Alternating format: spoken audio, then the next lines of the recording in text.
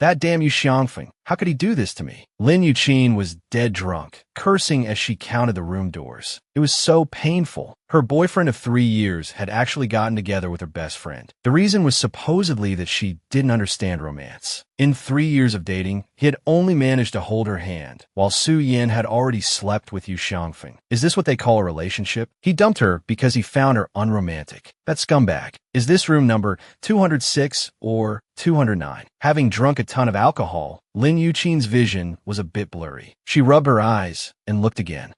It's 206. Lin Yuqin staggered, pushed the door open, and walked in. She didn't turn on the lights. After taking a shower, Lin Yuqin flopped directly onto the bed. After waiting for a long time, still no one had come. She immediately wanted to call and complain. Why was the escort she ordered so slow? Just as she was about to pull out her phone to file a complaint, she heard the door click open. When Xiao Mingyang pushed the door open, he realized it wasn't locked. His brow furrowed slightly. He closed the door and walked in, casually taking off his shirt and tossing it on the sofa before heading toward the bed. Suddenly, he stopped in his tracks. A faint, delicate fragrance lingered in the air. It was the scent of a woman. Through the hazy moonlight shining in from the window, he could vaguely see a petite figure sitting on the edge of the bed. It must be the woman his secretary arranged. Thinking this, Xiao Mingyang walked toward the figure. Lin Yuqin sat on the edge of the bed, watching the tall figure walk toward her. Her heart began to beat erratically. She quickly pressed a hand to her chest. Damn it, what are you beating for? Since she dared to order an escort, she couldn't be afraid. Tonight, she was determined to give away the precious thing she had preserved for so many years. As he drew near, Lin Yuqin stood up and hooked her hand around his neck. Fresh from her shower, her body carried a faint, delicate fragrance that went straight to Xiao Mingyang's senses. He immediately felt a tightening in his lower abdomen. Xiao Mingyang reached out and wrapped his arms around her waist. Lin Yuqin suppressed her wildly beating heart, leaned in, and pressed her lips to his handsome face. She whispered softly, "How are your skills? If I'm not satisfied, I won't be paying, you know." Hearing this, Xiao Mingyang froze. He narrowed his eyes, staring at the girl in the darkness, and gritted his teeth, satisfied. How much do you guys in this line of work usually charge for a night? Lin Yuqin didn't notice the change in his tone. At this point, her mind was muddled by alcohol, and everything she did was purely on impulse. In the darkness, Xiao Mingyang's face was grim. He grabbed the woman's waist with a large hand, cornering her. He breathed his masculine scent on her face. "What do you take me for?" That damn Su Jifan, what was he thinking? How could he find a woman like this? In the darkness, Lin Yuqin let out a soft laugh, her warm breath spraying entirely on Xiao Mingyang's face. She leaned in, moved her lips to his, and covered his thin lips. Having been in a relationship for 3 years without even a single kiss, she was completely clueless about how to kiss. She just pecked messily at Xiao Mingyang's thin lips. This innocent kiss, however, made Xiao Mingyang's body tense up. Wrapping his arm around her waist, he flipped her over and pinned her onto the soft, large bed, turning from passive to active. He captured her soft, tempting little mouth. Her taste was very fresh, very sweet. Xiao Mingyang's large hand deftly slipped under the hem of her clothes. "You were just saying?" Feeling a sudden chill on her body, Lin Yuqin came to her senses. He was pushing at her jeans, and his movements were very rough. Then he cursed out loud, "Damn it. Who told you to wear such tight pants? I've always dressed like this." Before she could finish her sentence, he gave her pants a hard tug. The zipper was ripped right off. She put on a stern face. "Hey, what's wrong with you? Those are my new pants." "Hasn't anyone ever told you to wear a skirt before doing this kind of thing?" the other person said through gritted teeth. His large hands deftly stripped off all her undergarments as well.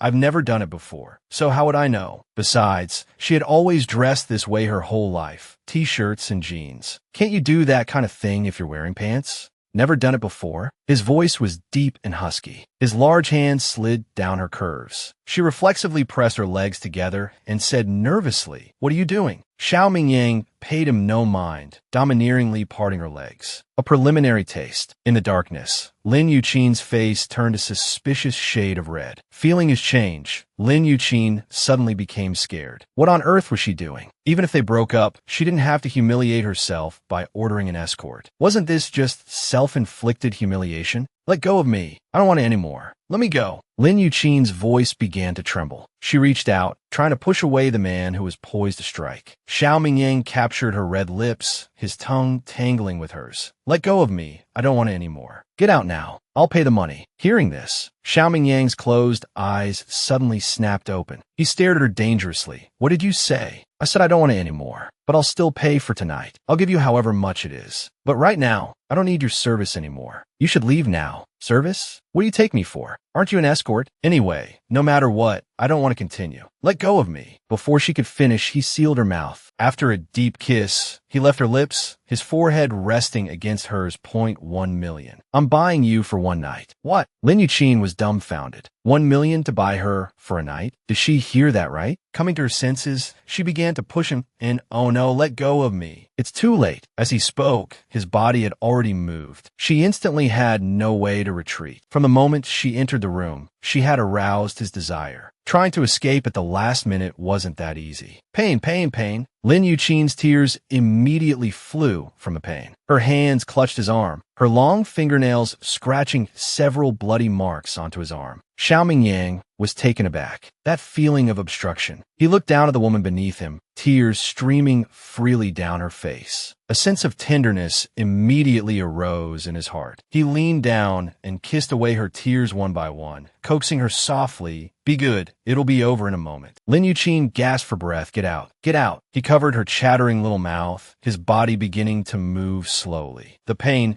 made her whimper and cry out, but he swallowed it all. He was a novice, and even his kisses became tender. It wasn't until she gradually adapted and stopped whimpering that his kisses started to move downwards. Lin Yuqin was rocked by his thrusts and could only wrap her arms around his head, close her eyes, and lose herself in a daze. The effect of the alcohol was maximized. She slowly began to respond. After a while, Xiao Mingyang took her once more, and it wasn't until the early morning that he fell into a deep sleep. Morning. So sore, so achy, so uncomfortable. This was Lin Yuqin's first feeling upon waking up. Her eyes half closed, she tugged at the blanket, preparing to sleep a little longer. But the blanket wouldn't budge. Lin Yuqin couldn't help but turn her head.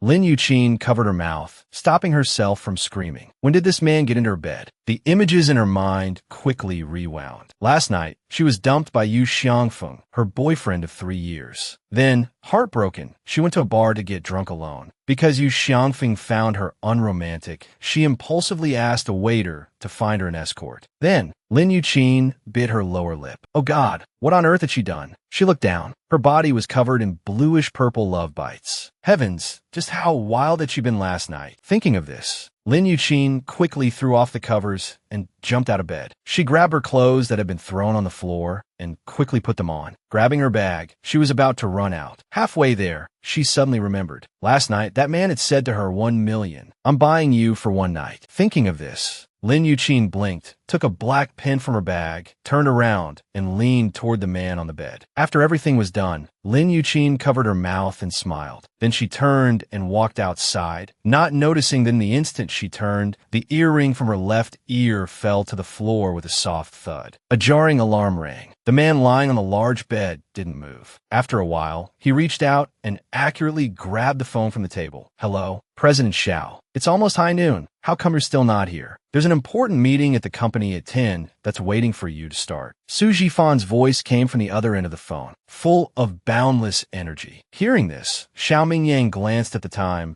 9:40, and said, I know. Then he hung up and put the phone aside. Xiao Mingyang sat up. At this moment, the spot where the woman should have been sleeping was empty. Xiao Mingyang raised his eyebrows in some surprise. The woman just left like that? He hadn't even given her the 1 million yet. Thinking this, Xiao Mingyang threw off the covers and got out of bed, but his attention was drawn to the white paper on the table. With a stretch of his large hand, he picked up the paper and unfolded it. Instantly, his face was covered with dark clouds. The next second, the paper was crumpled into a ball by him. He cursed through gritted teeth. Damn woman. Mr. Escort, this is your tip. Since your skills weren't that great, this is all I can give you. Bye-bye. On the table were 2 red bills, which now seemed to be mocking him. damn it. Xiao Mingyang took out his phone and dialed Su Jifan's number. That damn Su Jifan. That woman you found last night. What's the matter with her? Woman? I had an important case last night and forgot to find one for you. What? Damn it. She wasn't the woman Su Jifan found. Then who was she? How dare she play him like this? President Xiao, why are you so angry this early in the morning? What on earth happened? Investigate. I want you to immediately investigate who the woman in room 206 of this bar was last night. After speaking, Xiao Mingyang forcefully threw his phone on the floor. His face was grim. His eyes suddenly caught the back of the paper. There seemed to be another line of small text. Xiao Mingyang picked it up. Mr. Escort, I left you a little gift. You'll know once you go look in the bathroom. Don't thank me too much. Seeing this, Xiao Mingyang walked toward the bathroom, but he didn't see anything. Just as he was about to leave, he suddenly saw the face in the mirror. Oomph. Xiao Mingyang slammed his fist into the mirror. The mirror was instantly smashed to pieces by him. His eyes began to spit fire. That damn woman. She actually drew a turtle on his face. Good. Very good. No woman had ever dared to do this to him. After a night of passion, she left a note and 200 yuan, drew some nonsense on his face, and then just walked away. After cleaning up, Xiao Mingyang took out a shirt to put on, but saw something sparkling on the floor. He squatted down and picked the thing up. An earring. Could this have been left by that woman? Thinking this, Xiao Mingyang put the earring in his pocket. Knock, knock, come in. A man in a sharp suit pushed open the door. Seeing Xiao Mingyang, he bowed respectfully and said, President Xiao, Manager Su asked me to come and pick you up. Xiao Mingyang nodded and walked toward him. The man took his briefcase and opened the door for him, saying repeatedly, President Xiao. After provoking him, she thought she could just get away with it? Not so easy. With this earring, let's see how you'll run. Even if I have to dig 3 feet into the ground, I will find you. 5 years later, airport. 2 identical-looking little kids were standing at the airport exit. The little boy was in a small black suit, a charming smile on his face, exuding nobility and elegance with every move. The little girl was in a puffy princess dress, her cheeks rosy, her eyelashes fluttering when she blinked. Wow, what an adorable pair of twins. Whose children are they? So beautiful. A lavishly dressed, wealthy woman squatted down in front of the little boy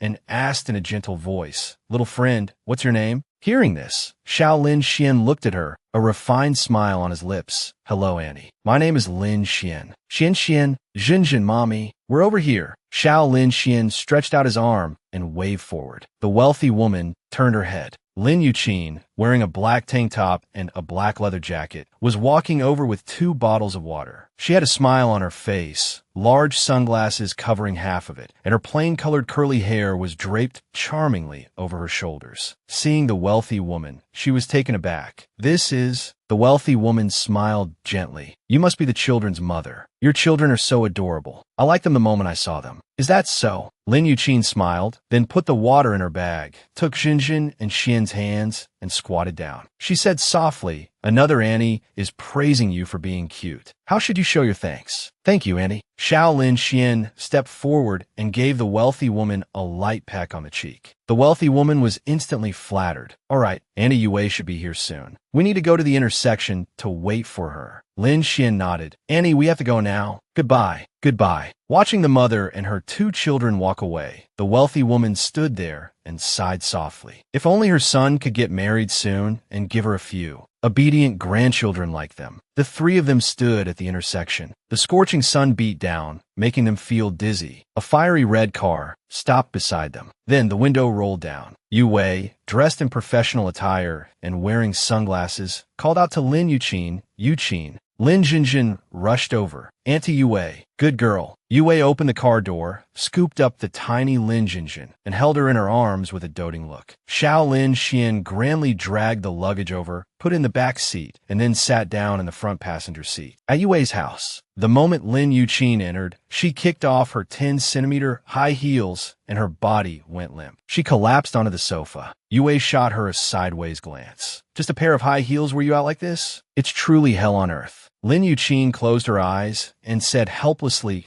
I've already arranged the job for you. Rest for a night and start work tomorrow. You arranged it? Zhao's Enterprise. Lin Yuqin stood at the main entrance of Zhao's Enterprise, reaching up to touch her hair and face. After confirming her hairstyle was intact and her glasses were on her face, she walked in. Hello, You're here to apply for the secretary position, right? Let me tell you, go back, change your clothes, dress up a bit, and then come back. The receptionist merely glanced at her, a look of disdain in her eyes, her voice full of mockery. Lin Yuqin was taken aback. She blinked. She was here for direct onboarding. How did it become applying for a secretary position? Miss, I think you've misunderstood. I'm here to start my job, not to apply for some secretary position. Start your job. The receptionist narrowed her eyes. What position in our company is suitable for you? Lin Yuqin smiled that if you don't believe me, you can call your HR manager, Yu Wei. All right, my name is Lin Yuqin. Hearing this, although the receptionist was reluctant, she heard that she seemed to know the HR manager, Yu Wei, and was afraid of offending someone important. So she picked up the phone and made the call. 30 seconds later, I'm so sorry, Miss Lin. I didn't know you were the secretary introduced by Manager Yu. She said she's coming down to get you right away. It's all right. Lin Yuqin curled her lip in a cold smile. These people really judge a book by its cover. The moment connections are mentioned, they become so sycophantic. Ding! The elevator doors opened. Yu Wei, in a professional suit, appeared before everyone. Lin Yuqin quickly walked over to her. Seeing her, Yu Wei's expression changed drastically. She gasped in surprise. A moment later, she was tugging her by the sleeve into the elevator. The elevator doors closed. Yu Wei then lowered her voice. Yuqin, what's wrong with you? Why are you dressed like this? Lin Yuqin stood up straight, adjusting the glasses on her face. What's wrong with how I'm dressed? This makes me look more professional. Yu Wei was speechless, like an old lady. None of your business. Lin Yuqin rolled her eyes at her. The high-level company like this wants ability, not a pretty vase. When I was abroad, I always dressed like this. Even the CEO of LT never said anything about me. Hearing you say that, I'm starting to doubt if there's something wrong with your president's aesthetic sense. You dare say you've always worn clothes like this to work? Yes, your president doesn't know your true face. Indeed, then your president's aesthetic sense really is questionable. It's not that his aesthetic sense is questionable, but that our president rejects infatuated women and shuns pretty vases. As the two were talking, a woman in a tight black dress suddenly appeared before them. Long, wavy curls were draped over her shoulders, and the strong scent of her perfume was overwhelming. Two security guards followed behind her. They didn't dare to touch her, but also didn't dare to let her pass. So they could only block her way, sweating profusely. Miss, the president is in a meeting. You really can't go up. Get out of the way. I'm President Zhao's woman. How dare you stop me? If you stop me again, I'll have President Zhao castrate you too. If you make any more noise, do you believe? The woman was extremely arrogant, completely disregarding the two security guards. Yu Wei stopped in her tracks, crossing her arms over her chest, and tooting. What a crazy woman. See that, Yuqin? This is what you'll have to face every day from now on. Hearing this, Lin Yuqin pressed a hand to her forehead with a bit of a headache. She had to go through this kind of life again. Although she was good at dealing with women,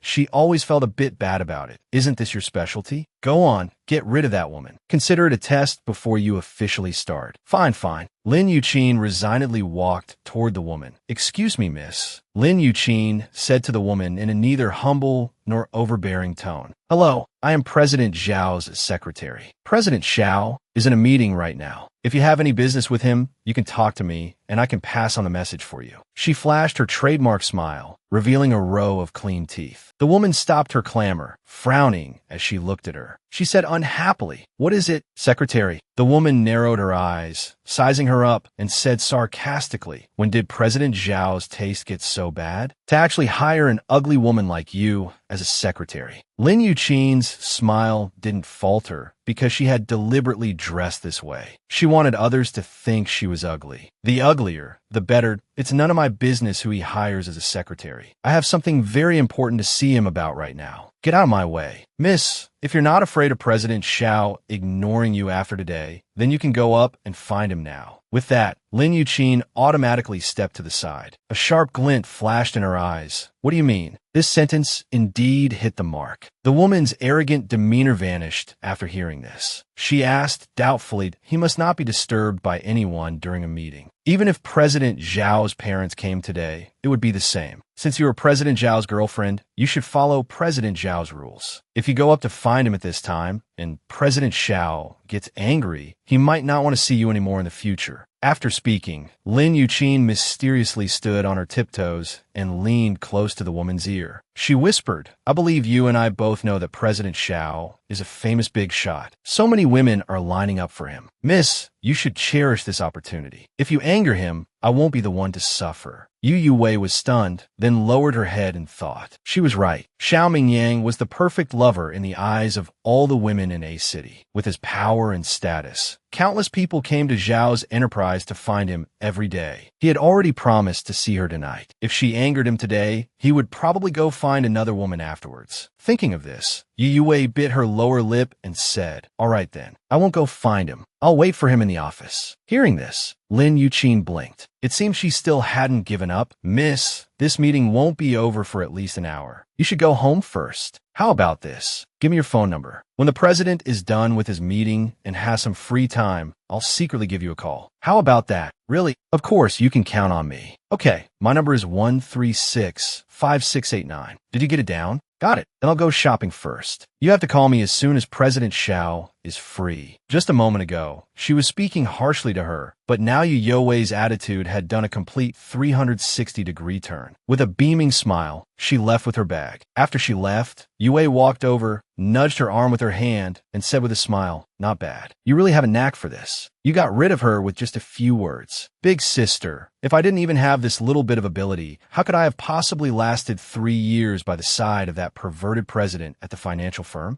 That's true. Yu Wei nodded vigorously. Then she asked, So are you going to call her later? Hearing this, a sly smile flashed across Lin Yuqin's face. She shook her head, No. Aren't you afraid she'll come looking for you? That woman doesn't look easy to bully. I have my ways. As the two were talking, they suddenly felt the surrounding air drop in temperature, sending a chill down their spines. Yu Wei forced an ugly smile and slowly turned around. President Zhao. A person who could even scare a strong woman with a powerful presence like Yu Wei must be someone not to be trifled with. Lin Yuqin turned around with a sense of trepidation in her heart. Then she looked up, right into a pair of deep, profound eyes. Lin Yuqin was startled. This gaze was too sharp, as if it could see right through a person's heart. Xiao Mingyang was wearing a white shirt and a gray tie, with a pair of black suit pants and a pair of shiny black leather shoes. A few strands of hair fell gracefully on his forehead, touching his high, arched eyebrows. Lin Yuqin continued to size him up secretly. A high nose, thin lips, a handsome profile as if carved by a knife. Overall, he was a very handsome and stylish man, a combination of coldness and a deadpan expression. But why did this face look so familiar? The more Lin Yuqin looked, the more familiar he seemed. A flash of inspiration struck her mind. Lin Yuqin looked at him in shock. This man,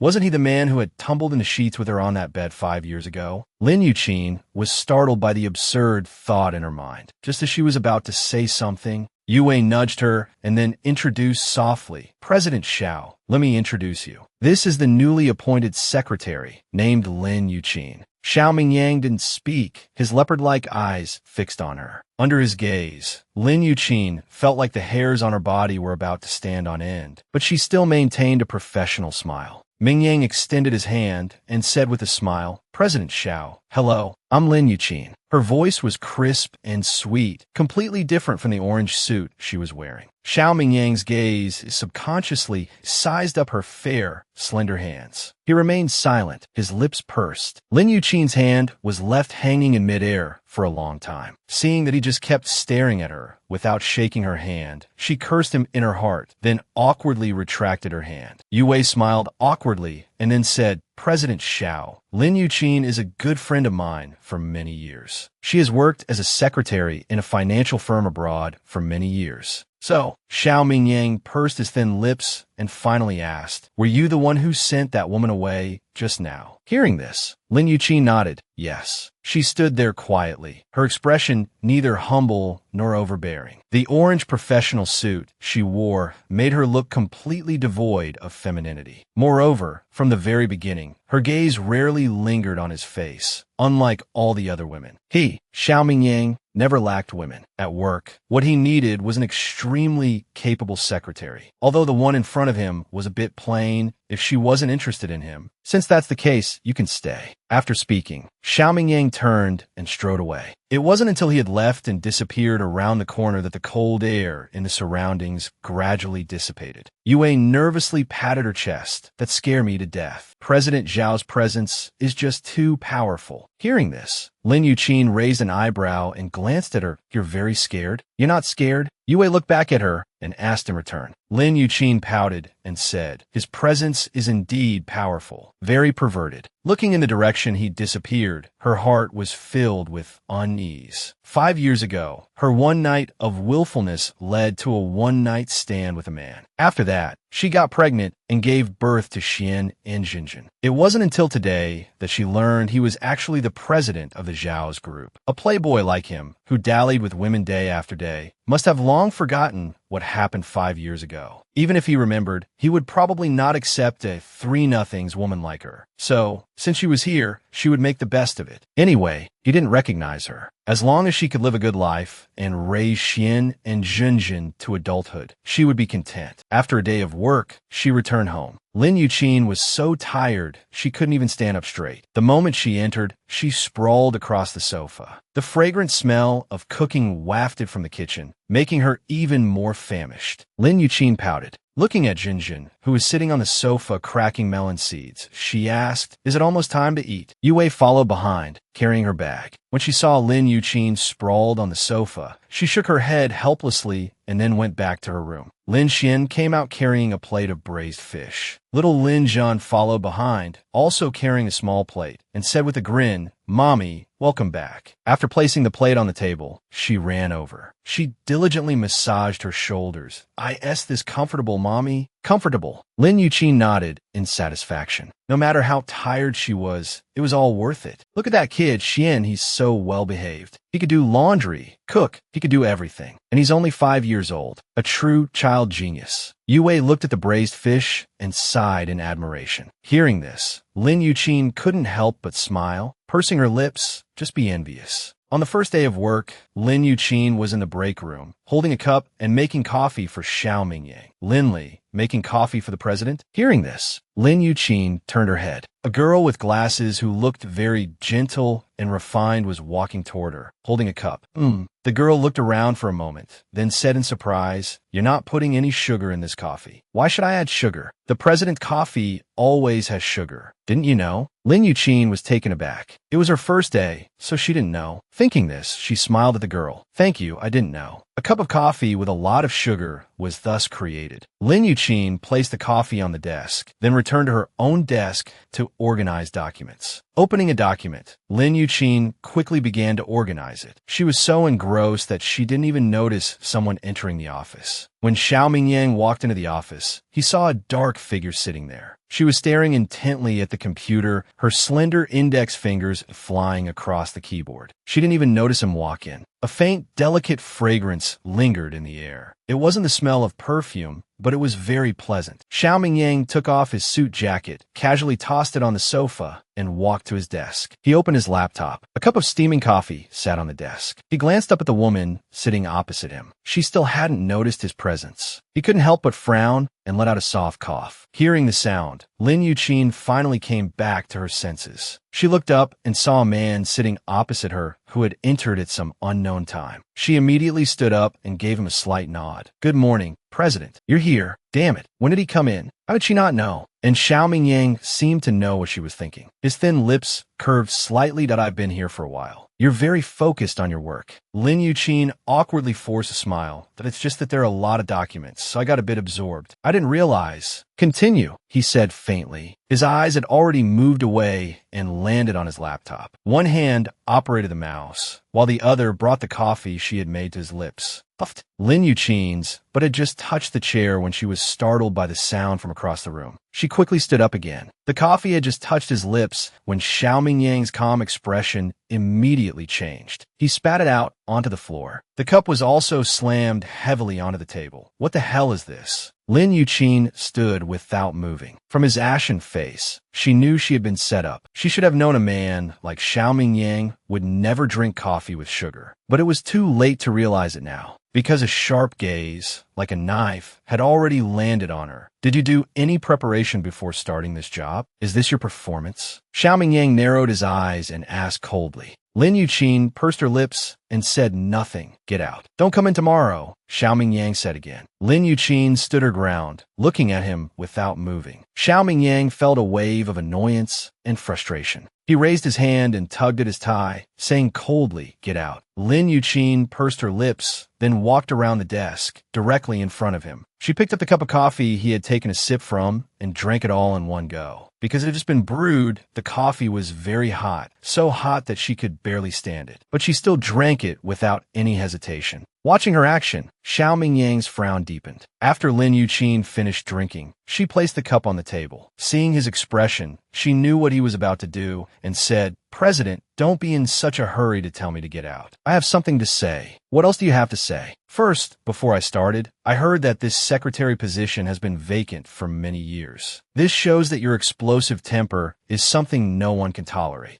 His explosive temper was something no one could tolerate? Xiaoming Yang raised an eyebrow. Did this woman know how many women in A city were fighting for this position? Second, since there was no secretary, that means your personal habits, including whether you take sugar in your coffee or not, are not precisely known by anyone. Naturally, no one handed over this task to me. Anyway, she was going to be fired, so she might as well reclaim some dignity. Third, coffee is something used to regulate one's spirit. Its function is not lost whether sugar is added or not. Besides, the amount I added wasn't much. The president of a major corporation getting so angry over a small cup of coffee that you want to fire a newly appointed secretary like me. Do you think that's reasonable? Reasonable? Xiaoming Yang really hadn't expected that this woman, who looked so honest and simple, could have such a sharp and daojun tongue. She was even lecturing him. But it was precisely because of this that his interest was piqued. He wanted to see what she would say next. Not reasonable? Then what do you think would be reasonable? Hearing this, Lin Yuqin was slightly taken aback. With his explosive temper just now, shouldn't he have gotten even angrier after she finished and told her to get out? He was actually asking her what would be reasonable. A job isn't easy to come by. One should cherish it. She still had 2 sons to raise at home, and the salary here was enough for those 2 little guys to eat and drink, well, every month. That I think the president should give me another chance. Think about it. If you fire me today and another one comes tomorrow, they still won't know your habits. What if they make your coffee even sweeter? In a fit of anger, you fire them again. Secretaries will just come and go, and you'll always be angry. She spoke eloquently, her voice becoming more animated. I hope the president will give me another chance. Coincidentally, at this moment, a knock sounded on the door. Come in. Xiaoming Yang's fingers tapped lightly on the desk. He pursed his thin lips, his expression faint and lukewarm. The person who came in was Su Jifan. He walked in holding a document. Seeing this scene and the coffee residue on the floor, he just paused for a moment. His gaze swept over Su Yuan and Xiaoming Yang, and he knew what had happened to what's wrong, Ming Yang. What happened? No one answered his question. Xiaoming Yang didn't want to answer, and Lin Yuqin didn't dare to answer presumptuously. She had already incurred the president's displeasure. If she spoke carelessly at this time, Xiaoming Yang glanced at Lin Yuqin. Then he said coldly, I can give you this chance. Go and make 2 more cups of coffee right now. Okay, I'll go right away. Lin Yuqin nodded, relieved, and then left the office. After she left, Su Jifan sat down on the sofa opposite him. What's wrong, Xiaoming Yang? Are you bullying the new secretary again? Hearing this, Xiaoming Yang rolled his eyes at him and said coldly, What do you want? Su Jifan tossed the document in his hand to him, just bringing up a document. Let me tell you, if you're not satisfied with this secretary, then you don't need to look for another one in the future. Xiaoming Yang raised an eyebrow, looking at him questioningly. Although Su Jifan looked gentle and refined, it was extremely rare for him to praise someone. She was introduced by Yu Wei from the HR department. Hearing this, Xiaoming Yang remembered what Yu Wei had said to him yesterday and nodded that I know. What's so strange about that? Su Jifan's eyes widened in surprise, don't you know? She worked as a secretary for Tang Yue for 3 years. Tang Yue, that eccentric guy, they had once wanted to cooperate with his company, but unfortunately, the guy's personality was too bizarre and they never found a chance to cooperate. but he never expected that woman to have worked under him as a secretary for 3 years. Thinking about how she had just reasoned with him, Xiao Mingyang also fell into thought. Normally, if he treated other women like this, they would either run away scared or cry and beg to stay. And they would come to work dressed to the nines, their perfume almost suffocating the office. But when she encountered such a situation, she calmly drank that cup of coffee and even reasoned with him. It seemed things were getting interesting. Just as he was thinking, Lin Yuqin returned, carrying 2 cups of coffee. She first placed 1 cup in front of Xiao Mingyang, then carried the other towards Su Jifan. President Su, your coffee. Thank you. Su Jifan reached out to take the coffee. His hand accidentally touched hers. The strange sensation made him pause. In that moment of daze, Lin Yuqin had already withdrawn her hand without a trace and stood to the side. The small interaction between the two was fully witnessed by Xiao Mingyang. He narrowed his deep eyes, took a sip of his coffee. The taste made him pause, a flash of surprise in his eyes. The flavor of this coffee was actually quite good. Now he could find the first reason why she could work under that Gai Tang Yue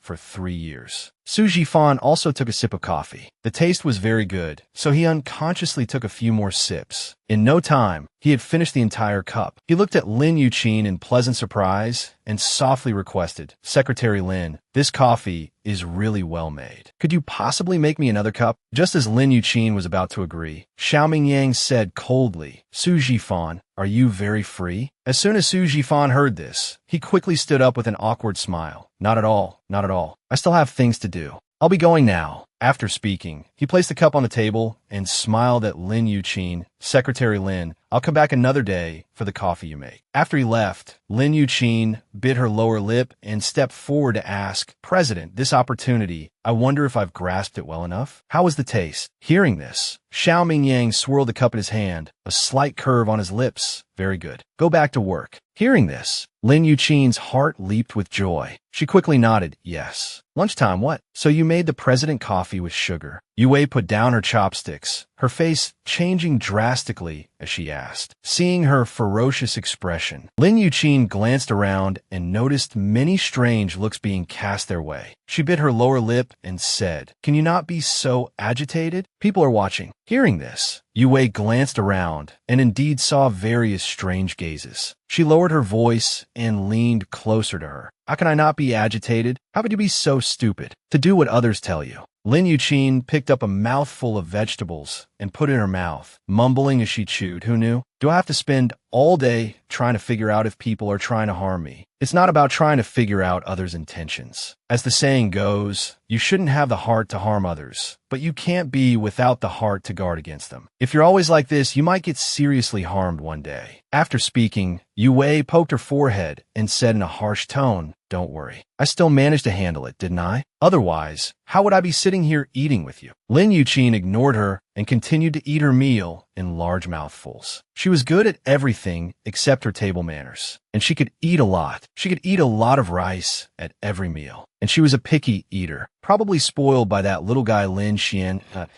How did you handle it in the end? Yue was very curious to know how she dealt with that powerful, cold as an iceberg, great president. Lin Yuqin, while stuffing rice in her mouth, rolled her eyes at her. Can't you wait until I'm done eating? Eat, eat, eat. Yue was exasperated. All you know is how to eat. Food is the first necessity of the people. Swallowing the food in her mouth, Lin Yuqin said with a grin. After work, Lin Yuqin looked half dead again. She walked in the house and collapsed on the sofa again. Xinjin, where's your brother? Brother said he went to work. Work? Hearing this, Lin Yuqin jumped up from the sofa. Did she hear that right? Her little Lin Xian was only 5 years old, and he was talking about work? How is that possible? Yeah, Lin Jin nodded, taking small bites of the apple in her hand. She said seriously, today on the street, someone asked brother to take pictures, said something about a baby cover photo. And your brother just went? Lin Yuqin slapped her forehead. Heavens, Lin Xian, that little rascal. He dared to go with someone he met on the street? Wasn't he afraid it was a scammer? Thinking of this, Lin Yuqin quickly got up, all traces of her earlier fatigue gone. Mommy, where are you going?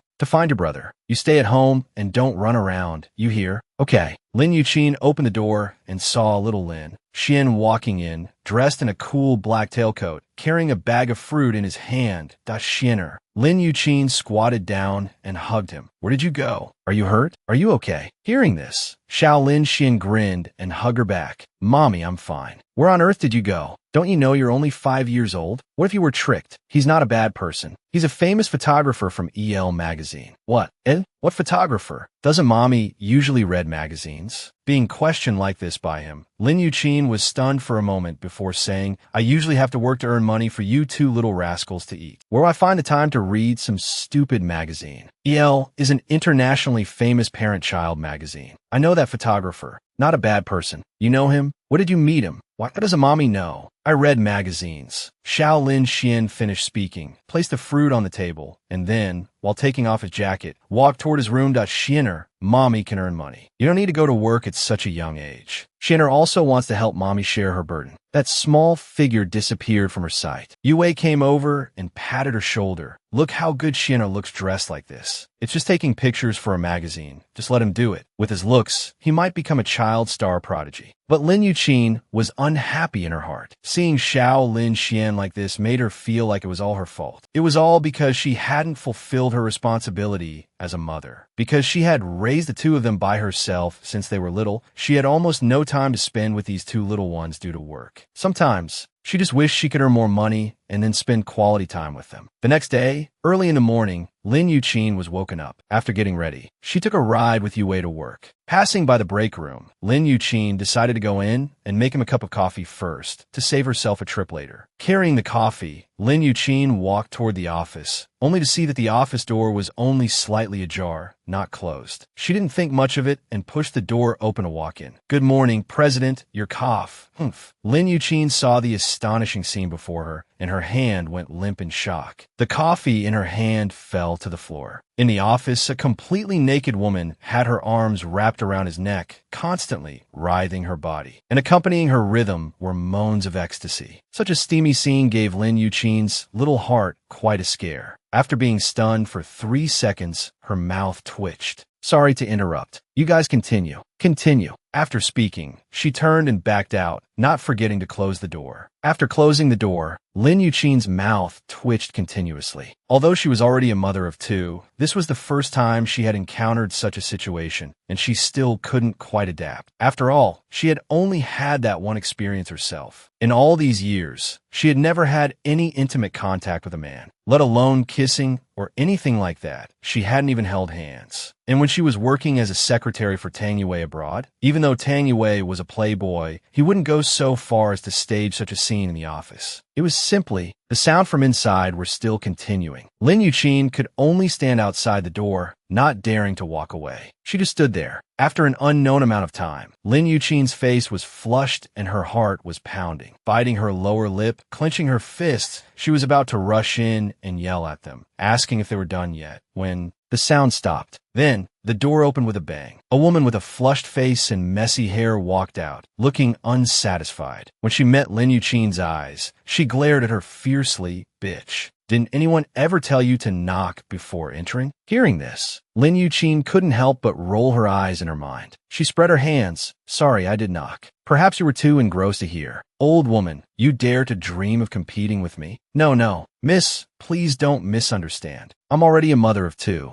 I'm just a secretary. Making enemies for herself was an impossible thing to do. Hearing this, the woman was slightly taken aback. The hostility in her eyes faded, but she still snorted coldly. Then you'd better not dream of things you shouldn't. After speaking, she swayed her hips and left. After the woman left, Lin Yuqin stood there, not knowing whether to go in or leave. It was truly a dilemma, caught between a rock and a hard place. Come in. Just as she was hesitating, a cold voice came from inside. Hearing it, Lin Yuqin immediately straightened up and walked in. Xiao Mingyang had already tidied up his clothes. To be precise, from the moment they started, his clothes had never been messy, and the indifferent expression on his face made it seem as if what he had just done had nothing to do with him. The documents on the desk were scattered all over the floor. Xiao Mingyang crossed his legs, showing no sign of embarrassment. Go and make me another cup of coffee. Helpless, Lin Yuqin had to turn and walk out. After making the coffee and going in, she thought he would have cleaned up those things. Who knew that those documents were still scattered on the floor? She placed the coffee on the desk with a hint of resentment and said in a muffled voice, "President, your coffee. Leave it. Clean up all that stuff on the floor." Looking at this cold face, Lin Yuqin wished she could just punch him. With anger in her heart, she turned and squatted down to pick up the documents. The thought of the two of them doing that kind of thing in this office just now, and the woman's state of undress, made her stomach churn. She felt a wave of nausea welling up. Oh my God, who made that sound? A flash of panic crossed Lin Yuqin's eyes. Heavens, it couldn't be her, could it? The sharp gaze from behind her already proved that she was the one who made that sound. Don't retch, Lin Yuqin. That's your superior. If you retch again, you'll be kicked out. But her stomach suddenly became uncontrollable. The moment she thought of that scene, she couldn't help it. For a moment, she even dry heaved several times. Xiao Mingyang listened to the sounds of dry heaving, the coldness in his eyes growing colder. Watching her squatting there, he stood up and walked toward her. Hearing the footsteps behind her and that powerful presence getting closer and closer, Lin Yuqin stood up in fright. Just as she turned around, she saw Xiao Mingyang leaning toward her. She backed away in fear, but for every step she took back, Xiao Mingyang took a step forward until her back was against the cold wall, with no more room to retreat. She held the documents in her hands in front of her, looking at him warily. Feeling disgusted, Lin Yuqin looked at him, so close to her. Xiao Mingyang was already handsome, and looking at him from such a close distance, his features were even clearer, and he was so close to her that his warm breath sprayed entirely on her face, warm and ticklish. Xiao Mingyang squinted, sizing her up. A faint, fragrant scent emanated from her, invading his breath. Her skin was also flawless, as tender and smooth as a baby's. The eyes behind the lenses seemed a bit different, not at all like those of an old woman in her 30s. He felt a gaze that seemed to want to devour him alive, her eyes so lively. Lin Yuqin raised the documents in her hand, blocking her face. Coldly, she said, "President, please stay away from me." Before she could finish, her wrist was grabbed by Xiao Mingyang. Her hand was pulled down. She looked up abruptly, meeting his probing eyes. The soft touch in his hand made Xiao Mingyang pause. He had read her resume. A 24-year-old married woman. But even if she was married, a 24-year-old shouldn't be so mature and capable. It seemed all the secrets were behind these glasses. Thinking this, his hand reached for her face, heading straight for the black glasses. "What are you doing?" "President, I have severe myopia. I can't see without my glasses," Lin Yuqin cried out in alarm. She reached out to protect her glasses. Knock, knock, knock. A knock on the door was heard. Xiao Mingyang's hand paused, and his eyes narrowed. Seizing this moment of hesitation, Lin Yuqin quickly circled around her own desk. "Come in." Su Jifan pushed the door open and walked in, holding a file. When he saw Lin Yuqin, a flash of pleasant surprise crossed his eyes. "Secretary Lin, you're here too. Perfect. Could you trouble yourself to make me a cup of coffee?" "Okay." Hearing this, Lin Yuqin curled her lips into a smile. Of course. Before Xiao Mingyang could look at her, Lin Yuqin fled in a panic. In the pantry, Lin Yuqin was making coffee in extreme frustration. While stirring the coffee in the cup, she recalled the scene from just now. Luckily, Su Jifan appeared in time. Otherwise, her glasses would have been taken off today. She had deliberately dressed this way to come to the company. There was no other reason than to avoid attracting attention, because when she was abroad before,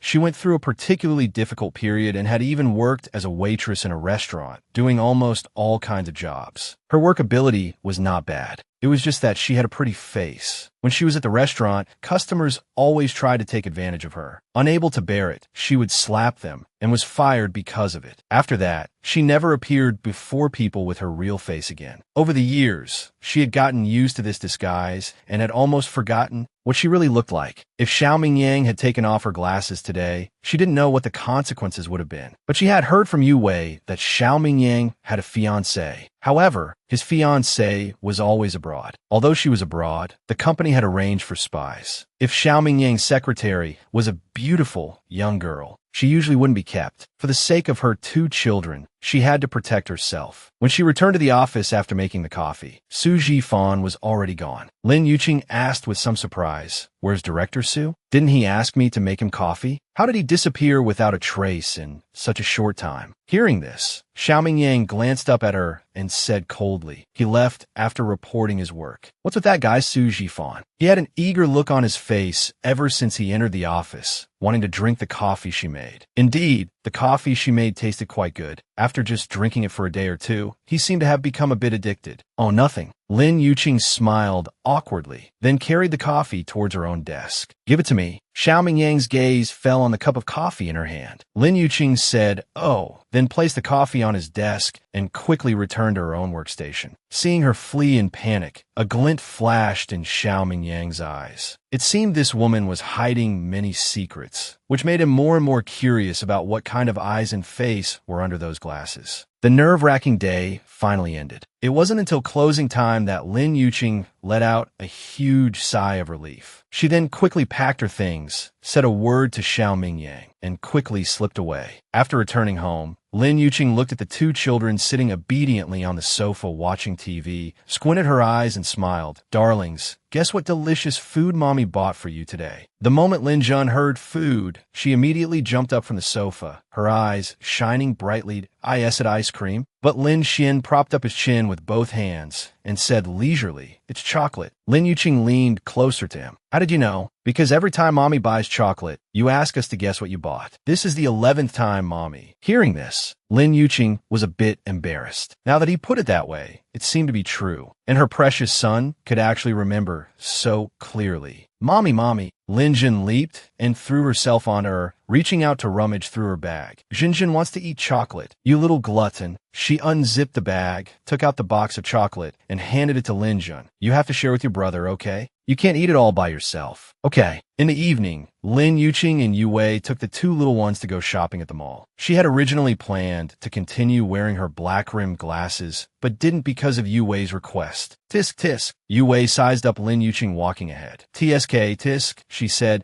"People who don't know would definitely think you and Xian are siblings. Look how young and beautiful you are." Hearing this, Lin Yuqing, who was walking ahead, stopped, turned around, and rolled her eyes at her. "Why, Yu Wei, you're teasing me again." "I wouldn't dare." Yu Wei walked up to her side, smiling. "The way you look now is a world of difference from how you looked during the day. I wonder if the men at the company would all be mesmerized by you if they saw your real face." Little Lin Jun followed beside Lin Yuqing, one small hand clutching Yuqing's skirt, the other tugging on little Lin Xian's sleeve. Hearing this, she peeked her head out and said, "They definitely will. They definitely will." When Mommy was abroad before, lots of uncles pursued Mommy, but Mommy didn't like any of them. Really? Were those uncles handsome? Were they rich? They were all handsome uncles. Jinjin really liked those uncles. They would buy Jinjin ice cream and chocolate. Hearing this, Lin Yuqing rolled her eyes at her. "They buy you chocolate, and you don't want Mommy anymore? Is your chocolate and ice cream more important than Mommy?" No. Mommy is the most important." Hearing this, Lin Yuqing finally looked slightly satisfied and reached out to tap her little nose. The group walked forward. By the time they came out of the supermarket, it was already close to 9 o'clock at night. Lin Xian was carrying a bag, and Lin Yuqing was also carrying things. The group chatted and laughed as they walked. Halfway there, Lin Yuqing realized something was wrong and stopped. She then kept looking around. Yue also stopped at what's wrong. Lin Yuqing looked around for a while, and suddenly her face changed drastically. "Jinjin." Hearing this, Yue finally noticed that Lin Jun, who had been right beside them, was gone. Yue's face also turned grim. That wasn't she just here? How did she disappear in the blink of an eye? "Xianer, did you see Jinjin? Where is she?" Lin Xian stopped and stared at her. "Wasn't she following you?" Lin Yuqing was stunned. "Yes, she was. She was following me the whole time. How did I lose her?" Thinking of this, Lin Yuqing's hand went limp, and the things in her hands immediately clattered to the ground. Her face pale, she said, "I'll go find her. You guys go back first." After saying that, Lin Yuqing turned and walked back. Yue quickly squatted down to pick up the things. As she picked them up, she muttered, "Yuqing, really? She could have just given the things to me. Dropping everything like this. They'll all be broken in a bit." Who knew that Lin Xian would toss his things aside? Rongxia, Yijir, Yowei Ai, tea woman kan hao dongshi, and walk off. Yue looked at the things scattered all over the ground with a headache, gritting her teeth as she glared at their departing figures, truly mother and son. The way they drop things is exactly the same. And on the other side, Jinjin, where are you? Jinjin. Lin Yuqing anxiously called Lin Zhen's name while searching through the crowd. At this moment, her heart was burning with anxiety. Jinjin was always mischievous and gluttonous. What if she met a bad person who gave her something to eat? Wouldn't she be abducted? Lin Yuqing walked forward while calling out, not noticing at all that she had stepped onto the road, ignoring the vehicles coming and going beside her. A car sped towards her. Hearing the horn, Lin Yuqing finally turned her head to look. She saw that the car had no intention of stopping at all. She was so scared she froze on the spot, her eyes wide as she watched the car crash towards her. She thought she was going to be sent flying this time, but the expected pain did not arrive as scheduled. In a flash, a figure in white wrapped an arm around her waist, pulling her to the side. Protected by that person, Lin Yuqing rolled a few times on the grass beside the road. Her hands immediately went numb with pain. "Are you okay?" A male voice sounded from above her head. Only then did Lin Yuqing come back to her senses. She quickly looked up. At this moment, the man was still on top of her, their bodies in intimate contact. Su Jifan had also come out for a walk after dinner with nothing to do. From a distance, he saw a graceful figure in a white dress walking forward anxiously, as if looking for something. He didn't know why, but as if possessed, he followed her. Then he saw her actually run into the middle of the main road. And when that car was about to hit her, she froze on the spot. Without a second thought, he rushed forward and lunged at her. When she raised her head and met his eyes, in that instant, Su Jifan was stunned. What a soul-stirring pair of eyes, as beautiful as the stars in the night sky. Enchanting and captivating. With just one look, he was almost completely lost. Su Jifan was completely stunned, totally forgetting that they had just escaped death and that he was still pressing on top of her, staring at her intently. When Lin Yuqing saw who the person was, she was also greatly startled and subconsciously called out Director Su. This Director Su made Su Jifan pause. He then narrowed his eyes and asked, "You know me?" Her voice was soft, and since they were so close, the faint, fragrant scent from her body rushed into his breath, making him feel a strange sense of familiarity. Hearing this, Lin Yuqing blinked. He didn't recognize her. Only then did she remember that her appearance at work during the day was different from now. She had almost forgotten. "Director Su, can you get up first? You're crushing me." Su Jifan's face flushed red. He quickly got up and then helped her up, asking softly, "Are you okay?" Lin Yuqing shook her head slightly, "But I'm fine. Thank you. You're from a company." And Lin Yuqing naturally saw the amazement in his eyes. Without thinking, she understood what her appearance was like. She gave a faint smile, and "Oh, I was just fortunate enough to have seen Director Su once and haven't forgotten." She couldn't possibly tell him that she was the Secretary Lin who had just started working a few days ago. The difference was too great. Su Jifan furrowed his brows. Just as he was about to ask something, he was interrupted by a childish mommy. He turned his head to look. A handsome little boy was holding the hand of a little girl who looked exactly like him, walking this way. He fixed his gaze on the little boy's face, then was stunned. Heavens, is this Xiaoming Yang's son? He looks exactly the same. That coldness on his face, those lazy eyes, those tightly pressed thin lips. They were practically cast from the same mold. It was just that this little boy's face had an added touch of childishness. Lin Yuqing walked over and took little Lin Zhen's hand, squatting in front of her and saying coldly, "Where did you go?" Her expression was fierce, and her voice was frighteningly cold. Little Lin Zhen's small face immediately became aggrieved that, "I just saw a big brother with a balloon. It was really fun, so you don't want your mother anymore?" "I didn't." "Hold out your hand," Lin Yuqing said sternly. Little Lin Zhen bit her lower lip and obediently extended her small hand to Lin Yuqing. Slap! Lin Yuqing raised her hand and slapped her palm hard. The sound was soft. Little Lin Zhen's eyes immediately turned red. Her big eyes filled with tears, but she didn't dare let a single one fall. At this moment, Yue, carrying a large pile of things, also rushed over. Seeing this scene, she put down the things in her hands, went forward to hug little Lin Zhen, and chided, "Yuqing, really? Jinjin is only 5 years old, and you hit her like this." After speaking, she hugged Lin Zhen and cooed, "Jinjin, darling, don't cry. Auntie Yue loves you. Your mommy is a bad person. and this Yuqing made Su Jifan, who was standing by the side, too shocked to recover. Yue also only noticed Su Jifan's presence after she had spoken. "Director Su, why are you here too?" Hearing this, Su Jifan walked over with a smile. "Just out for a walk. I didn't expect to run into you all." After speaking, his eyes fell on Lin Yuqing, and he smiled, "Secretary Lin." The three words were deliberately emphasized. Lin Yuqing had an embarrassed expression while glaring at Yue.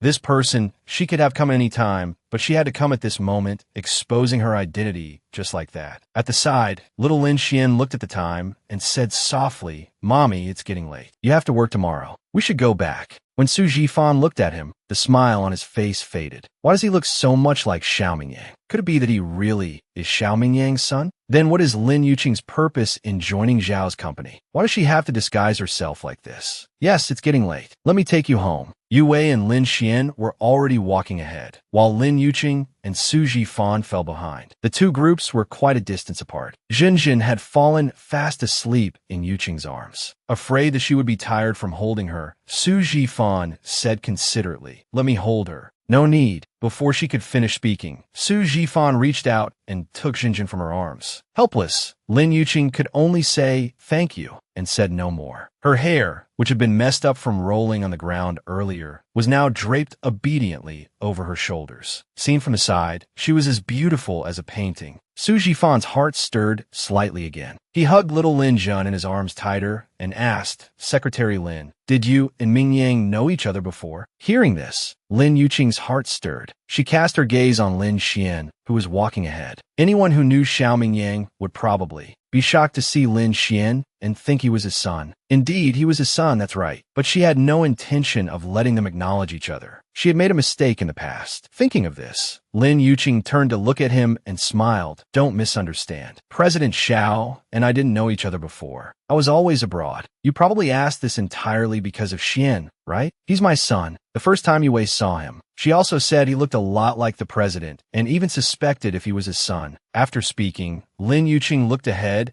at that small figure. Perhaps such coincidences really do exist in the world. "The first time I saw the president, I was also shocked that two people in the world could look so alike." Her thoughts were laid bare by him in a single sentence, and Su Jifan became a little embarrassed. "Don't misunderstand.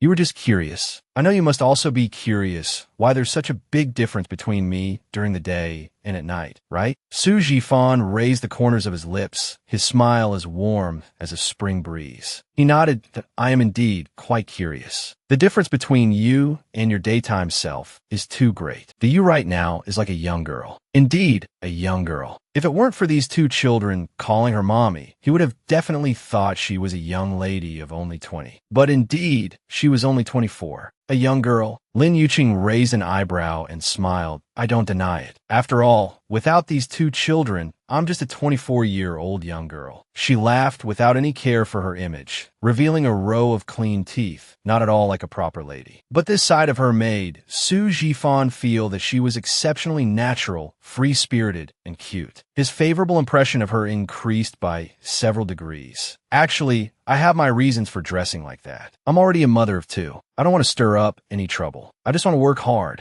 earn money for my children, and support my family." Su Jifan was a smart man and naturally understood what she meant. Looking at her beautiful side profile, he also sighed his heart. Indeed, if she appeared in the company looking like this, it would definitely cause a huge stir. The men in the company would probably all be love-struck, and the women would see her as an enemy. After arriving home, Lin Yuqing took little Lin Jun from Su Jifan's arms. Their hands accidentally touched again. Su Jifan felt as if he had been electrocuted. A strange feeling spread from his palm to his heart. By the time he reacted, Lin Jun had already been taken into Lin Yuqing's arms. "Thank you for taking us home. It's getting late. Director Su, you should head back early." "Okay, you all go on up then." Lin Yuqing nodded, then carried Lin Jun upstairs. Su Jifan stood on the spot and watched until her petite figure disappeared from sight. Only then did he retract his gaze. Then he turned and left. In the room, Lin Yuqing gently placed Lin Jun on the bed and then tucked her in. Yue sat to the side, watching her.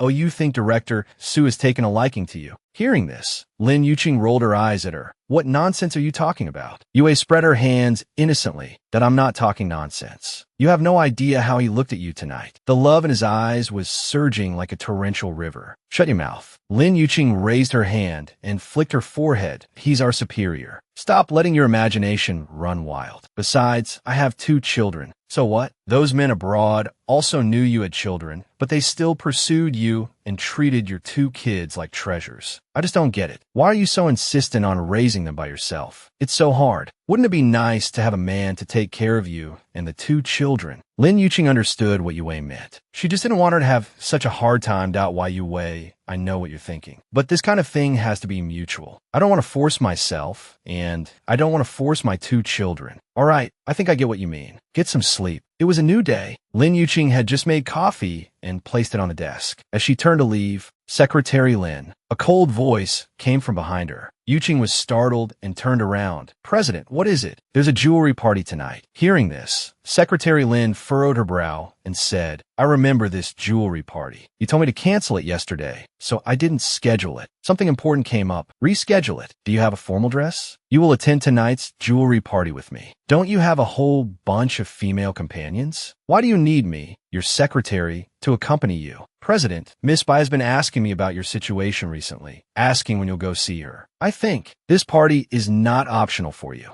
Don't treat this jewelry party as a recreational event. I have a very important business deal to discuss. Remember to take notes then. Since he had already put it this way, Lin Yuqing had no room to say no. Near the end of the workday, Xiao Mingyang tossed her a bag. After opening it, she found it was a purple strapless evening gown. When she looked up, she found him staring straight at her, approaching her with his long legs. Secretary Lin, I'm very curious. What kind of face is under these glasses? As he spoke, his hand reached for her glasses again. Does this guy want to make a move on his secretary too? What kind of face it is no trouble for you, President, to worry about. I'm already a married person. She took several steps back and smiled. President, please have some self-respect. The hand in midair paused. Xiao Mingyang looked at the woman smiling harmlessly in front of him and narrowed his eyes dangerously. That's right, she's a married woman. So what if I know what she looks like? Secretary Lin, have you misunderstood something? He narrowed his eyes, his thin lips curling slightly. I was just wondering why my secretary needs to hide herself. What is the reason? In any case, I will not affect your company or your interests. In that case, then remember what you said. He leaned in close, breathing warm air on her face, but don't fall in love with me. To see you Xiangfeng again, and at a jewelry banquet of all places. Lin Yuqing was in a purple strapless evening gown, her hair elegantly styled. The form-fitting dress perfectly outlined her graceful and exquisite figure. The only flaw was the black-rimmed glasses on her face. Of course, Yu Xiangfeng did not recognize her. By his side was her former good friend, Su Yan. Su Yan's gaze fell on her, filled with resentment. Yuqing was a little baffled. Where did this hatred come from? She was already standing by Yu Xiangfeng's side now. Looking at Xiao Mingyang standing next to her, Yuqing's lips curled slightly. She finally understood where this hatred came from. Hello, President Xiao. Yu Xiangfeng looked at Xiao Mingyang excitedly and extended his hand. That I'm Yu Xiangfeng from Yu's. It's a pleasure to meet you. Who was Xiao Mingyang? He was a prominent figure in City A, a prodigy in the business world, the person everyone wanted to partner with. A fence-sitter like Yu Xiangfeng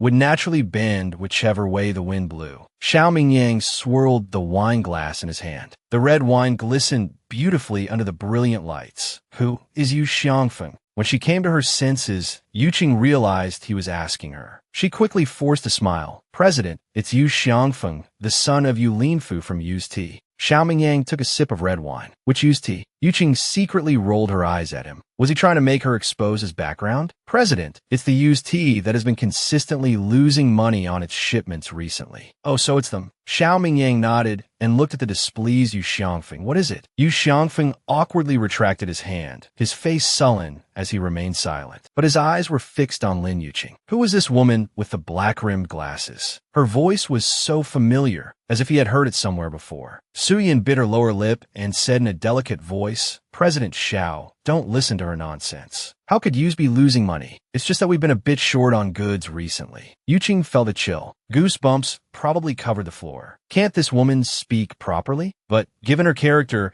she was most likely trying to latch on to Xiao Mingyang. President Xiao, seeing that he didn't speak, Su Yin swayed her hips and walked to Xiao Mingyang's side. Her voice even more cloying. I heard that President Xiao has always been quite interested in tea. I wonder if you'd be interested in cooperating with our use. She was wearing a V-neck, low-cut long gown today. As she stood next to Xiao Mingyang, her body was slightly bent, allowing people to clearly see her full chest. She really has the capital to be a public toilet. Lin Yuqing. Yu Xiangfeng suddenly cried out, causing many people to turn their heads. Yuqing paused as she saw Yu Xiangfeng rush over. Yuqing, it really is you. Please let go. I don't know you. Lin Yuqing pulled her hand back and took several steps back to keep a distance from him. How could that be? Yuqing, how could you not know me? Back then, we were. Su Yin cut him off, mocking him sharply. How could she not know you? You were the woman Xiangfeng dumped back then. You must be holding a grudge now, which is why you're maliciously saying that our use is in deficit. Yuqing gave her a faint look, but didn't reply. What a joke. Her holding a grudge? She had long forgotten what happened back then. If she hadn't run into them here, she probably would have forgotten what these two even looked like. Hearing this, Xiao Mingyang narrowed his eyes, looking at her with great interest. Yu Xiangfeng sighed. Yuqing, I know I hurt you deeply back then, but you don't have to make yourself look like this. After speaking, he glanced at the black-rimmed glasses on her face again and couldn't help but sigh deeply at Amar. You, I think you've misunderstood. I'm already a mother of two now. I've forgotten what happened back then. After speaking, she gave a light and breezy smile. She walked to Xiao Mingyang's side. President, Mr. Wang has probably been waiting for you for a long time. We should go over now. Xiao Mingyang nodded, and the two of them left first. Su Yin stood on the spot, gritting her teeth in anger. Lin Yuqing, you think you can compete with me? I'll defeat you just like I did 5 years ago. The two of them weaved through the crowd. Lin Yuqing enjoyed the various gazes from all around while smiling. Xiao Mingyang's dark eyes fell on her. It seems Secretary Lin's past life was truly rich and colorful. You flatter me. Yuqing smiled. Compared to the president, I'm still slightly inferior. As they were talking, Mr. Wang walked over with a wine glass. President Xiao. Mr. Wang. Xiao Mingyang curled his thin lips slightly and raised his hand to clink his glass with his. Long time no see. Yuqing was about to introduce herself when a sudden pain shot through her lower abdomen. Her expression changed, and she said softly, "Excuse me. I'm going to the restroom." After coming out of the restroom, Yuqing's face was pale. Damn it, why did her period have to come at this time? Now what? Mr. Wang from the jewelry party was a major boss that Zhao's enterprise wanted to partner with. She absolutely could not leave at this moment. Lin Yuqing. Yuqing turned her head. Su Yin walked over in her high heels. Looking at her, Yuqing forced a smile. What is it? Tisk tisk. Sizing her up, Su Yin sneered arrogantly. Look at your outfit and these glasses. You think you're worthy of standing next to Xiao Mingyang. If I'm not worthy, are you? You can't even hold on to a man like Yu Xiangfeng, yet you dream of climbing up to Xiao Mingyang. A man like Yu Xiangfeng? She wouldn't want him even if he was given to her for free. He has no charm at all. Just you, Lin Yuqing. She raised her face and gave a big smile. That,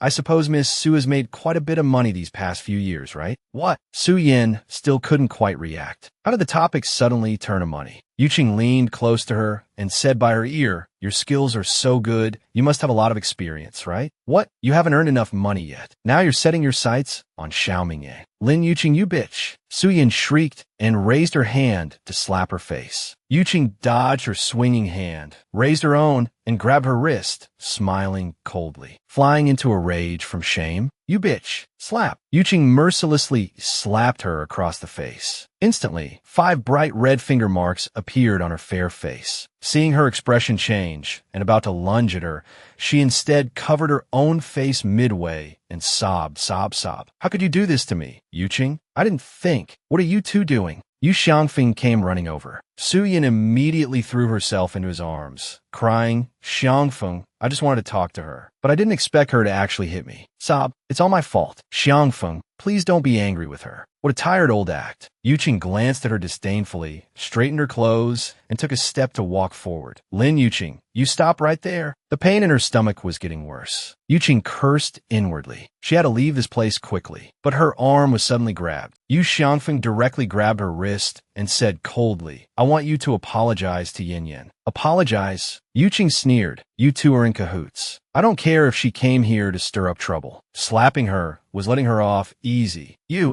Xiangfeng was furious. Are you going to apologize or not? Since when does Xiao Mingyang's secretary need to bow her head and apologize to others? A cold, sharp voice came from behind, filled with authority and dominance. Yuqing turned her head and saw Xiao Mingyang walking this way. The kingly aura he naturally exuded sent a chill down one's spine. Upon seeing Xiao Mingyang, Yu Xiangfeng's imposing manner immediately weakened, but he still insisted, President Xiao, she hit my fiancé for no reason. I'm just asking her to apologize to my fiancé. For no reason? Xiao Mingyang glanced at Lin Yuqing. Her face was pale, and her usually rosy lips were colorless. Xiao Mingyang's heart tightened, and he immediately narrowed his eyes dangerously, the cold aura around him deepening. He had thought she would argue, but unexpectedly, she just said faintly, I have nothing to say. I hit her, and that's that. So what? Yu Xiangfeng's face turned black with anger, but he didn't dare to step forward because of Xiao Mingyang. He remembered what Su Yin had said to him earlier. Yuqing's eyes darted around. She stepped forward and easily linked her arm with Xiao Mingyang's, saying softly, President, let's not waste time with him here. Let's go back. Su Yan's face instantly turned pale with anger. Xiao Mingyang curled his lip. This woman was using him. He leaned closer, eared, if I shake you off, what do you think will happen? Yuqing's expression changed. If he shook her off, she would lose a lot of face. In the future, Su Yin would laugh at her even more relentlessly when she saw her. President, I'm your capable assistant. If you really do that, then you won't be able to find a secretary as competent as me. Indeed, she had only been working for a few days, but she had already understood all his situations clearly. And every woman who came to pester him was brushed off by her with very perfect excuses. More importantly, she didn't fawn over him like a starstruck fan. And the coffee she made tasted pretty good that I can cooperate with you, but on one condition. What condition? Let me see your real face. To be honest, he was really curious. Yuqing's mouth twitched continuously. Her disguise. She steeled her heart and nodded. Deal. The moment the word was out, her waist was grabbed by someone. Yuqing looked up in a daze. A glint flashed in Xiao Mingyang's eyes. He held her waist and walked in another direction. Yu Xiangfeng and Su Yin, who were left standing there, both turned pale. He had been in a relationship with her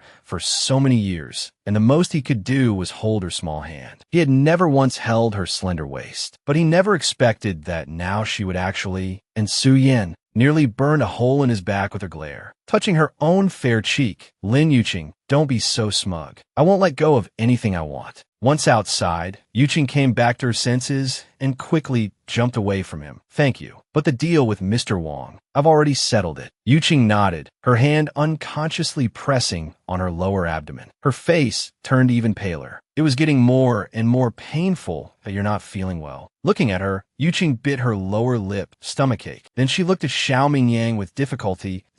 Why visitor is here. Could I trouble you to buy me some? Knowing what she was about to say, Xiao Mingyang replied coldly, no. All right, she knew it was impossible. Yuqing had no choice but to give up, her eyes downcast. In a moment she was dazed, her wrist was grabbed by him. Then, she was pulled into the car, your home address. I'll take you back. What a hassle. I clearly asked you to accompany me to the jewelry party, and now it's turned into this. Lin Yuqing was about to give her home address, but then she thought about it. She'd just get dropped off near her home and walk back herself. Xiao Mingyang must not see Lin Xian's face. Otherwise, when the car stopped, Lin Yuqing said thank you to him, then opened the car door. Wait a minute. Yuqing looked at him, puzzled. The matter you promised me just now. Xiao Mingyang raised his eyebrows. What matter just now? Playing dumb? Let's see what you do. She thought he would pester her, but unexpectedly, Xiao Mingyang just gave her a faint glance, then started the car. With a whoosh, he disappeared before her eyes. Looking at the car, speeding away, Lin Yuqing patted her forehead, her mouth twitching continuously. With a sigh, she clutched her stomach and slowly walked home. Under the streetlights, there were 3 overlapping figures. Looking closely, it was Xian'er and Jinjin. Mommy! The moment Xian'er and Jinjin saw her, they both ran towards her excitedly, that you're finally back. Pulling them into her arms, Lin Yuqing smiled and said, yes, Mommy's back. Thankfully, she knew these 2 little ones would be too impatient and come out here to wait. That's why she didn't let Xiao Mingyang drive her so close. This way, the two of them wouldn't meet. Yue, in her pajamas, came forward, rubbing her eyes. These two little ones insisted on coming here to wait for you. I had no choice but to accompany them. Thank you. Seeing that her face looked a bit off, Yue narrowed her eyes. Your visitor is here? Who drove you back? Lin Yuqing had no intention of answering her question. She took Xin'er and Jinjin's hands and walked upstairs. As soon as she entered the door, Lin Yuqing rushed to the bathroom. 15 minutes later, when she came out after washing up, she smelled a strong ginger scent. She smiled knowingly. It must be that little guy, Xin'er, who made ginger soup for her again. Sure enough, just as she sat down on the sofa, she saw Xin'er come out with a bowl of ginger soup. Mommy, this is ginger soup that Xin'er specially made for you. Mommy worked hard overtime. Jinjin will give Mommy a back rub. The two little ones snuggled up to her. Lin Yuqing drank the ginger soup, filled with happiness.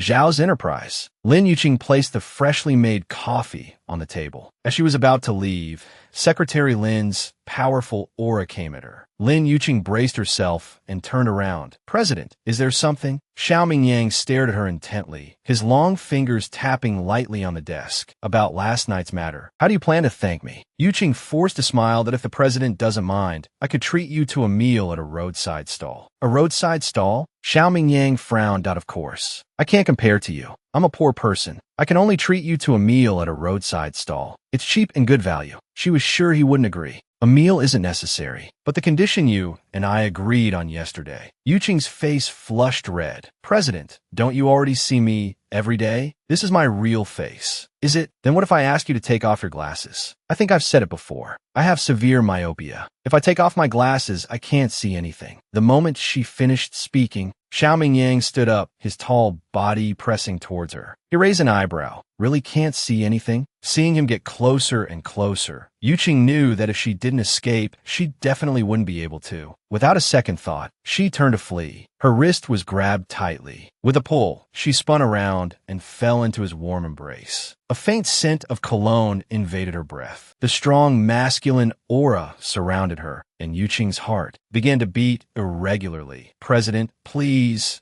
have some self-respect. Xiao Mingyang held her waist tightly. She had a faint, elegant fragrance, very pleasant. It wasn't like the perfume on those other women, so strong it made it hard to breathe. So close, he could see her fair skin, as smooth as a baby's. Her red lips were tender, making one feel the urge to lean down and taste their sweetness. But before that, he wanted to see her true face first. With that thought, Xiao Mingyang raised his hand to take off the glasses on her face. Lin Yuqing was so panicked, she even forgot to dodge. Seeing her glasses being taken off, she hunched over and covered her face with her hands. He can't see my face. Absolutely not. Covering her face, Yuqing thought frantically while shouting, President, please give me back my glasses. I really can't see anything. Mingyang, how did the jewelry party go yesterday? When Su Jifan pushed the door open, he saw this exact scene. Xiao Mingyang was holding her waist with her glasses in his hand, while Lin Yuqing in his arms was covering her face, trying to pull away. What are you doing? His voice was a bit agitated. Su Jifan stepped forward, pulled Lin Yuqing away, and shielded her behind him. Ever since he saw her that night, he had indeed developed a feeling for her called a crush. But because she was already a married woman, he didn't have any further thoughts about her, nor any real infatuation. But what kind of person was Xiao Mingyang? He was a playboy, a man who lingered among flowers. If he saw Yuqing's true appearance, wouldn't he take her in as a plaything? Xiao Mingyang frowned at his protective gesture. You didn't even knock. Once Yuqing was free, she didn't dare to stay any longer. Taking advantage of the moment they were talking, she quickly fled out the door. Her glasses were in his hand, and she probably wouldn't get them back. She would have to find another pair to wear. If I had knocked, I'm afraid you'd be too busy molesting women to hear it. Su Jifan's tone was very aggressive. Do you know who you're talking to? Is it something you should be saying? Xiao Mingyang's eyes narrowed in anger, the coldness around him deepening. Su Jifan was taken aback, only then realizing that his reaction seemed a bit too intense. Mingyang, she's not a woman you can play with. She's already a married woman, and she's a capable assistant. Get out. Don't make me say it a second time, Xiao Mingyang said coldly. That woman had taken advantage of Su Jifan's anger to escape. Did he think he didn't know? Severe myopia? It seemed she just didn't want him to see what she looked like. But who was he, Xiao Mingyang? There was nothing he wanted that he couldn't get. Damn woman, you're dead. After leaving the office, Lin Yuqing hid by the elevator, not daring to go down casually, afraid of being exposed to everyone. everyone like this. After standing for a while, Su Jifan came out. His expression changed when he saw her. Are you okay? Hearing this, Lin Yuqing glanced at him and shook her head that I'm fine. But the glasses on her face had been taken by Xiao Mingyang. Her long black hair was tied back, revealing a full, smooth forehead and those soul-stirring eyes. So beautiful it was bewildering. After being stunned for a few seconds, Su Jifan came back to his senses and quickly said, "You go wait in my office first. I'll go downstairs and buy you a pair of glasses." Lin Yuqing pursed her lips before nodding. For now, this was the only way. Su Jifan's office was very simple. The desk was tidy. The curtains were sky blue. A few pots of clivia lilies were placed by the side, all well cared for. The walls were also adorned with many paintings by famous artists, all of them masterpieces. Lin Yuqing rested her chin on her hand. It seemed this Su Jifan was also a lover of paintings. Just as she was thinking, the office door opened. Su Jifan walked in carrying a bag. He saw her sitting on the sofa with her chin in her hand, quietly studying the paintings on the wall. Her side profile was quiet and gentle. His gaze on her couldn't help but soften a little. As he walked over, he asked, "What are you looking at?" Hearing the voice, Lin Yuqing came back to her senses. Seeing him return, she smiled. "I'm looking at the paintings on your wall." "You like paintings too?" "When I have nothing to do, I dabble a bit myself." He also smiled, then handed her the bag in his hand. Taking the bag, Lin Yuqing opened it directly, took out the glasses, and put them on in a second. "Thank you." She put on the black-rimmed glasses again, hiding those soul-stirring eyes, and returned to her original appearance. Thinking of what happened just now, Lin Yuqing said again, "I'm the president's secretary. I've been away for so long, I have to go back first. Thank you for today. If you really want to thank me, how about treating me to a meal another day?" Hearing this, Lin Yuqing was stunned for a moment, then smiled. "Okay." When she returned to the office, Xiao Mingyang had already returned to his usual cold and indifferent state, staring intently at his laptop, his long fingers flying across the keyboard. Hearing the sound, he just lifted his eyes to glance at her before looking away. Less than 3 seconds later, his gaze returned to her. Lin Yuqing pursed her lips, looking at him with some apprehension. Xiao Mingyang stared at her intently, or more accurately, at the glasses on her face. "Su Jifan bought them for you." Although she really didn't want to admit it, she could only nod. Xiao Mingyang narrowed his eyes, a dangerous, cold aura emanating from him. So, Su Jifan knew her true appearance? He was so protective of her. Could it be that he had known all along? Very good. He stood up and approached her with his long legs. Lin Yuqing stood her ground, watching him come closer. That invisible pressure began to envelop her again. She bit her lower lip slightly. Just as she was about to look up and say something, he walked right past her, picked up the suit jacket from the coat rack, put it on, and walked out. Finally, a sigh of relief. Lin Yuqing thought to herself. The tense day of work ended just like that. Yue asked her to go shopping after work. She had been tense all day and wanted to relax, so she agreed. In the restroom, she changed out of her stiff work clothes, took off her glasses, let down her long, waterfall-like hair,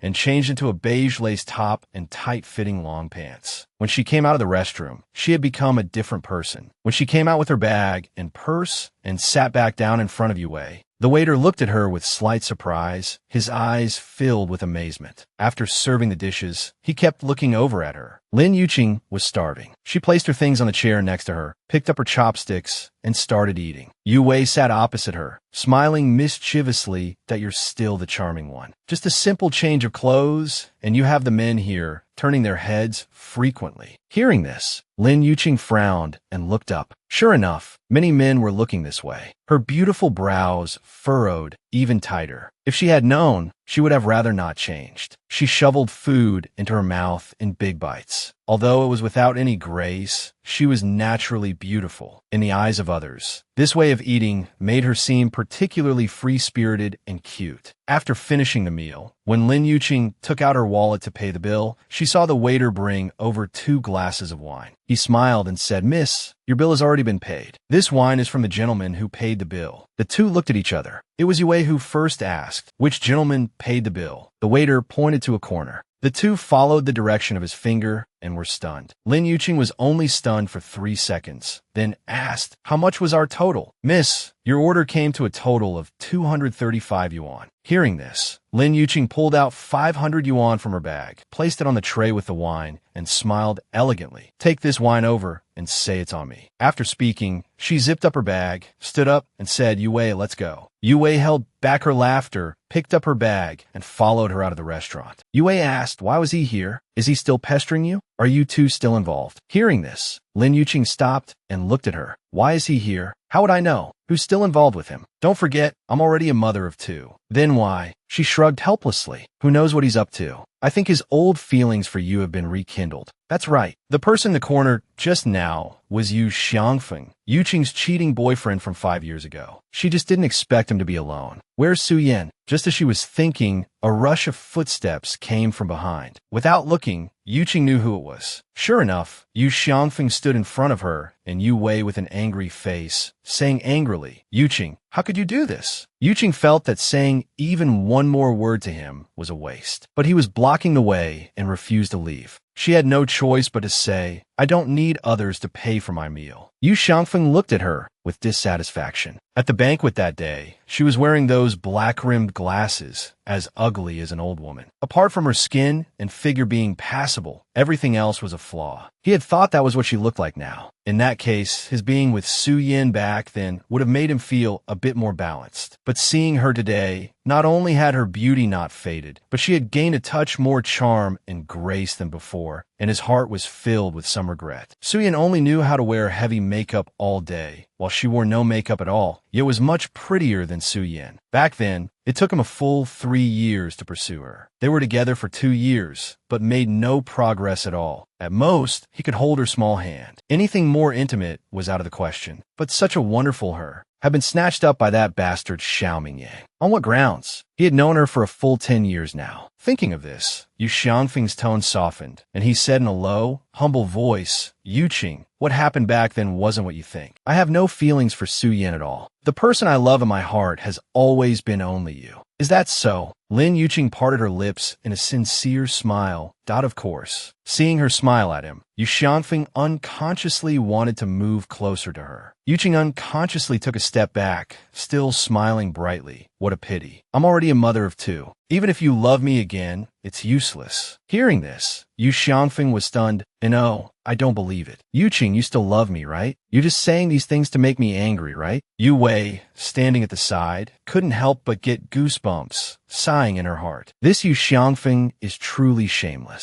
Why didn't he think of this when he cheated 5 years ago? Now that he sees her again, he's saying these things. It's disgusting, huh? Yuqing laughed as if she had heard the biggest joke in the world. It was fine when she didn't laugh, but her laugh was even more breathtaking. Then her face turned cold, and she said in a cold voice, I have never loved you. After speaking, he took Yu Wei's hand and walked past him. They walked for a long time. Not until Lord Yu Xiangfeng was out of sight did Yu Wei quietly ask Yuqing, is what you said all true? I never loved him. Hearing this, Yuqing furrowed her brow, then shook her head, and oh, when she was young, her mind was set on her studies. He had pursued her relentlessly for 3 years. The time they were actually together was 2 years. All in all, they had known each other for 5 years. He had always been good to her, preparing everything for her perfectly. As for love, there was none. But as for liking him, back then, she did have some affection for him. Otherwise, she wouldn't have been so upset as to go to a bar and get drunk. It's just that now, it all seems childish and laughable. It was laughable how she could have gotten together with him in the first place. Perhaps he had changed, or perhaps the world was always changing and she just hadn't kept up with the rhythm. All right, as long as there's nothing, that's good. I was afraid you'd be sad and heartbroken. Sad and heartbroken? That kind of emotion had vanished from her life 5 years ago. In her world, there were 2 children to raise. She only had endless strength to be strong and even stronger. There was no room for other emotions to appear. But from the looks of it, he'll still pester you. What do you plan to do? Pester her?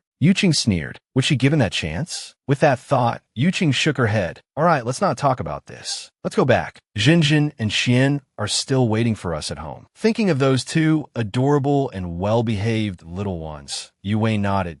I'll buy them some snacks to bring back. As soon as they got home, Jinjin immediately darted over, hugging Yuqing's leg. Mommy, Big Brother is on a magazine. Big Brother is so handsome. A magazine? Yuqing was still a bit slow to react. She took Shinjin's little hand and walked inside. There were several magazines on the table. Jinjin picked one up and handed it to her. Mommy, look, Big Brother brought these back today. Yuqing took the magazine and looked at it doubtfully. The cover of every magazine actually featured her good son, Xian. There was one of him in a small white suit, one in a purple tailcoat, and another in a martial arts costume. Every single picture was shot with a special flair. Oh my God, her son was on a magazine. Wow, Xian is amazing. Yue snatched a magazine, took a look, and exclaimed in surprise. Just then, Xianer came out of the bathroom. He had just finished his shower and was wearing white pajamas. His slightly damp hair was still dripping water. His thin lips were pressed together. For a moment, Yuqing saw right through him to Xiao Mingyang. He was indeed his son. It couldn't be changed. Even if Xianer was innocent and cute, he sometimes had his father's aura and cold intensity. As soon as he saw Yuqing, Xianer's eyes softened. He parted his thin lips and ran toward her. Mommy. Lin Yuqing naturally pulled him into her arms, her heart filled with warmth. Xianer, you're done with your shower? Quick, give Mommy a kiss. After speaking, Yuqing puckered her red lips and planted one on his cheek. Only after leaving a wet kiss on Xianer's face did she let him go with a grin. But Xianer didn't show the slightest bit of disdain. Hugging her neck, he said softly, Mommy, the editor-in-chief of EL said they're shooting for a parent-child magazine this week and asked me to bring you along on the weekend. A parent-child magazine? Yeah. Xianer's eyes lit up, his small face leaning against hers. And the editor-in-chief said she wants to meet Mommy, to see what kind of person Mommy is to be able to raise me, to be so amazing and so smart. Hearing this, Yuqing blinked, her hand instinctively reaching up to pinch his little cheek, teasing, are you praising me with those words? Or are you praising yourself, you little narcissist? Xian is not a narcissist. Jinjin is the real narcissist. Being called out, Jinjin's face turned red. She went forward and kept patting Xian's little hand. Brother, you're talking nonsense. How am I a narcissist? You are. Believe it or not, I'll tell everyone about you secretly using Mommy's lipstick. You mean brother? Jinjin's face was beet red. She found a spot in Yuqing's arms and burrowed in, refusing to show her face again. Yuqing burst out laughing. Holding them both, she said between breaths, right, you two, stop fooling around. This weekend, Mommy will go with Xian, and we'll bring Jinjin along too, okay? Okay. Yue stood to the side, watching this happy family of three. Although they were joyful and harmonious, she always felt that something was missing. But thankfully, these two children were extremely well behaved. They never asked who their father was, nor did they ever ask Yuqing for a father or anything of the sort. On the weekend, early in the morning, Yuqing was dug out of her bed by Xianer. She sat on the bed with her eyes squinted for a full 10 minutes before slowly opening them to look at the already dressed Xianer before her. Xianer, it's the weekend. Let Mommy sleep a little longer. She looked at him pitifully. Xianer's handsome little eyes blinked. He stepped forward and cupped her face. Mommy, didn't we agree that you'd accompany me to EL Magazine this weekend? Or are you not planning to go? EL Magazine. Yuqing was still half asleep. Hearing him say that, her eyes shot open and she slapped her forehead. That I actually forgot about this. I'll go brush my teeth and wash my face right away. By the time she came out of the bedroom in fresh clothes, a sumptuous breakfast was already laid out on the table. Jinjin was busy eating with her head down. Xianer stood to the side watching her. Walking over, Yuqing picked up a glass of milk and took a sip. She casually asked, where's your Auntie Yue? Auntie Yue is still sleeping. Oh right, it was the weekend. Poor her had to accompany her son to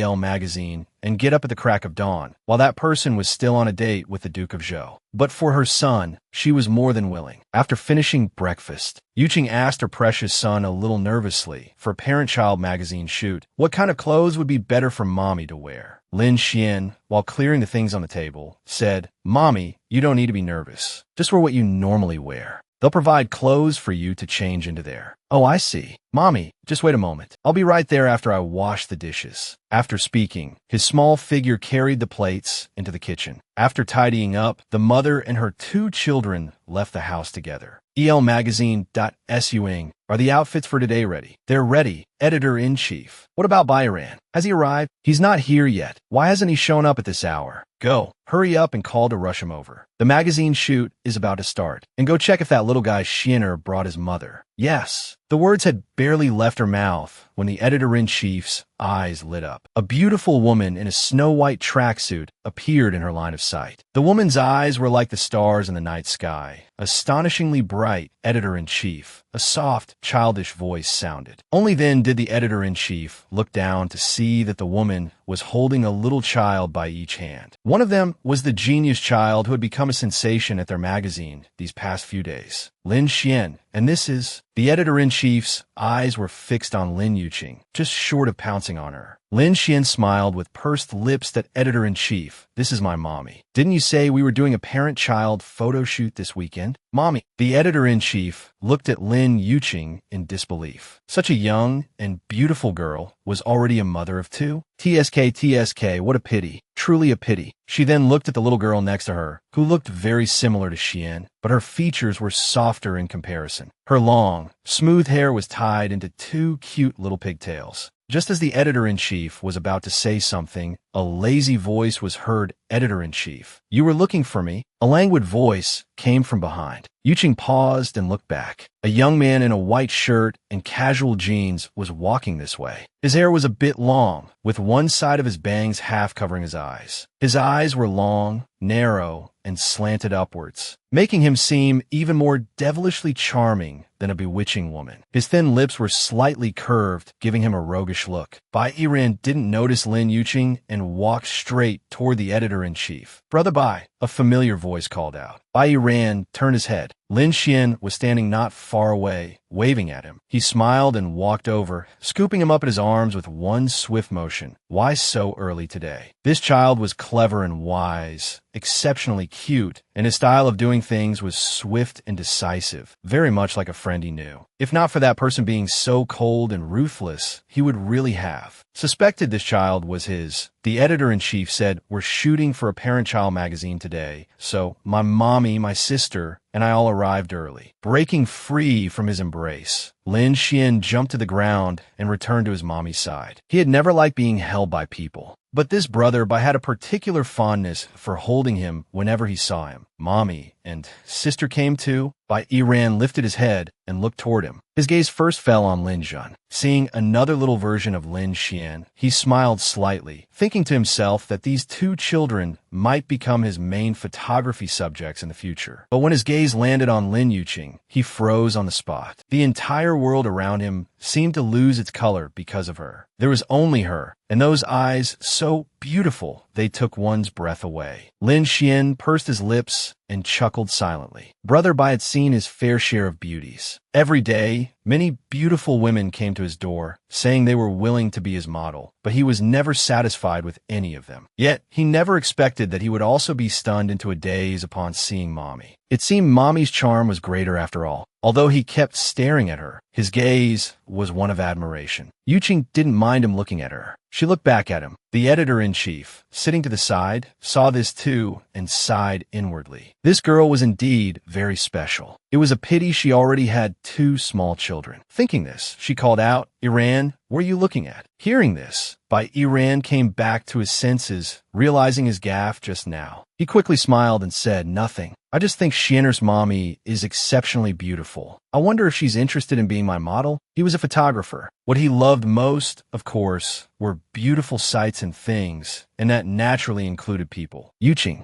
smiled with pursed lips.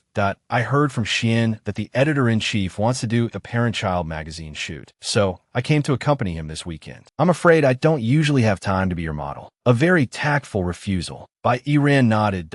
No problem. Since she was Xian's mommy, he was sure he would have a chance in the future to make her willingly become his model. All right, enough talk. Su-Ying, take them to change into their outfits. We'll get ready to start shooting in a bit. Okay. Su-Ying nodded, then led them toward the dressing room. After they left, the editor-in-chief looked at him, who was still standing there, his gaze following Lin Yuqing's retreating back. She's near, what? Bai Yiran has taken a liking to her. Hearing this, Bai Yiran turned his head. The editor-in-chief's face wore a cold smile, and even her eyes were cold. He walked straight up to her, sat down on the sofa, and shrugged nonchalantly. I'm a photographer. I like all beautiful things. It's not like you don't know that. She's a person. Besides, she's already married. You saw that. So what? Bai Yiran propped up his chin, looking at her with amusement. Editor-in-chief. You're not interested in her too, are you? The editor-in-chief was about to say something when Bai Ran suddenly gave a cool smile and said in a cold voice, "She has a family, I don't. But you have even less of a chance than I do. You have a family and a wife and children at that." After saying this, he ignored the change in the editor-in-chief's expression and got up to walk out on his own. Yuqing changed into a light blue long dress, a homey style that made her look very gentle. Her long hair was tied up, making her look very fresh. Just as she was standing in front of the mirror admiring the dress, she was pushed into a chair by the makeup artist. What followed was a flurry of dabbing and smearing. Little Lin Zhen also changed into a light blue dress, except hers was a separate top and skirt. The skirt was a bubble type, with her two little pigtails adorned with two small blue flowers. She looked particularly petite and cute. And Lin Xian's outfit was similar to theirs, except he wore pants on the bottom. In magazines, he usually wore either a small suit or cool outfits. It was rare to see him dressed like this. Lin Yuqing pursed her lips and smiled secretly. Su Ying looked at the mother and her two children standing together and nodded in satisfaction, praising, "Very nice. These clothes only come to life when worn by you." Afterwards, Su Ying took them to the photography studio. Yuqing unexpectedly saw someone she didn't want to see. Xiao Mingyang was sitting in the studio, with his legs crossed, holding a wine glass in his hand, drinking red wine. And next to him sat a scantily clad, heavily made-up, bewitching woman. Why was he here? Yuqing subconsciously hid behind Su Ying, then tugged on her sleeve and asked in a low voice, "Who is he?" Hearing this, Su Ying followed her gaze and then laughed out loud. "Him? He's the biggest investor in our EL magazine. He'll be participating in this shoot too." Yuqing's expression changed in an instant. Damn it, Xiao Mingyang. How could he be an investor in EL magazine? And, of all places, she had to run into him here. She herself didn't matter, but Lin Xian and Jinjin, they were his own flesh and blood. They say blood is thicker than water. They wouldn't be recognized, would they? As her thoughts ran wild, a cold, intense gaze fell upon her. Yuqing's whole body stiffened. She looked toward him. Sure enough, he was also looking at her. Their eyes met in midair. However, although Xiao Mingyang's eyes held a trace of astonishment when he looked at her, it was quickly wiped away, replaced by the look of a stranger. He didn't recognize her. That's right, she wasn't wearing glasses now, nor did she have that ugly, old lady bun. How could he possibly know that this young, beautiful woman before him was the secretary in his office who looked like a menopausal old woman? When Bai Ran appeared again, the languid expression was gone from his face, replaced by high spirits. His eyes sparkled as he stared at Lin Yuqing, aiming his camera at her. Just as she turned her face slightly to the side, a strand of hair falling across her forehead, she raised her hand to brush it away. Click! This moment was captured by Bai Ran in a big close-up. Then he smiled slightly and put away his camera. This was just his personal camera. Yale magazine used large-scale cameras. Look at the camera. No, not like that. Ms. Lin Yuqing, I'm telling you, Mommy, relax, relax, relax. Do you understand what relaxing means? Relax. Can't you smile? After N failed attempts, Bai Ran finally couldn't take it anymore and roared at Lin Yuqing. From a first shot to the 10th, not a single one of her smiles was natural. Every single one gave the feeling of a forced smile, a very fake feeling. The two little ones had no problems, especially Lin Zhen, who was great despite it being her first time. Lin Yuqing was inexplicably yelled at and awkwardly bit her lower lip. She subconsciously looked towards Xiao Mingyang and found that he was still looking at her. Her whole body stiffened again. From the very beginning of the shoot, she had unconsciously met his gaze. Knowing that he was constantly staring at her, her body couldn't help but tense up, and even her smiles were forced. "I'm sorry. Bai Ran threw up his hands in resignation. But let's take a break. Get your state of mind in order. We'll start again in 10 minutes. He was exhausted too. He turned and walked out. Lin Yuqing stood there, extremely embarrassed. She squatted down and caressed Lin Xian's small face, saying in a low voice, "I'm sorry, Xian. Mommy has dragged you two down." Xian gently hugged her. "It's okay, Mommy. But what's wrong with you today?" "It's nothing. I just feel a little unwell." Yuqing shook her head. How could she tell them? "It's because your biological father is here That's why she was so anxious and uneasy. Then should I go talk to the editor-in-chief and say Mommy isn't feeling well, and we can come back another day to shoot? Shanner looked at her with concern. Although he wanted to earn money to help ease Mommy's burden, if it concerned Mommy's health, he would rather not. It's fine. It's fine. Mommy's fine. Mommy will be okay after sitting for a bit. After speaking, Yuqing sat down. The two children also sat down beside her to keep her company. That cold, intense gaze was still on her, and it was getting closer and closer. That cold aura also suddenly became stronger. Lin Yuqing was taken aback and immediately stood up. Xiao Mingyang was already standing in front of her.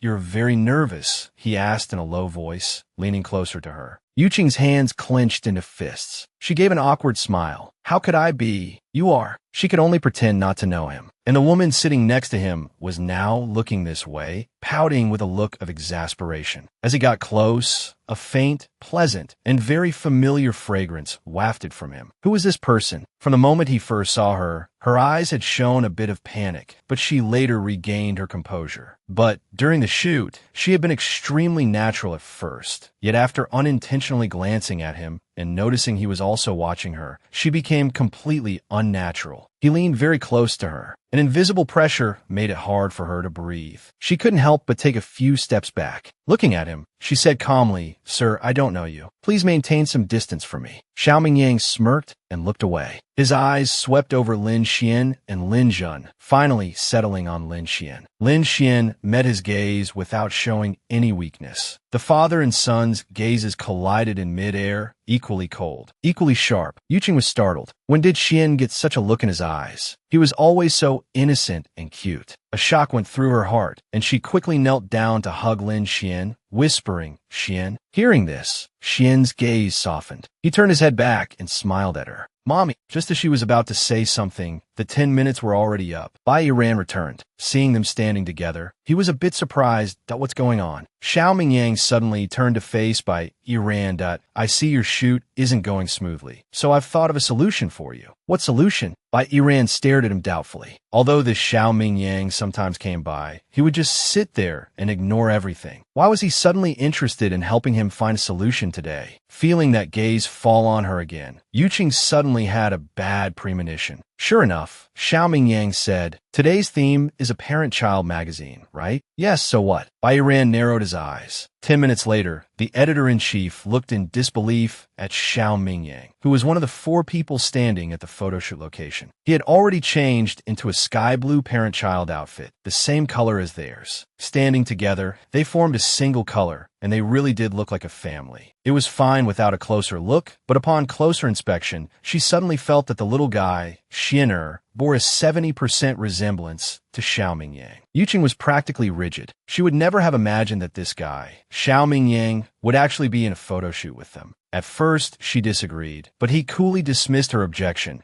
saying he was just cooperating to complete this magazine shoot and didn't want her to waste everyone's time. She was rendered speechless by his rebuttal and could only curse him silently in her heart. Just as her mind was wandering, her waist was suddenly pulled tight. Xiao Mingyang wrapped his arm around her, pulling her closer. A strong masculine scent invaded her senses. Back with us now, he looked at her with a half smile. He was so close to her, his warm breath fanning across her face with every exhale. It tickled. She turned her head away, but felt a pang in her waist. She angrily turned back to glare at him. What are you doing? We're in a shoot right now. How can it feel like a family if you turn your face away like that? Helpless, Yuqing had no choice but to face him, but she felt awkward no matter what. In fact, even though he had joined the shoot, because he was the heir to the Shao Corporation, his face would not be shown in this set of photos. Bai Yiran also shot them very well. Only the first shot showed his face, with the 4 of them facing the camera, the 2 children smiling with extreme joy. Yuqing, held in his arms, also smiled, forgetting herself for a moment. Under his lead, the shoot went surprisingly smoothly. As they neared the last shot, Xiao Mingyang suddenly leaned in and whispered in her ear, Why do I always feel like you and I are old acquaintances? Hearing this, Yuqing's heart jolted. She felt his thin lips lightly brush against her earlobe. Yuqing's body trembled. She wanted to move, but was held fast by him that we're still shooting. This is the last one. Okay. When Bai Yiran shouted that, Yuqing's tense body was finally liberated. She hurriedly backed away several steps, putting a great distance between herself and Xiao Mingyang. her heart pounding incessantly. He said he felt like they were old acquaintances. Could it be that he knew? No, that's impossible. How could he possibly recognize her? Seeing her retreat as if he were a plague, as if she wished she could disappear from his sight immediately, Xiao Mingyang became even more curious about her. What woman didn't cling to him the moment they saw him? Yet she treated him like a monster. Looking at her frail and delicate appearance, her skin as fine as a newborn baby's, fair and tender. Was this really the mother of these two children? All right, today's shoot went very smoothly. That's a wrap for today. Bai Yiran was also very tired. But looking at Lin Yuqing, his eyes shone with a golden light. He went up and asked, "Miss Lin, are you really not considering being my model?" Lin Yuqing paused, a strange light flashing in her eyes, but she quickly concealed it. "I'm sorry, I have a job. I only came today to accompany my children. Since the shoot is finished, we'll be leaving now." After speaking, she didn't look at anyone else, took Xian and Jinjin by the hand, and walked out. "Miss Lin." Xiao Mingyang watched her departing figure. That petite silhouette felt incredibly familiar to him. Could such a coincidence really exist in this world? Only after leaving the magazine company did Yuqing let out a sigh of relief. Holding a hand on each side, Mommy, Lin Xian tugged at her sleeve and asked softly, "You seemed a little off today." Hearing this, Yuqing was taken aback, then smiled lightly and shook her head, "No, I wasn't." "What's wrong?" Shinner lowered his head. "I felt that the uncle just now was very familiar." "Which uncle?" "The uncle who took pictures with us." Jinjin also clapped her hands and said loudly, "Mommy, that uncle from just now looked like a daddy." Yuqing was severely shaken. Could it really be that blood is thicker than water, that father and children are connected by heart? But she had long hidden the truth from them. Thinking of this, Yuqing's expression darkened. She said in a cold voice, "What daddy? He was just a stranger. You remember, your daddy is long gone." "But Mommy, where did daddy go?" Jinjin buried her face in her embrace and asked with a sob. Yuqing's face fell. She pulled Jinjin and Xian'er into her arms without a word. How was she supposed to tell them? The next day, Yuqing was organizing the documents Yue had just delivered, drinking the coffee she had made herself. She then rubbed her brow and continued organizing. Xiao Mingyang stood beside her, looking down at her. "Your file says you're married." Hearing this, Yuqing froze, then nodded. "Yes." "Then how many children do you have? What is this guy trying to do? Could it be that he recognized her yesterday? That would be bad." Thinking of this, Yuqing forced a smile. "To answer your question, President. 2 children, a boy and a girl. A boy and a girl. If only it were a boy and a girl. I gave birth to 2 daughters. Shinner, Mommy is sorry, but this is what I have to say right now." Hearing this, Xiao Mingyang furrowed his brows. 2 girls? But yesterday at EL, he saw a boy and a girl. So it wasn't her. Then why was the scent on her so familiar? Afraid he would become suspicious, Yuqing could only pretend not to know and ask, "What's wrong? Why are you suddenly asking about my children?" "It's nothing. You may leave." The office door was closed. Xiao Mingyang took out his phone and dialed a number. "Investigate someone for me. My newly appointed secretary, Lin Yuqing. I need her family situation investigated thoroughly. And photos." After giving the instructions, Xiao Mingyang finally put down his phone. The scene from yesterday flashed through his mind. The image of the woman with eyes that could take one's breath away, so close to him. After work, as Yuqing was taking the elevator down to find Yue, she ran into Su Zhifan, Secretary Lin, getting off work.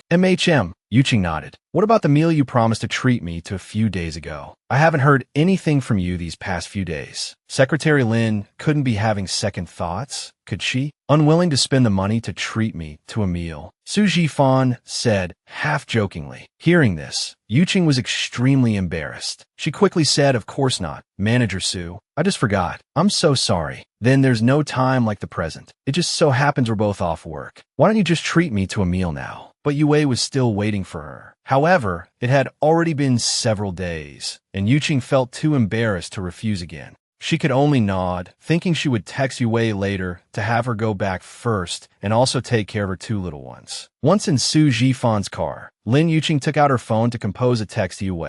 Yue immediately replied with gossip, asking where she was, who she was with, and what she was doing. She had no choice but to tell her the truth. Yue then replied with a sentence. "I knew it. Manager Su is definitely interested in you. You have to seize this opportunity. Our manager Su is the top marriage candidate in the company, you know." Seeing this message nearly gave Lin Yuqing a heart attack. She slapped a hand over the screen and looked at Su Zhifan, her nerves shot. Su Jifan was focused on driving. Seeing her suddenly turn her head, he looked at her with confusion. What's wrong? Did something happen? Yuqing forced a smile and shook her head, and oh, it's nothing. After speaking, she turned her back to him and deleted the message. That damn Yue, that rotten Yue, always talking nonsense. Luckily, Su Jifan hadn't seen that message. Otherwise, it would be mortifyingly awkward in the future. Seeing that she was still wearing her glasses, Su Jifan's lips curved into a smile. He said softly, "We're already out. You should probably take your glasses off now. I see you wearing them all day. Are you used to it?" Hearing this, Yuqing put her phone back in her bag and smiled slightly.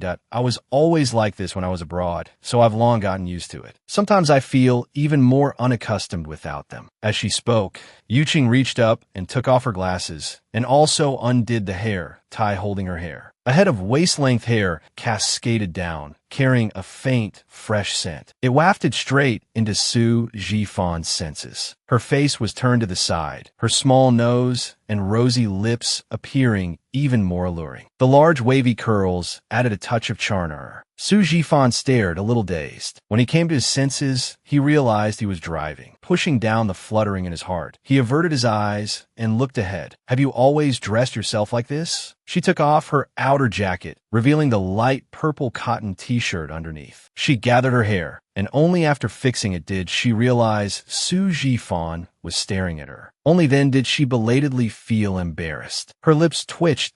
"I'm sorry. Manager Su, did I scare you? I'm usually quite casual. Do you mind?" "I don't mind." Not only did he not mind, but he also found her very free-spirited and cute. In this day and age, there weren't many girls as uninhibited as her. That's good. Yuqing turned her head and stuffed her clothes into her bag, while making a face at the car mirror. Manager Su was just being polite when he said he didn't mind. She really was not a person fit for polite company. "Do you usually prefer Western or Chinese food?" "Whatever. Aren't I treating you to a meal?" "It's up to Manager Su's preference. Whatever Manager Su likes to eat, we'll go eat that." Judging by Su Jifan's appearance, he would definitely go to a high-end restaurant. One meal could cost her half a month's salary. At this thought, Lin Yuqing felt a pang in her heart. Her money was all hard-earned. She usually couldn't even bear to buy clothes for herself and was very restrained with her spending. Other than buying snacks and clothes for Xian and Jinjin, she deposited all the remaining money into the bank for a rainy day. But who asked him to help her last time? She could only bear the pain and treat him to one meal. She would never owe him a favor again. "All right, then I'll decide. Let's go for Chinese food." Green Dream Forest. Su Jifan chose a spot by the window on the second floor. The location was excellent. Through the window, one could see the people coming and going on the road. A gentle breeze caressed their cheeks, an indescribably comfortable feeling. Lin Yuqing rested her chin in her hands, watching the pedestrians outside. After taking the menu, Su Jifan asked, "What would you like to eat?" "Anything is fine with me." Lin Yuqing turned her head back and said with a smile, "Manager Su can decide." Since she had said so, Su Jifan didn't say anything more. After telling the waiter a few dishes, the waiter left with the menu. Glancing at where the waiter had gone, Yuqing thought to herself, she must go ask the front desk how much this meal costs later. Otherwise, if she didn't have enough money to pay after eating, she would make a fool of herself. "Secretary Lin, I think I'll just call you by your name." Hearing this, Lin Yuqing was taken aback, then nodded. "That's fine too. Being called that outside of work feels quite awkward. You could just call me Yuqing." "Yuqing," Su Jifan said with a smile. This was the first time he had formally called her by her name, and it was also engraved in his heart. When the food arrived, Su Jifan invited her to eat with him. When Yuqing ate, she had no table manners to speak of, but because the elegant, Prince Charming-like Su Jifan was sitting opposite her, she also suddenly became reserved while eating. Su Jifan watched her for a good while before asking, "How come you've been working here for so long? But I've never seen your husband come to pick you up from work." Yuqing almost spat out the food in her mouth. Luckily, she covered her mouth with her hand. She choked badly and started coughing violently. Su Jifan was startled and quickly poured a glass of water and handed it to her. "What's wrong?" Taking the water, Lin Yuqing drank a large gulp, then patted her chest. She finally swallowed. Taking the napkin from Su Jifan's hand, she wiped the corner of her mouth, then sat up straight. "Are you okay?" "I'm fine." Lin Yuqing sat properly, but didn't pick up her chopsticks again. She knitted her pretty brows. "Actually, I was really startled by the question you just asked." "What's wrong?" Lin Yuqing gave a bitter smile. "The children don't have a father." Hearing this, Su Jifan was stunned and looked at her with some surprise. Seeing his surprised expression, Lin Yuqing was already used to it. She had chosen to keep this matter a secret. She hadn't even told her most trusted friend, Yue. It wasn't that she didn't want her to know too much, but because this was a matter she only wanted to bury in the deepest part of her heart, to never be thought of again. In short, that person left a long, long time ago. So it's always been just the three of us, mother and children. After speaking, Lin Yuqing was about to pick up her chopsticks and start eating. Hearing this news, Su Jifan didn't know whether to be happy or sad. The emotions in his heart were simply indescribable. He just saw her give another bitter smile, that I had children out of wedlock. Pursing his lips, Su Jifan looked at her. She was very thin, and sitting there, she looked as petite as a middle school student. No one would ever know that she was already the mother of 2 children, and that she had raised them by herself for 5 years and taught them so well. She must have had a very hard time all these years. Yuqing kept her head down. After speaking, she felt the atmosphere around them seemed very oppressive. She raised her head and saw Su Jifan staring at her without moving. She was taken aback and quickly came to her senses, forcing a smile. Don't let me spoil the mood. We're here to eat. I was just saying it casually. Let's eat quickly. Su Jifan nodded and also picked up his chopsticks to start eating. There was plenty of time in the future. He had all the time in the world to slowly get to know her. After the meal, Yuqing went to pay, but the waiter told her that Mr. Su had already paid. She returned, holding her wallet, looking blankly at Su Jifan. Manager Su, didn't we agree that I would treat you to dinner? Why did you pay? We're colleagues. Whether you treat me or I treat you, isn't it the same? Su Jifan said softly, a smile on his lips that of course it's not the same. We agreed today that I would treat you. Then let's count it for next time. Next time, it will be your turn to treat me. This way, he would have an excuse to ask her out to eat next time. Helpless, Yuqing could only give up. All right then, I'll just treat you next time. It's getting late. I'll be heading back now. I'll give you a ride. No need. The bus stop is just ahead. I can just take the bus back. Before he could say anything more, Lin Yuqing turned and left. Watching her petite back, Su Jifan sighed. It seemed he would have to put in more effort with her. When she got home, Yue and Xian and the others had already finished dinner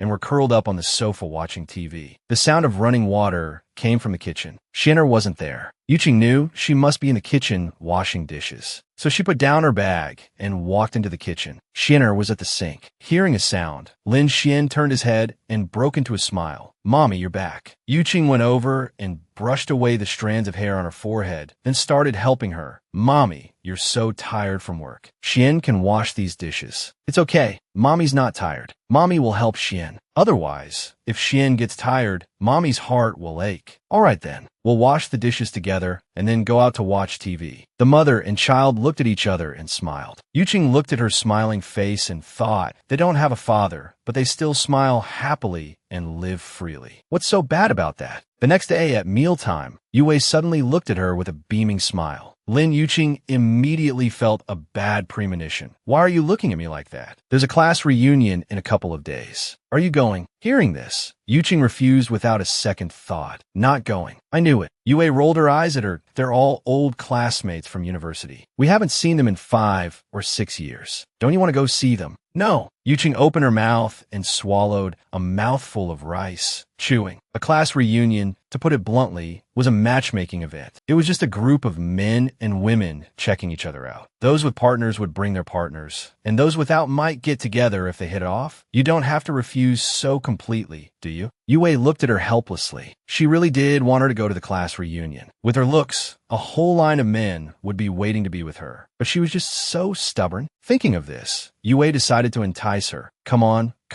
Just go to keep me company. Look at me. I'm getting old, about to hit 30 and still not married. You have 2 kids. You're not worried, but I am. Lin Yuqing glanced at her and said, unfazed, didn't you say you weren't getting married? I was just saying that casually, and you believed me? I can't stay unmarried for my whole life, can I? If you want to get married, that's fine. You can just go. Why do you have to drag me into it? I'm too embarrassed to go by myself. Just think of it as keeping me company for moral support and help me scout out some good prospects. Okay. But Xianer and Junjun, the reunion would definitely be at night. How could she feel at ease leaving the 2 of them? Yue smiled triumphantly that don't you worry. I can take them to my mom's place first. Let my mom look after them for a night. We'll go pick them up after the reunion, okay? But, no buts. Why are you so long-winded? It's settled then. In 2 days, we're going to the reunion. When she returned to the office, Lin Yuqing was still thinking about this matter, so she was a bit out of it. She didn't even notice Xiao Mingyang walking up beside her. By the time she did notice, she was given a huge fright. Clutching her chest and panting, Yuqing complained inwardly. How come this person always appears and disappears like a ghost? Does he not make any sound when he walks? And he doesn't even make a sound. Anyone with a weak heart would be scared to death by him. Thinking of this, Yuqing panted in annoyance. President, how come you don't make any sound? If it were someone with a weak heart, they wouldn't have been able to take it. After speaking, she even shot him an annoyed glance. When had Xiao Mingyang ever been treated like this? His face immediately darkened by half. Secretary Lin, you don't answer the phone during work hours, and you dare to yell at your superior? Hearing this, Lin Yuqing was taken aback. Only then did she hear the phone on her desk ringing continuously. Slapping her forehead, Yuqing's face was full of regret. She had been so lost in thought that she didn't even hear the phone ring. Oh my God, oh my God. She hurriedly picked up the phone. Under Xiao Mingyang's murderous gaze, she answered question by question. After a long while, she finally hung up the phone. I'm sorry, I was distracted. I'll go make a cup of coffee for you, President. After speaking, she quickly got up, sidled past him, and went around him to the pantry. How on earth should she refuse Yue?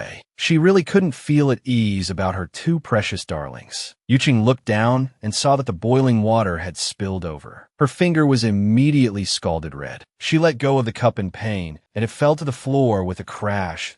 So useless. A female voice came from behind. Yuqing turned around. It was the same person from last time who told her to add sugar to the coffee. Seeing it was her, Yuqing didn't have a good attitude either. She glanced at her, then squatted down to clean up the broken pieces of the cup. In fact, this woman was the head of the planning department, Zhang Yuqi. She was competent at her job and usually presented a lady-like image in front of others, receiving high praise within the company. But who would have known that this highly praised person would speak so harshly to Lin Yuqing? Seeing Lin Yuqing remain silent, she felt even more that she was easy to bully. She stepped forward and looked down at her condescendingly. Let me tell you, Secretary, this position is something many people dream of sitting in. But this position is not that easy to sit in. You'd better be careful. Hearing this, Lin Yuqing smiled faintly and paid her no mind. Zhang Yuqi had originally come to put her in her place, hoping she would go crazy and start a fight with her. But she never expected her to have this kind of attitude. She said angrily, "Hey, did you hear what I said?" After picking up the shards, Lin Yuqing threw them into the nearby trash can. Zhang Yuqi blocked her way. "I'm talking to you. Did you hear me or not?" Lin Yuqing raised her eyes to meet hers.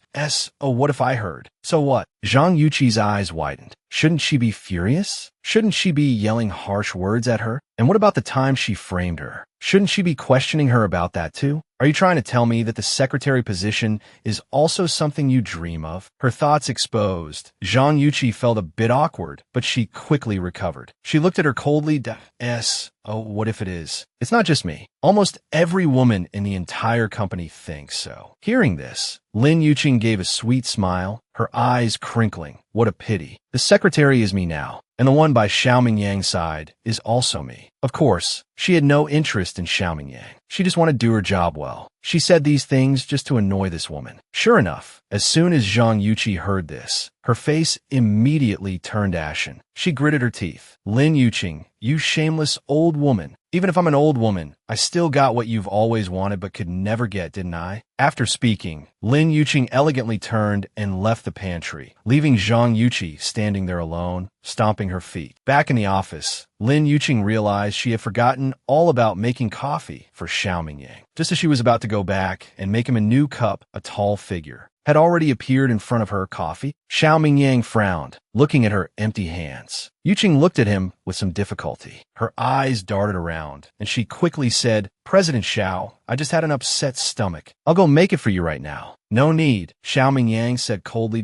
Come in." Leaving that one sentence, Xiao Mingyang turned and walked inside. Yuqing didn't dare say more. She had already made several mistakes in front of him today. She could only obediently follow him. As soon as she walked in, Xiao Mingyang tossed her a file. Yuqing took it and flipped through a few pages, then stopped flipping and knitted her brows. This is just from the used tea business on Guangshi 3rd Street. They've lost a full 5 million, and they're still continuously losing money recently. These are the documents Hughes has been continuously submitting these past few days. What are your thoughts on this? A cooperative investment? Lin Yuqing flipped a few more pages and sneered. The current Hughes is just an empty cage. Cooperating with them would require a huge investment. But given the current market situation, investing in Hughes would be a one-way street with no return. Xiao Mingyang didn't speak, his index finger tapping lightly on the tabletop. He hadn't expected that she, having only been at the company for a few days, would already have such a clear understanding of the market and other companies. Thinking this, he opened a drawer, took out another file, and tossed it on the table. Take a look at this one. Yuqing glanced at him. Seeing him staring at her, she reached out to take it. The other file was an acquisition proposal for Zhang's winery. She skimmed it for a few moments, then asked President Xiao plans to acquire this Zhang's winery. This is just a temporary idea. It hasn't been implemented yet. What are your thoughts? Yuqing raised her head. I asked their detailed information on Zhang's winery and the acquisition proposal. Xiao Mingyang tossed her another file. After taking the file, Lin Yuqing naturally sat down on the sofa and began to look through it. She read very seriously, her head bowed, not paying attention to anything else. The office was silent, with only the occasional rustling sound of Yuqing flipping pages. An unknown amount of time passed. Lin Yuqing frowned as she read, then her brow would smooth out, and she would nod. I think this acquisition plan is good. The reason for Zhang's losses is not the wine or the market, but the fact that their inventory is always incomplete. They don't have the things customers demand. There must be some problem here. Correct. Xiao Mingyang nodded that if we want to acquire Zhang's winery, we must find out what this problem is. Yuqing closed the file and frowned. This weekend, you'll come with me to inspect Zhang's winery. Hearing this, Lin Yuqing shot to her feet. President Xiao, the weekend is a 2-day break. Then it's overtime. But in the next few days, you should also look up some information, see if there's anything relevant, and remember to take notes. Lin Yuqing wanted to say more, but Xiao Mingyang waved his hand at her. You can go out now. Helpless, she had to swallow her words, holding the files as she walked out. Damn it, he was even occupying her days off. She finally had a 2-day holiday to spend with Xian and the others. And just like that, it was gone. When she got home at night, Yue took out the clothes she had prepared for the reunion. She placed them in front of her. She listlessly threw her bag on the sofa and then collapsed onto it. Stop it. I don't want to go at all. What's wrong with you? Yue sat down beside her, her face full of worry. Didn't we agree on it during the day? Why didn't I want to go again? Who agreed with you during the day? I never agreed at all. Xian'er and Jinjin have both agreed. Hearing this, Yuqing was taken aback and immediately sat up. What did you say? Just then, Jinjin and Xian'er came out of the bedroom. They sat down beside her, one after the other. Jinjin snuggled into her embrace like a spoiled child, while Xian'er stepped forward and took off her black-rimmed glasses, revealing a row of neat teeth. He smiled. Mommy is so beautiful. How can you not go to the class reunion? But before Xian'er could finish his sentence, Lin Xian pulled him into a hug. He said softly, Xian'er and Jinjin both want Mommy to be happy. Auntie Yue has already told us everything. Hearing this, Yuqing's nose tingled. She reached out and hugged the two little ones tightly. Her Xian'er and Jinjin were still so young, yet they were already so sensible. With these two children in this life, what more could she be unsatisfied with? Since they wanted her to go, she would go. It was just a class reunion after all. She could make her stance clear. 2 days later, Yue had prepared a blue lace outfit for her, a top paired with a short skirt. The collar was a V-neck design, and the skirt was neither too short nor too long, ending just above the knees. At first, Yuqing refused to change, dead set against it, because she knew without looking that the outfit would definitely be revealing once she put it on. But under Yue's threats and enticements, she reluctantly put on the dress. Yue grabbed her by the shoulders, staring at her intently.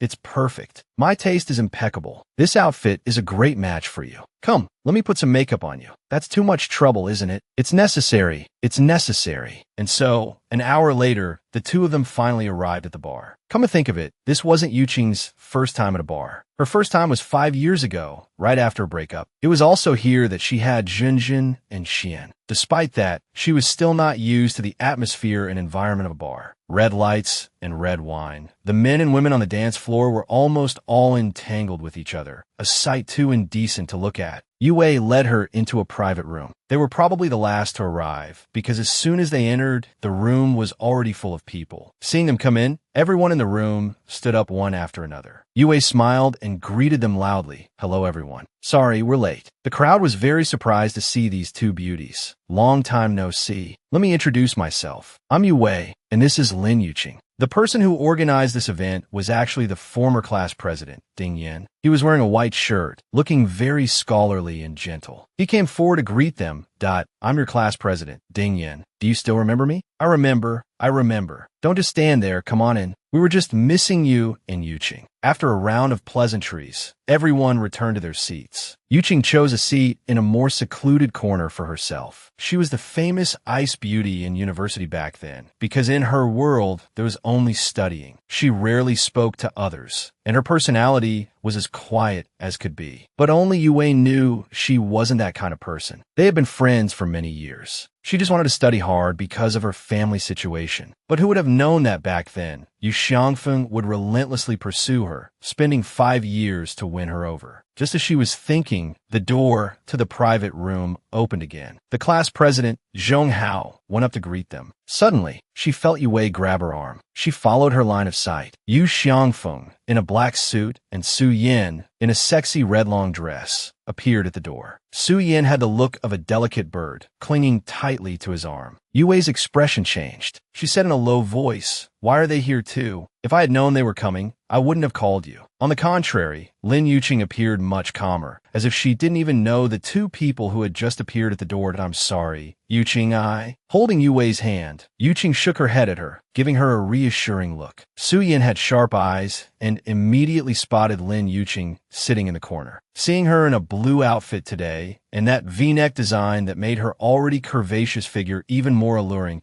she looked completely different from how she did at the banquet that day. That day, she was wearing black-rimmed glasses, and she was still celebrating. But seeing her like this today, her heart was filled with hatred and jealousy. Yu Xiangfeng had obviously seen Lin Yuqing too. His body stiffened, as if he subconsciously wanted to shake off Su Yan. But it was only for a second. He regained his senses and calmly averted his gaze. But Su Yin was a particularly sensitive person. How could she not know? The hatred in her heart for Lin Yuqing grew even stronger. Everyone sat down and started chatting. Yue ordered a glass of coconut juice for Yuqing. Yuqing just sat there quietly, sipping her drink. What's the fun in just drinking this? If you're gonna drink, you should drink this to have fun. A tall person squeezed in next to her, sat down, and handed her a glass of beer. Lin Yuqing looked up, and Qixing, dressed in a white casual outfit, had a smile on his lips, his eyes burning as he looked at her. And Qixing had once pursued her, but because she had never even given him a proper look, he persisted for a few months and then gave up. 5 years ago, he was the school's famous rich second-generation heir. Because his father was the deputy mayor and he was tall and handsome, he was the Prince Charming in the eyes of almost every girl. He was also a notorious playboy, changing girlfriends as often as he changed clothes. Our Yuqing doesn't drink. Yue blocked it for her, shooting him a cold glance. She had never liked this Jia Qixing. Relying on his family's money, he usually looked down on everyone. Jia Qixing just glanced at her, his gaze falling back on Lin Yuqing. This was the woman he had set his sights on back then. He pursued her for several months, but she remained indifferent. He had originally thought she was just an ice queen, but he never expected that kid Yu Xiangfeng to win her over. However, after he won her over, it seemed they had only ever held hands. After all this time together, they hadn't even shared a kiss. To this day, this woman still hadn't changed. There was still no trace of him in her eyes, and it's rare for everyone to be so happy. How can you bear to spoil everyone's fun? When the others heard this, they all looked over. Zhong Hao also smiled and said, "That's right, Yuqing, a little wine won't be a problem. It's a rare occasion for us to gather after 5 years. If you get drunk, we can have Jia Qixing take you home." Him? Take her home? Yuqing sneered inwardly. Wasn't that like sending a sheep into a tiger's den? All right, Yuqing nodded, reaching out to take the glass, and then downed it in one gulp. She was no longer the Lin Yuqing of the past. She had changed so much for her 2 children, from being a non-drinker to being able to drink like a fish, from being serious and reserved to learning the ways of the world. Yuqing. Yue frowned, secretly grabbing her hand. Putting down the glass, Yuqing gave her a reassuring look, then curved her lips into a smile that "I'm fine." "Good. How refreshing." Jia Qixing clapped and cheered. He then brought over a bottle and filled her glass to the brim again. Looking at the glasses of beer in front of her, one after another, Lin Yuqing sneered inwardly. What was this bit of alcohol? It wouldn't be that easy to get her drunk. She could drink Baijiu like water. On the other side, Su Yin was about to twist her skirt to shreds. From the moment she walked in until now, Yu Xiangfeng's eyes had not left her. She was his girlfriend, yet her boyfriend only had eyes for another woman. Thinking of this, Su Yin said loudly, "What's the fun in just drinking? Why don't we play a game?" Hearing this, everyone's interest was piqued. What game? Truth or dare? Truth or dare? What if someone can't answer? Then the penalty is to drink 3 times as much. Okay, although Yuqing had never played before, but from the sly smile on Su Yan's face, she could tell she was up to no good. In fact, she wouldn't be up to any good with her. The group of people started playing truth or dare. Because many people were participating, they used a deck of poker cards. Cards from 1 to 10 were drawn, and the person who drew the 1 could randomly call out a card. The person who was called upon would have to answer the question posed by the person who drew the 1. Zhong Hao was the first to get the 1. He glanced around at everyone, then randomly called out the number 8. Yue laid her card on the table. What's the question? Ask away. Zhong Hao clutched the card in his hand, and an unusual blush appeared on his scholarly face. Yuqing glanced at him and understood. What I want to ask is, Yue, do you have a boyfriend? As soon as he finished speaking, the crowd started to hoot. Zhong Hao's face grew even redder under the lights. Yue was much calmer than him. The crowd's jeering didn't seem to bother her. Instead, she smiled faintly and said softly yes. Upon hearing this, Zhong Hao's expression changed, and the light in his eyes dimmed. On the other side, a cold smile flashed across Su Yan's eyes. She then spoke up. I heard that you've been working at Shao Corporation ever since you graduated from university. I happen to have a friend there too. Didn't I hear that you've never had a boyfriend? Hearing this, Zhong Hao's expression changed slightly, and he looked at her with some expectation. Yue met Su Yan's eyes, a coldness in them that was hard to read, but she smiled elegantly.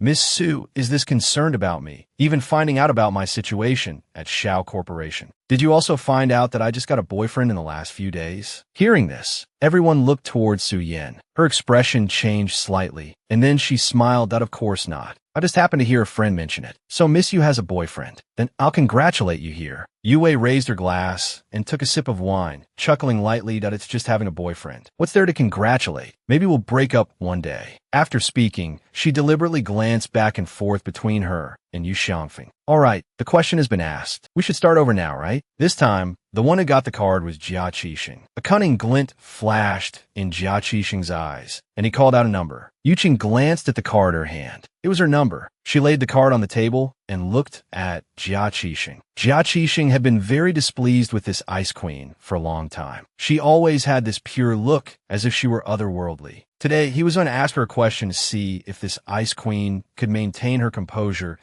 My question is, are you still a virgin? As soon as this question was asked, Yu Wei's face turned a little grim. She was about to say something, but was secretly stopped by Yuqing, who was sitting next to her. The others exchanged glances. Some were smug, some acted like it was none of their business. Such an intimate question, yet it was a man who asked it in front of so many people. No matter how she answered, he had already taken advantage of her verbally. After thinking for a moment, Yuqing raised her hand, picked up the glass of wine on the table, tilted her neck back, and drank it all. Jia Qixing watched her as she tilted her neck to drink, her beautiful neck extremely alluring under the lights. The V-neck of her dress made her full chest partially visible, making his heart itch. A dirty thought flashed through his mind. The last glass of wine was poured for her by Jia Qixing. She didn't want to answer his question and didn't notice anything unusual, so she drank it. The game continued. Yuqing was the unlucky one, but she didn't want to answer any of the questions they asked, so she drank one glass after another. In the end, her stomach was bloated and she felt a little dizzy, rubbing her temples. Yuqing thought that it was probably because she hadn't drunk much since returning to the country that she couldn't handle it. That I'm going to the restroom. You guys carry on. Yue looked at her worriedly. I'll go with you. Yuqing shook her head and said softly, I'm fine, don't worry. After speaking, Yuqing pushed open the door of the private room and walked out. But just as she stepped out, Yuqing felt the world spin. She shook her head and stumbled forward. Why had her alcohol tolerance suddenly become so low? Oof! She bumped into someone. The impact made Yuqing's forehead throb, and she felt dizzier and dizzier. Her body uncontrollably stumbled backward. A pair of large hands grabbed her just in time, preventing her from falling. Sheng Nantian looked at the woman in front of him, her cheeks slightly flushed, reeking of alcohol, and frowned. He was about to scold her, but he saw that she could barely stand. Seeing that she was about to fall backward, he couldn't help but reach out to support her. What's wrong with you? You're so drunk you're bumping into people. Yuqing's head was still lowered. Her long hair was a bit messy, covering her face, so her features couldn't be seen clearly. I'm sorry, I didn't mean to. Shaking off his hand, Yuqing leaned against the wall, her head feeling heavier and heavier. Moreover, a burning heat seemed to be rising from her lower abdomen. She looked up, just in time for the person opposite her to get a clear look. It's you. The person with Sheng Nantian was Xiao Mingyang. Today was the day Sheng Nantian had just returned home, and the two had arranged to go for a drink together. But he never expected to run into her. Sheng Nantian gave him a strange look. Mingyang, you know her? Xiao Mingyang didn't answer his question. Instead, he stepped forward and grabbed Yuqing's hand. The soft touch sent a jolt through his heart, but he still asked coldly, "What are you doing here?" As soon as the words left his mouth, he also felt it was a bit strange. He had only met this woman once, at Iran's party last time. Wasn't she a married woman? Why was she dressed so sexily and so drunk? Lin Yuqing looked up. Her vision was a bit blurry, but she could still make out Xiao Mingyang's face. The face she usually didn't want to see was surprisingly pleasant to look at right now. His devastatingly handsome eyes were staring intently at her. A wave of heat washed over her. Looking at his thin lips, she actually wanted to lean in. The thought that flashed through her mind startled Lin Yuqing, and she shook her head violently. How could she have such an absurd idea? Let go of his hand. Yuqing's face turned a little grim. Something was wrong. Her whole body was feeling hotter and hotter. Could it be that glass of wine from Jia Qixing just now? It must be the wine. Otherwise, how could she, who could drink 1,000 cups without falling, suddenly feel dizzy and now feel her body heating up? She glanced at Xiao Mingyang, suppressing her impulse, and stumbled forward. And Xiao Mingyang had obviously noticed the unnatural flush on her face. He frowned. Sheng Nantian walked over. Mingyang, you go back first. I'll come find you in a bit. After speaking, he turned around, left Sheng Nantian behind, and followed her. Xiao Mingyang, you're so disloyal. The moment you see a woman, you lose your soul. Watching his retreating figure, Sheng Nantian frowned. When did he become this kind of person? In the past, he never gave these women a second glance. Why today, though? Yuqing stumbled into the restroom, turned on the faucet, and splashed water on her face. The coolness made her feel a bit better, but it was only for a short while. Soon, she felt unwell again. The things in front of her were almost all double images. No, she couldn't stay here any longer, or something bad would definitely happen. Thinking of this, Yuqing staggered out of the restroom, holding onto the wall. But as soon as she left the restroom, she bumped into a wall of flesh. It was hard, and the impact made her forehead ache. Before she could react, a strong hand gripped her slender waist. Yuqing looked up and met a pair of dark, brooding eyes. The strong smell of alcohol hit her. Jia Qixing, Yuqing exclaimed. It's me. Jia Qixing's lips curved into a faint smile. Looking at Lin Yuqing before him, her cheeks flushed and her eyes somewhat hazy, his heart itched. He wished he could pull her into his arms, then devour her whole, piece by piece. His arms were around her waist, and his scent enveloped her. Yuqing really disliked this feeling and wanted to push him away, but her body was limp and she couldn't muster any strength. That wine, you drugged it. Now that things had come to this, Jia Qixing felt there was no need to deny it. Yes, I drugged it. So what? How could you be so despicable? Yuqing's face flushed with anger. If I weren't despicable, you wouldn't be mine tonight. As he spoke,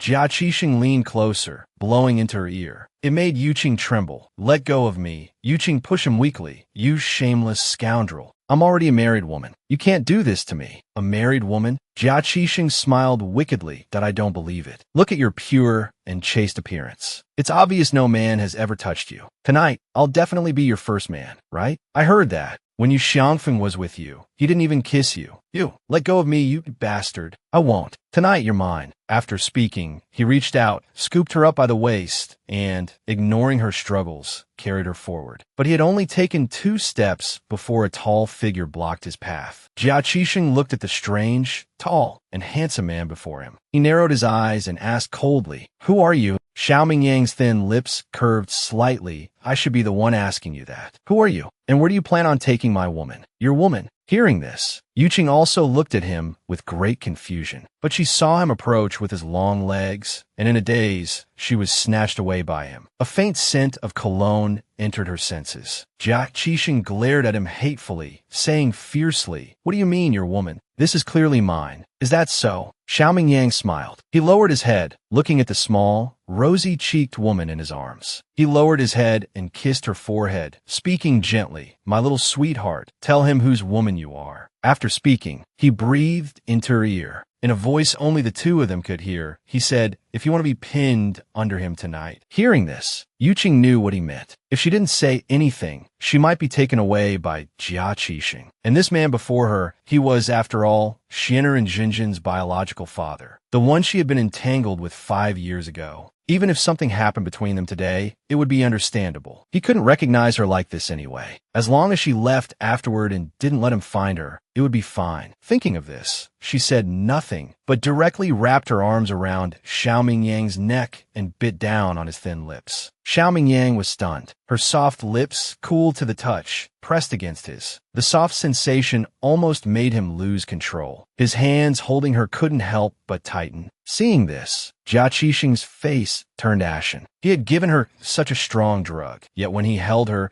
she could still remain clear-headed enough to push him away and curse at him. And now, she was actually taking the initiative to kiss that man. Seeing her soft lips pressed against his, he didn't know how furious he was. This was the woman he had always dreamed of, the woman he wanted to possess even in his dreams. But he could tell at a glance that the man obstaculos him was not someone to be trifled with. Besides, even if he were to make a move, he couldn't possibly take the woman away in front of her boyfriend. Thinking of this, he gave a cold laugh and said with a smirk, "I never thought the Ice Queen was like this after all. She'll throw herself into the arms of any handsome man."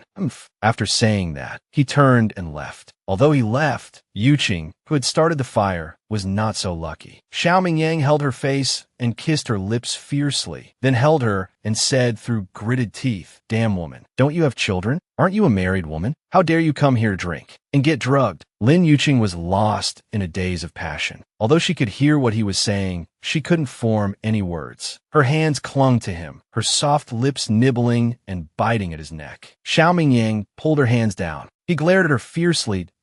"Oh, you know what you're doing." Lin Yuqing was pulled away, unable to kiss him. Her heart felt as uncomfortable as if ants were crawling on it. She looked at him with a rather wronged expression and nodded that I know. "Then do you know who I am?" Yuqing continued to nod. "Good. Who am I?" Hearing this, Yuqing curved her lips and giggled. "Your surname is Xiao, the CEO of Xiao Corporation, Xiaoming Yang." It was a wonder she could still say it so clearly. "Very good. You recognize me. Since you recognize me, why are you still doing these things? Since you know who I am, do you know what you're doing to me?" Yuqing's eyes were a little hazy, her cheeks pink, her lips rosy. She wrapped her arms around his shoulders pitifully, her lips pressing against his again. "That aren't I? Kissing you? I feel awful. So awful." Her body was getting hotter and hotter, like it was about to explode. While nibbling at his neck, Yuqing reached out and started pulling at her own clothes. Although this was a bar, there were quite a few people passing by. Tearing off her clothes here, was she trying to show herself to others? This damn woman, pinning down her restless hands. Xiaoming Yang picked her up and quickly walked towards the second floor. He entered his usual VIP room. Just as he kicked the door shut, the passion-dazed Yuqing pressed herself against him. In a short while, she had torn her clothes off until only her undergarments remained. Looking at the beautiful body before him, Xiaoming Yang felt blood rush to his head. He pulled her into his arms, bent down, and sealed her red lips with a firm kiss. Their lips and teeth intertwined, and their equally hot bodies pressed tightly together. The next day, Lin Yuqing woke up in the bright light. What came into view was Xiao Mingyang's handsome face. He was sleeping soundly, his even breaths brushing against her face. She usually didn't pay much attention to him, but she never realized he was so handsome. His long eyelashes cast shadows around his eyes. Yuqing even made a special comparison. Xian'er's were even longer than his. God is truly unfair. After staring at him in a daze for a while, Yuqing noticed his hand was wrapped around her waist and realized what had happened last night. Gently and carefully, she moved his hand away. Yuqing got up cautiously. In order not to wake him, she straightened her clothes after getting up and casually ran her fingers through her hair. She glanced back at him, still sound asleep, then turned and left. It was already 7 in the morning when she got home. Yue hadn't slept all night, and her eyes were completely red. The moment she saw her, she rushed over. "Are you okay?" "Yuqing, last night." "Shu."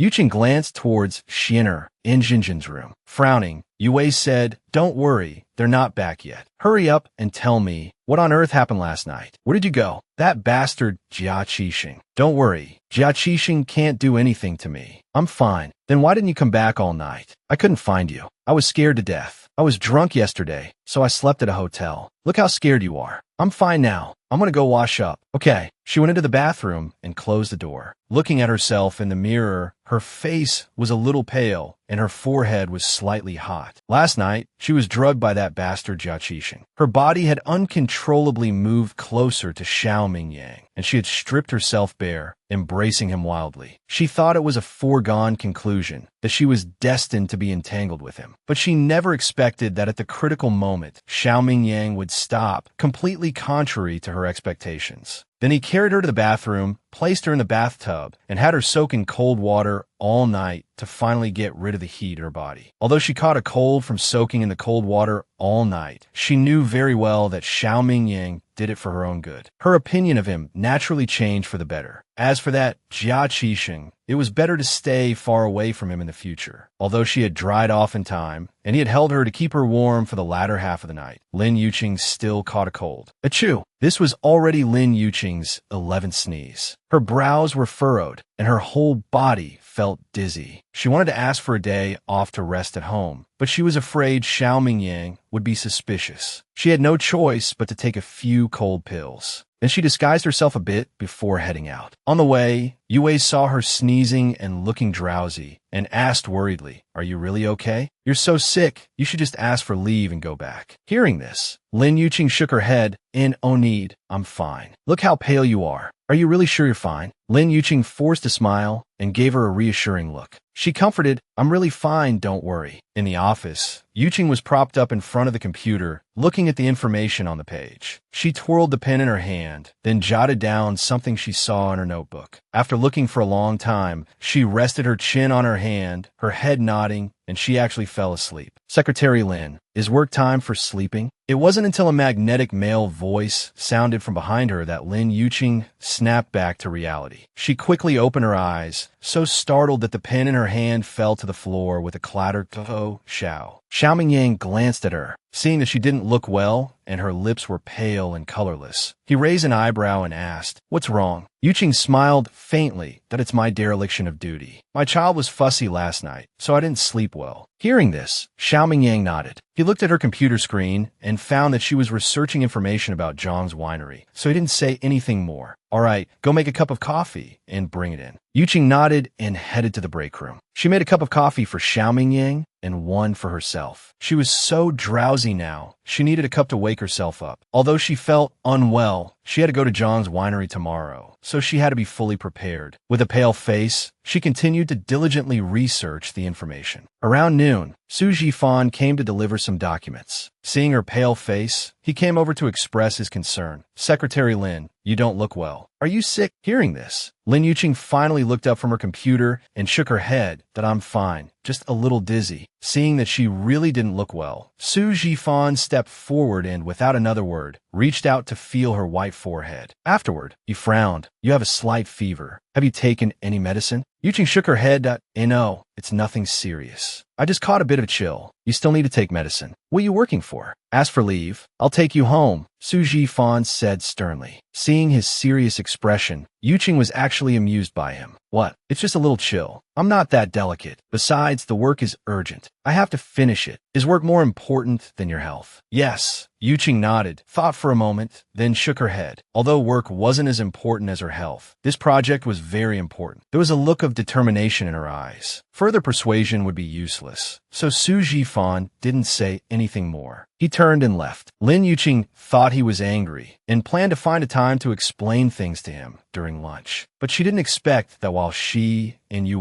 were eating, Su Jifan would actually sit down next to her, Manager Su. Yue looked at him with some surprise. Manager Su rarely came to the staff cafeteria. Why was he here today? Su Jifan nodded at her in acknowledgement, then placed a bag on the table. Looking at Lin Yuqing, he said, "These are some fever reducers and some medicine for colds. Remember to take them after you eat." Hearing this, Yuqing looked at him with some surprise. She had thought he was angry, but she didn't expect him to have bought so much medicine for her. "Thank you." Yue's gaze shifted between the two of them, filled with an unreadable meaning. Yuqing didn't know what else to say and just ate her meal, bite by bite. Surprisingly, Su Jifan ate with them until the end before leaving. The moment he left, Yue leaned and gossipily, "What's going on with you and him?" Lin Yuqing pursed her lips nonchalantly. "What do you mean, what's going on?" "Eating together, giving you medicine. It's obvious that he..." Before she could finish, Yuqing cut her off. "It's obvious that Manager Su is a good person and cares for his subordinates." "What do you mean, cares for his subordinates? You're not even his direct subordinate. It's obvious that he..." Before she could finish her sentence, Lin Yuqing had already walked ahead. She paid her no more mind. Watching her retreating back, Yue bit her lower lip. It was obvious that Su Jifan was interested in her, but she refused to admit it. Oh well, matters of the heart can't be forced. Many things depend on fate. She'll just let her be. The night was as cool as water, and it was very quiet all around. Xian'er and Jinjin were both sleeping soundly, the two children hugging each other under a small blanket. Yuqing's fever was severe, her head was dizzy, and she was thirsty, so she got up to drink some water. After swallowing the medicine Su Jifan gave her, she fell back into a dizzy sleep. She didn't know what time it was when Yue woke her up. She stood in front of her with a worried look on her face. "Yuqing, you're finally awake. You've been running a fever. Let me take you to the hospital for an 4 drip." Hearing this, Yuqing squinted her eyes and asked softly, "What time is it?" "It's just 9 o'clock. It's the weekend today, don't worry." "Oh." Yuqing nodded, closed her eyes, and continued to sleep. But the more she thought, the more something felt wrong. Weekend, right? Xiao Mingyang had asked her to go inspect Zhang's winery on the weekend. Thinking of this, she opened her eyes again, then sat up. "Yuqing, what are you doing?" Yuqing threw off the covers, got out of bed, and swayed towards the bathroom. "The CEO said we're going to inspect Zhang's winery today. I have to go with him." "Are you crazy? You have such a high fever and you still want to go. Am I supposed to stand up the CEO, call and ask for leave?" Hearing this, Yuqing paused, thinking of Xiao Mingyang's cold face. Better not. For someone like him, calling to ask for leave probably wouldn't be approved anyway. After washing up, Yuqing felt so unwell that she didn't even eat breakfast. Under Yue's worried gaze, she left the house. She had arranged to meet Xiao Mingyang at the company because there were still some documents she needed to pick up. The crowded bus made her head spin. When she arrived at the company, she found that Xiao Mingyang had been waiting for a long time. Seeing her, Xiao Mingyang walked over irritably and said coldly, "Even if it's for work and not a date, is being late a woman's prerogative?" From his tone, Yuqing knew he had been waiting for a long time. She glanced at the time. She was 15 minutes late. "That I'm sorry." Other than those 2 words, she didn't know what else to say. Seeing that her face and lips were pale and colorless, Xiao Mingyang knitted his brows. He didn't say anything more. Yuqing pulled open a drawer and took out all the documents inside, organizing them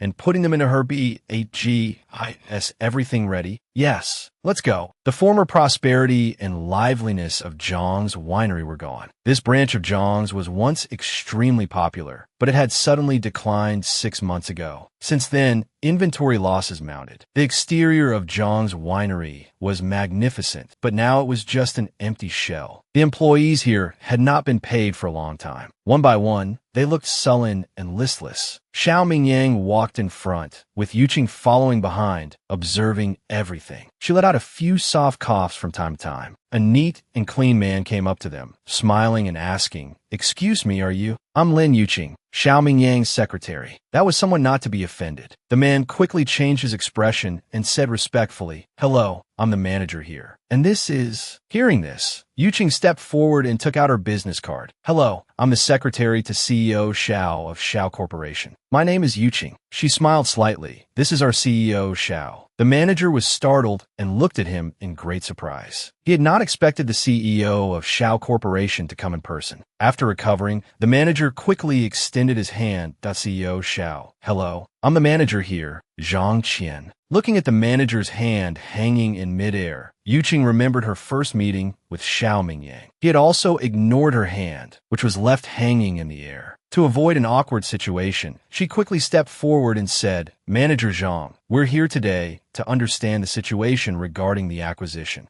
Yes. So, could you please show us around and give us an introduction?" "Of course. This way, please." Following behind the two, Yuqing nearly fell several times, only managing to stay upright by grabbing the wall. Her vision was a bit blurry, but she still listened carefully to Zhang Qian and observed the products. As Zhang Qian was talking, his phone rang. After answering the call, his expression changed drastically. He then walked a few steps away, lowering his voice to say something. After hanging up, he walked back. CEO Xiao, "Miss Lin, I have an urgent matter to attend to. Please take a look around here first. I'll be back in a bit." Yuqing nodded politely. "Okay, if you have something to do, please go ahead." After he left, Xiao Mingyang frowned and asked, "What do you think?" Yuqing rubbed her temples and said softly, "So, I feel there's something strange about this." After speaking, she went to the wine cabinet and took out a bottle of wine. The girl in charge looked at her with some dissatisfaction. She smiled faintly and said softly, "You're an employee here, right? How long have you been working here?" 3 years, the girl replied irritably.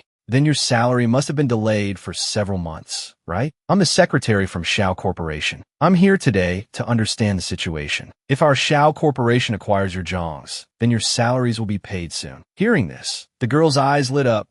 "Is that true?" Yuqing nodded. "Yes. But before that, I have a few questions to ask you." "Okay, ask away. I'll answer everything I know. No rush. First, open this bottle of wine for me." The girl did as she was told and opened the bottle. Lin Yuqing took the wine, sniffed it, then frowned as she looked at the bottle's mouth and then the packaging. Yuqing asked softly, "Is this wine really from 1993? The girl nodded. "I'm only in charge of selling. We answer based on what's written on the bottle. Is there a problem?" Xiao Mingyang walked over. Yuqing turned and handed him the wine. He took it and also leaned in to sniff it, then raised an eyebrow. Presumably, they both understood. Yuqing handed the wine back to the girl. "All right, you can put the wine away." Yuqing flipped through the documents in her hand and asked, 6 months ago, Zhang's Winery's wine was selling very well, and there were many customers every day. Why did the situation change after 3 months? And why has it gone bankrupt and suffered such severe losses in these 3 months? Actually, I don't know about all that. But 6 months ago, what happened 6 months ago? The girl looked around, then leaned in and whispered, "I overheard this. 6 months ago, someone bought wine from us, went home, and died. The police investigated and said it was alcohol poisoning. But a few days later, the news was suppressed. People outside didn't know about it all. Business was as good as ever. But then, for some reason, business gradually declined, and it became what it is today." Hearing this, Yuqing's delicate brows furrowed tightly. Someone had died from drinking wine from Zhang's winery. She had never heard this news, and there were no clues when she searched for information online. It seemed this news had been completely sealed off. "Where is your production department? Can you take us there?" The girl shook her head. "I don't know." By the time they left the winery, Yuqing felt even dizzier. Everything in front of her was a double image. She shook her head, forcing herself to stay clear-headed.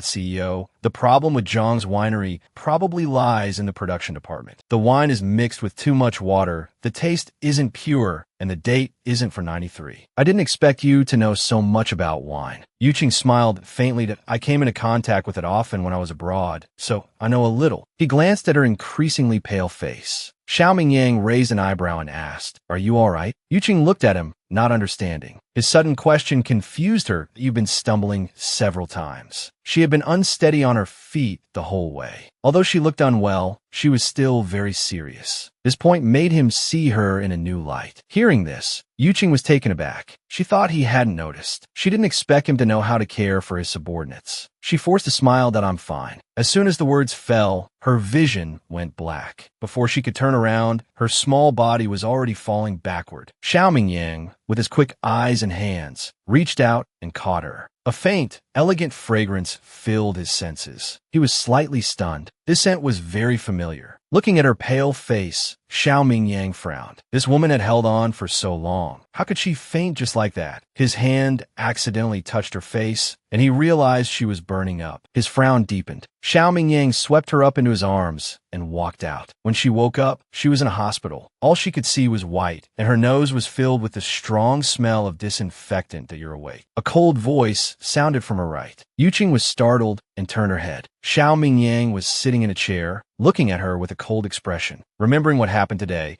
she sat up and said to him, "Thank you." He looked at her in silence, his deep blue, ocean-like eyes staring at her. Yuqing felt her skin crawl under his gaze. As if thinking of something, she quickly raised her hand to touch her face, only then breathing a sigh of relief. Her glasses were still on her face. Seeing her action, Xiaomingyang knew what she was thinking. Indeed, the feeling of holding her in his arms just now was very familiar, and her scent. But at that critical moment, he didn't think too much. He just saw her pale lips, and an inexplicable tension rose in his heart. He carried her and sent her to the hospital. Afterward, he did feel curious about her. Since she was unconscious, he decided to take off her glasses to see what kind of face was hidden under the black frames. But fate had other plans. Just as his hand touched her glasses, the nurse and doctor came in, saying they needed to give her an 4 drip and an injection that you always not know how to take care of yourself. What? Yuqing was a bit confused that a fever of 40 degrees. At this, Xiaomingyang frowned fiercely. The doctor had just said that if she had come any later and the fever continued, her brain might have been damaged. This woman worked so hard for her job, yet she didn't say a word when she came to work in the morning. Hearing this, Yuqing was stunned, then lowered her head and said softly, "I thought I was fine." When she was abroad, she always ignored these minor ailments. She just didn't expect it to be so serious this time. Fainting is not fine. Xiaomingyang's tone was very unpleasant. Yuqing knew she had caused him trouble, but he had indeed exceeded her expectations, even bringing her to the hospital and staying with her until now. Aside from his devilish nature, he was actually a pretty good boss. I'm sorry, CEO, for causing trouble. I'm fine now. After speaking, Yuqing lifted the blanket and got out of bed barefoot. Her vision went black, and just as she was about to fall to the floor, a pair of large hands promptly caught her. She fell into a warm embrace. That faint, elegant scent came again, Xiaomingyang thought as he caught her. But in the next second, she pushed him away and fell powerlessly onto the hospital bed. His eyes turned cold. "That you're still very weak. Rest here. Where's my phone?" "Your phone? Call Yue to come and take care of you." "I have something to do. I have to go." Yuqing nodded in understanding. "Then, CEO, you could go ahead with your business. I'll call Yue over in a bit." After Xiaomingyang left, Yuqing wanted to go back by herself to not worry Yue. But as soon as she stood up, her vision went black again and again. She really couldn't walk. Even if she made it out of the hospital, she was afraid she would faint on the street. After thinking it over, she still called Yue. Yue arrived half an hour later. She rushed into the hospital room and pounced on her nervously. "Yuqing, are you okay?" Yuqing felt a bit dizzy from her shaking. She gasped, "Stop shaking me. If you keep shaking me, I'll have problems even if I'm fine." Hearing this, Yue finally stopped shaking her and looked at her worriedly. "All right, don't look at me so pitifully. I just have a fever and a cold. It's nothing serious." "Nonsense. I've already asked the doctor. He said if your fever had gotten any higher, your brain would have been damaged. I told you not to come this morning, but you just wouldn't listen. And now look at you." At this point, Yue paused, her eyes suddenly lighting up. She leaned in. "Who brought you to the hospital?" Yuqing resisted the urge to roll her eyes and said irritably, "Yue, I'm sick. I know you're sick, but you have to tell me who brought you to the hospital. Was it the CEO?" Xiaomingyang. Closing her eyes, Yuqing simply lay back on the hospital bed, not wanting to talk to her. But Yue couldn't help but gossip, her eyes as bright as the stars in the sky. "Not talking means you admit it. Haha, it must have been the CEO who brought you. Lin Yuqing, you're really lucky. First, there's a Su Jifan, and now a Xiaomingyang. They're both so outstanding. Which one will you choose?" Enough, Yue. Yuqing finally couldn't help but snap. They are both my superiors at the company. No matter what, they're just showing concern for a subordinate. Can you not think of them like that? You know what kind of person I am. I have children. I'm past the age for romance. Yue was stunned by her outburst, and she lowered her eyes. Fine, if you don't want to talk about it, we won't. But if it were real, which one would you choose? They're both good men. It's really a tough choice. Yuqing rubbed her forehead. Because of her fever, Xiao Mingyang didn't make her continue with the inspection that weekend. Yuqing rested in the hospital for a day, getting injections and in 4-drip. She was discharged that night. After sleeping at home for a day, her fever subsided and she felt about 70 to 80% better. The two children were extremely worried, especially Xin'er. Seeing how weak she was, he even specially cooked chicken soup for her, instructing her to drink it all. Looking at the whole pot of chicken soup, Yuqing felt like her stomach was going to burst. She shivered at Xin'er. Mommy thinks 1 bowl of chicken soup is enough for Mommy. How about you, Jinjin, and Auntie Yue finish the rest, okay? Hearing this, the busy Lin Xian looked up and glanced at her, then said, Mommy, we're not sick. But you don't have to be sick to drink chicken soup. Drinking it can strengthen your body. Lin Xian frowned. But Mommy, my body is very healthy. Then just drink it as a dessert. Mommy, chicken soup is savory. Yuqing was speechless. She had no choice but to drink the chicken soup bowl by bowl, ending up running to the toilet endlessly. On Monday, at work,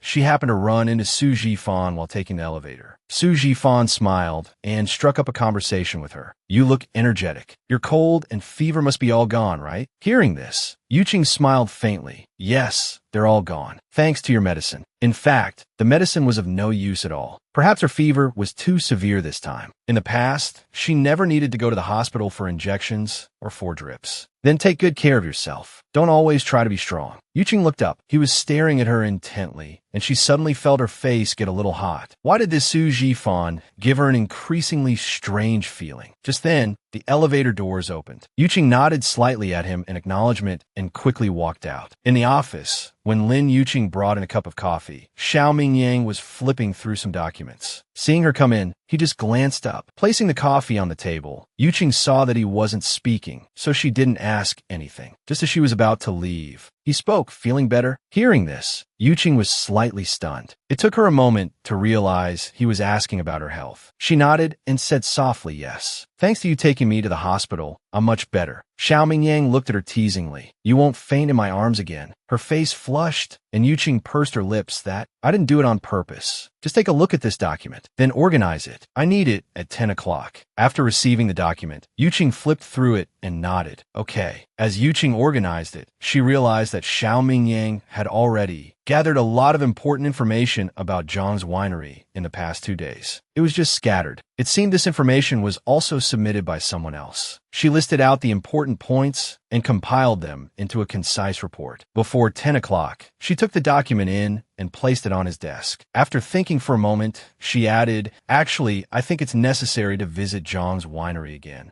Xiao Mingyang looked up at her without speaking. He knew he was waiting for her explanation. She looked at him and said, word by word, the production department. The problem is there. Xiao Mingyang narrowed his eyes, seemingly in thought, his long fingers tapping the desk rhythmically. After a while, he nodded. All right, we'll go this afternoon. When Zhang Qian saw them again, he came forward with a smile. CEO, Xiao, Secretary Lin, you're here. Lin Yuqing nodded.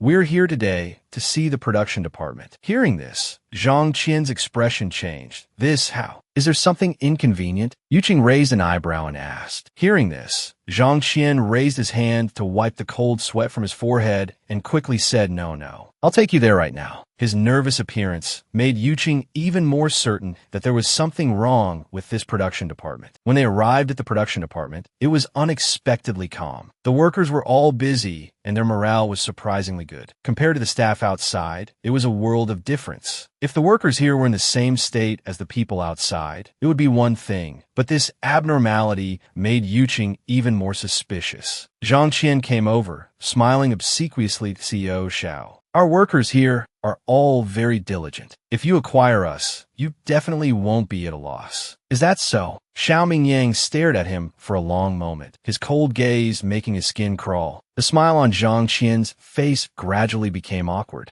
A strange glint flashed in Yuqing's eyes. She then stepped forward with a smile. Manager Zhang, don't mind it. Our CEO is usually like this. The staff here are in good spirits. We are very satisfied, but we'd like to look around a bit more. You can go about your business first. A look of reluctance flashed in Zhang Qian's eyes, but intimidated by Xiao Mingyang's powerful aura, he had no choice but to nod. All right, then you can look around for a while longer. After he left, Xiao Mingyang raised an eyebrow at her. We are very satisfied. Yuqing pursed her lips and said softly, CO, don't be hasty. There must be something strange here. I only said that to get rid of him. He could also see that it was strange. Xiao Mingyang stared at her coldly. Then why don't you tell me what's so strange about this? It's a well-known fact that Zhang's winery is bankrupt. The employees outside haven't received their salaries for months, so it's normal for them to be gloomy. But why are the people in the production department here so full of spirit, showing no signs of the misery of Zhang's winery's bankruptcy? After speaking, Yuqing looked them over again, then beckoned to a nearby person. The person was a young lad, dressed very modestly, with the look of an honest person. Seeing Lin Yuqing beckon him over, he walked over with a simple smile and asked, Miss, is there something I can help you with? Lin Yuqing smiled faintly and asked softly, let me ask you, how long has it been since you've been paid? The honest man was stunned, then said, for months. For months. Lin Yuqing raised an eyebrow. Then do you know that Zhang's winery is facing bankruptcy? I know, we all know. Then I'm afraid your salaries won't be paid. It's also possible that you've worked hard for these 4 months and won't get a single cent. No way. The higher-ups told us that as long as we work hard, when this place is acquired in the future, we'll still get our salaries. Hearing this, Yuqing said no more. After a long while, she smiled at him. All right, it's nothing. You can go back to your work. The two of them didn't speak for a long time. They stood there looking at each other for a moment. Lin Yuqing suddenly spoke up, asking, who is Zhang's winery's biggest rival? Yous. Hearing this, Lin Yuqing suddenly looked up. Right? How could she have forgotten that? Yous and Zhang's had always been at odds, although they were in different industries, but all right, that's all for today. Go back and investigate carefully if there's anything suspicious. As for this acquisition plan, it's temporarily canceled. Since Xiao Mingyang had said so, Lin Yuqing couldn't pursue it further. But while she didn't pursue it on the surface, it didn't mean she wouldn't investigate secretly. After returning to the company, she kept searching for information and unexpectedly came across a crucial piece of news. The CEO of Zhang's enterprise had a car accident a month ago and was still in a coma in the hospital, his life hanging in the balance. After that, the huge Zhang's winery was managed by the only elder left, the CEO's grandmother. The old woman was over 70 years old. How could she know anything about managing a winery? The people below saw that the huge Zhang's was without a leader, and their hearts grew restless. This also gave those with ulterior motives a chance. It was impossible for those workers at noon to be working so diligently without being paid. Someone must have bribed them. And who would bribe them? Thinking of how Yu's department store had been short on goods and struggling with cash flow recently, Yuqing's brows knitted tightly. It was as if she suddenly understood something. She recorded all this information. Before she knew it, it was already time to get off work. When Xiao Mingyang walked out of his office to leave, he found that Lin Yuqing's computer was still on, and she was sitting intently in front of it, seemingly researching something. He walked over and tapped lightly on her desk. Yuqing jumped, looking up from her documents. Seeing it was him, she quickly said, CEO, what's wrong? Is there something you need? Xiao Mingyang looked down at her. She seemed very busy. Her hair was a bit messy, and there were messy scribbles on a white piece of paper. It's already after work hours. What are you still doing here? Hearing this, Yuqing glanced at the time and only then noticed it was 10 minutes past closing. She had been so engrossed in her research that she had forgotten. She stretched casually and replied, I'm researching Zhang's information. Stop researching. I've already canceled that acquisition plan. Why? Don't ask so many questions. Pack up your things and get off work.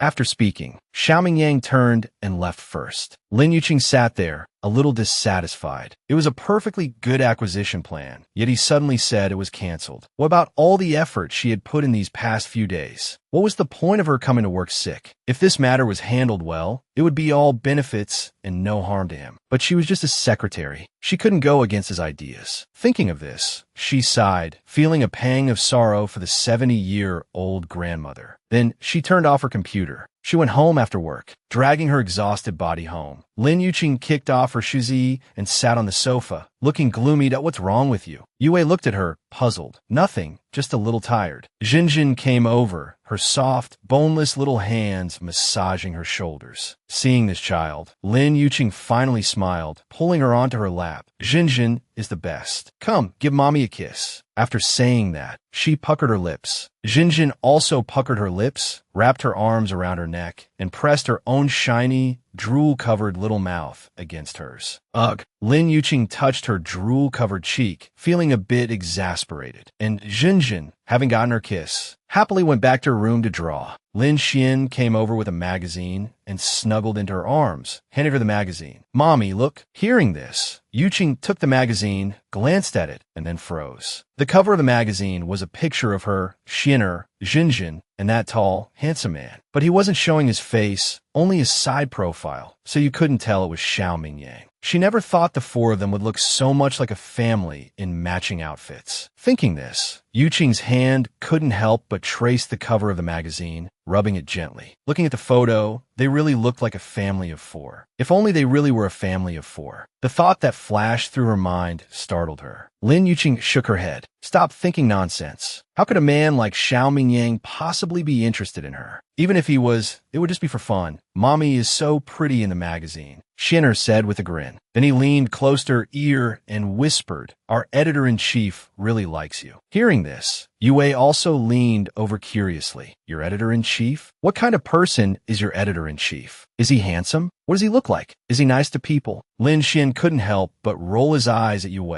Auntie Yue, our editor-in-chief, is a married man. Yue gasped. Then he still likes your mommy? It's because my mommy is so pretty. You have no idea. The day mommy accompanied us to the magazine shoot, the way our editor-in-chief looked at mommy, his eyes were practically glued to her. As soon as he finished speaking, Yuqing raised her hand and tapped Xianer on the head. What nonsense are you spouting all day? Don't say things like that. Xianer rubbed his head where he'd been tapped, looking wronged. He pouted and said, I'm not talking nonsense. Brother Bai likes mommy too. I can tell. Lin Yuqing was about to die of embarrassment. You little imp, what do you know about like? Thinking this, Lin Yuqing pushed him. All right, go to bed. Xianer walked away, holding the magazine. Watching his back, Yue smiled. Yuqing, Jinjin, and Xianer are so big now. Aren't you planning to send them to kindergarten? Hearing this, Lin Yuqing was slightly stunned. You didn't say. I have thought about it, but she was afraid they would be bullied after going to school, so she had been reluctant to send them to kindergarten. When kids get older, they need to have a collective life with other children. I know a friend, the environment there is pretty good. Why don't you take the kids to have a look on the weekend? What she said made sense, so Yuqing had a nod. All right, we'll go take a look on the weekend then. On the weekend, the mother and her 2 children took Yue's car to the kindergarten. At first, Xianer didn't know where they were going. After Yuqing told him they were going to kindergarten, he narrowed his eyes disdainfully. Mommy, I already know so many words. Is a place like a kindergarten really for me? Hearing this, Lin Yuqing reached out and pinched his nose. I know you're amazing, but you have to live a communal life with the other children. Xianer wrinkled his nose. But I still have photo shoots. I'll be very busy. Busy with what? Getting into this at such a young age. From now on, mommy won't let you go acting anymore. You just stay in kindergarten, and that'll be fine. No way. Xianer shook his head. I've already signed a contract with Brother Bai. I have to go for shoots whenever I have time. Besides, Brother Bai really likes me and is very good to me. You still can't skip school. You know so many characters on your own and can even recite Tang poems. But Jinjin, she doesn't know anything. Although they were twins, Xianer had been smart since he was little. He could tinker with things on his own, go online by himself, and learn to read by himself. But Jinjin, all she did all day was eat and sleep, then wake up to eat again. Sometimes, she really suspected that Jinjin and Xianer weren't born from the same pregnancy. Otherwise, how could they be so different? Hearing this, Xianer paused for a moment before agreeing. All right then, I'll just go to keep Jinjin company. Good boy. That's mommy's good boy. Xianer and Jinjin were already adorable to begin with. The kindergarten teacher adored them at first sight. Moreover, she was an old acquaintance of Yue.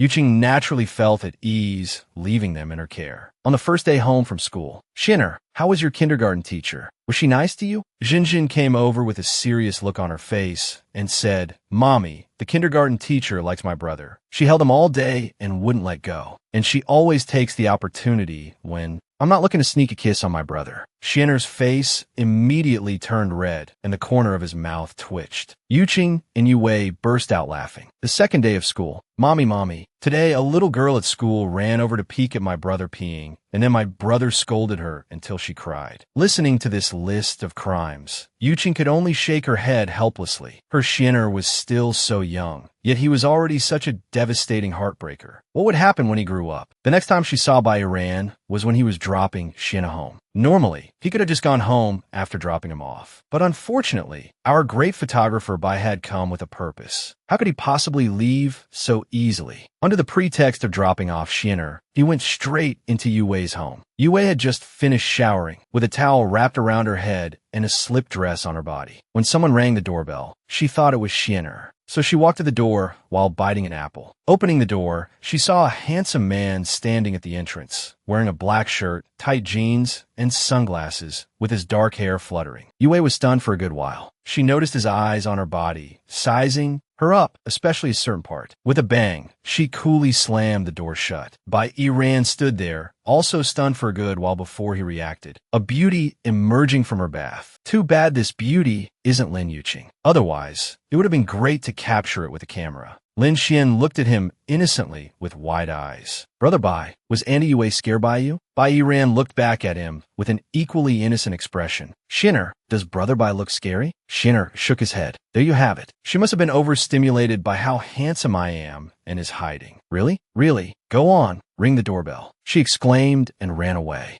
Yuqing walked out of the kitchen, still wearing a light pink apron, with half of her hair tied back. Seeing the frightened Yue run off, she frowned. Yue, what are you doing? Her words, shouted in alarm, stopped short when she saw Bai Iran. Who are you? Hearing this, Bai Iran raised an eyebrow. She doesn't recognize me. Am I that unremarkable? It's only been a week since we last met. She actually doesn't recognize me. This is so disappointing. Bai Iran sighed lightly, then looked at Xian'er. Xian'er, your mommy actually doesn't know who I am. Xian'er sighed helplessly, looking at his mommy who was holding a spatula. Mommy, this is Elle's photographer, Brother Bai Iran. You met him last time. Have you forgotten? Hearing this, Lin Yuqing squinted her eyes, sizing him up. Seeing her sizing him up, Bai Iran raised a hand to take off his sunglasses and gave her a smile. Only then did Lin Yuqing nod. Oh, I remember. So it was you. Brother Bai brought me back, Mommy. Brother Bai, can he stay and have dinner with us tonight? At this moment, Yue had already put on a coat and taken the towel off her head. Seeing such a handsome man, she was naturally surprised. She frowned and asked Xian'er, Xian'er, why did you suddenly bring a man home? Who is this? Auntie Yue, this is a professional photographer from Elle magazine. A photographer? Yue squinted her eyes, staring at him suspiciously. He looks decent enough, especially those eyes. They're even more bewitching than a woman's. His thin lips held a smile, but his eyes were constantly fixed on Lin Yuqing. One look,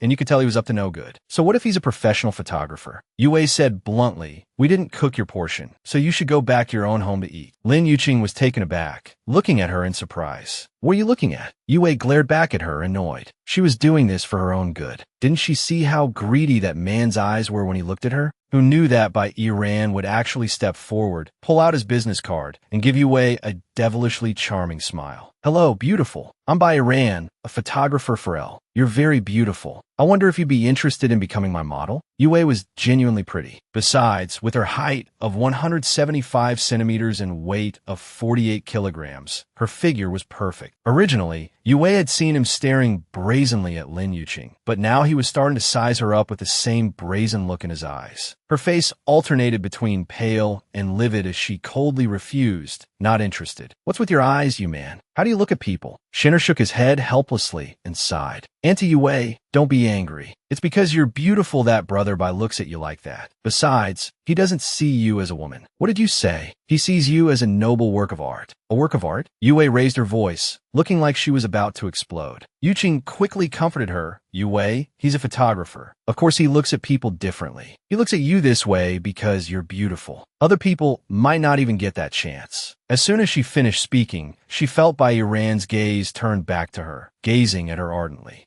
Yue snorted softly and said no more. Lin Yuqing forced a smile. Thank you for bringing Xian'er back, but I really didn't cook that much food today. If you really want to stay for dinner, then I'll have to give you my portion. Bai Yiran was taken aback, then smiled wryly to himself. She had already made it so clear. He couldn't possibly have the nerve to say he'd just eat her portion, could he? No need. It was just Xian'er's innocent joke. I've already eaten, so I won't impose any longer. However, Miss Lin, are you really not interested in being my model? No, but if Xian'er needs me, then I will accept. But personally, I don't need to. In that case, I won't insist. Goodbye. After speaking, Bai Yiran turned and walked away. Out of politeness, Yuqing still walked him to the door. Bai Yiran took out a business card and handed it to her. As she reached out to take it, Bai Yiran suddenly grabbed her fair hand. You, Miss Lin, I admire you very much, and I truly hope you can be my model. Your eyes are the most beautiful I've ever seen. If you're not willing to be my model, it would be a real pity. Lin Yuqing frowned. This person was truly shameless. She had already rejected him twice, yet he was still pestering her. Thinking of this, she said coldly, I think I've made myself very clear. I don't want to be your model. Let go. But Bai Yiran held on tightly, and she couldn't pull away at all. Bai Yiran stared at her ardently for a good while, then pulled her hand towards him. He lowered his head and placed a kiss on the back of her fair hand. Yuqing's face changed drastically. What are you doing? Who knew that Bai Yiran would then release her hand and smile faintly. I will make you willingly become my model. I'll be going now. After he left, Yuqing shook her head helplessly. What a strange person. The next day at work, Yuqing made a cup of coffee. After going in, she was surprised to see a vaguely familiar figure. After placing the coffee on the desk, Xiao Mingyang called out to her, make another cup and bring it in. Sheng Nantian was sitting on the sofa. His coat was placed to the side, and his legs were crossed. Seeing Lin Yuqing come in, he glanced up at her before looking away. Yuqing's eyes fell on him. This person looks a bit familiar. I feel like I've seen him somewhere before. She remembered. It was the man who was with Xiao Mingyang at the bar a while ago. And at that time, she had been drugged, and in a daze, she had bumped into him.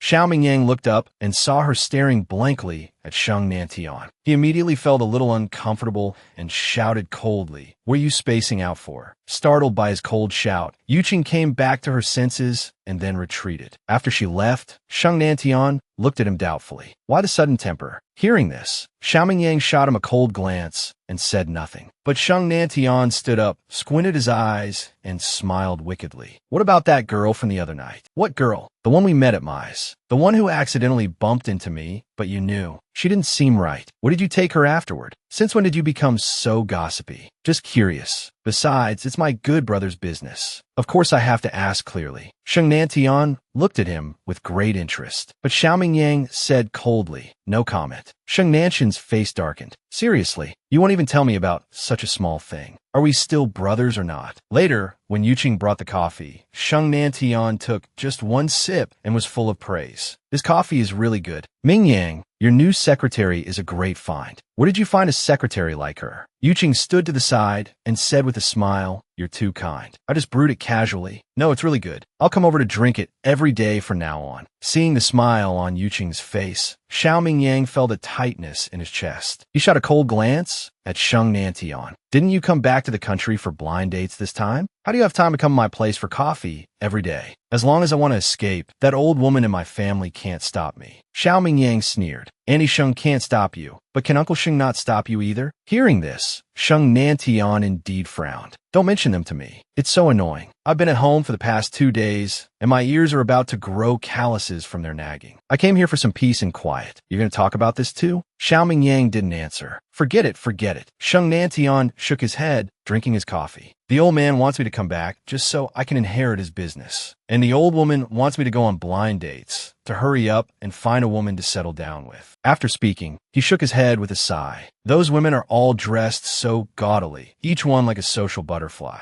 They love to cause trouble and get jealous. If I really listened to the old woman and married a woman like that, wouldn't she be at home crying, making a scene, and threatening to hang herself every day? The thought alone is terrifying. If I really have to get married, I'm going to find an honest and obedient woman. As he finished speaking, Sheng Nantian realized his cup was already empty. Unconsciously, he had finished the entire cup of coffee. He smiled a little embarrassedly at Lin Yuqing and requested in a low voice, Miss Secretary, could I trouble you to make me another cup? Hearing this, Lin Yuqing nodded and took the cup from his hand. Watching her retreating figure, Shang Nantian suddenly sighed. Right? If I'm going to find someone, I should find a woman like that. Obedient and well-behaved, never talks back to you. Marrying someone like that would be worry-free. Shang Nantian, Xiao Mingyang suddenly shouted coldly. She's not your type. Shang Nantian looked at him in surprise. How can you be so sure she's not my type? Maybe she is. Although she's a bit ugly, her figure looks pretty good. TSK. Before he could finish, he felt that the atmosphere around them seemed off. Turning his head, he found Xiao Mingyang staring at him coldly. He looked at him sheepishly. What? Don't tell me you're interested in this secretary? After speaking, he put a finger to his chin in a thinking posture. That's not right, Mingyang. When did your taste become so low? You've even taken a liking to someone like this. She's not even as good as that woman we met at Mai's a few days ago. Hearing this, Xiao Mingyang was also slightly taken aback. He had only met that woman twice, yet she felt incredibly familiar to him. And that night, he had actually let her go at the critical moment, then watch her soak in cold water all night. In the end, afraid she would catch a cold, he had even held her in his arms to warm her. What was even more terrifying was that he knew she already had 2 children and was a married woman. To this day, he still didn't know why he had done that. But he also couldn't have imagined that the woman would have escaped before he woke up. This scene was so similar to the woman he met in the bar 5 years ago. He even wondered if they were the same person. But he didn't know what the woman from 5 years ago looked like. Yet he felt she was very familiar. TSK.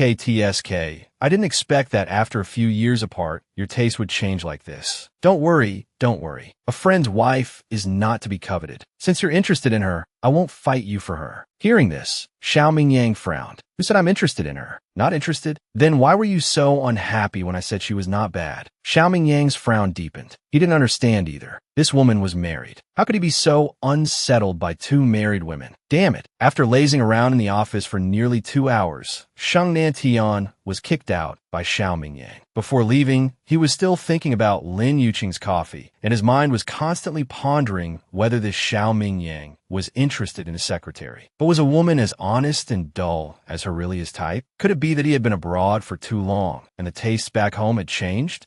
As soon as he got out of the elevator, he bumped into someone. The other person was holding a stack of documents, which instantly went flying into the air. Ouch! Yu Wei was originally taking the documents up to the office. She was in a hurry and didn't expect the person in front of her to walk out without looking. She didn't look either and crashed right into him. This crash was a bad one. She fell backward, landing on her butt on the floor, and the documents in her hands flew everywhere. Shang Nantian had been lost in thought and didn't expect someone to bump into him. He was knocked back, but fortunately, he steadied himself after a few steps. But the woman who had bumped into him was not so lucky. She had taken a hard fall, and all these white sheets of paper. He looked up and saw a beautiful woman in a professional suit. She had a powerful queen aura about her. He had always been very polite to beautiful women. He took a step forward, extended his hand to her, and said in a gentlemanly manner, "Miss, are you all right? The fall hurt you way badly." Suddenly, a voice cut in. She looked up and saw a handsome man standing in front of her, a smile on his face. After a moment's pause, her face hardened. She slapped his hands away. "Look what you've done. If it weren't for you, I wouldn't have had a fall like this." She had never been one to swoon over handsome men. After glaring fiercely at him, she got up to pick up her documents. Shang Nantian, who had been yelled at, was very surprised. He had thought that as soon as he extended his hand, this woman would immediately place her hand in his palm with doe-eyed tenderness and shyly say she was fine. He never, ever expected this kind of reaction. This is bad. I must have been abroad for too many years. The customs back home have completely changed. Yue spent a long time picking up the documents. When she looked up, the man was still standing there, staring at her blankly, with no intention of helping. Looking at the documents scattered all over the floor, her anger flared up again. She went up, grabbed him by the collar, and yelled, "What's wrong with you? You bump into someone, don't apologize, and don't even help pick things up? Are you even a man?"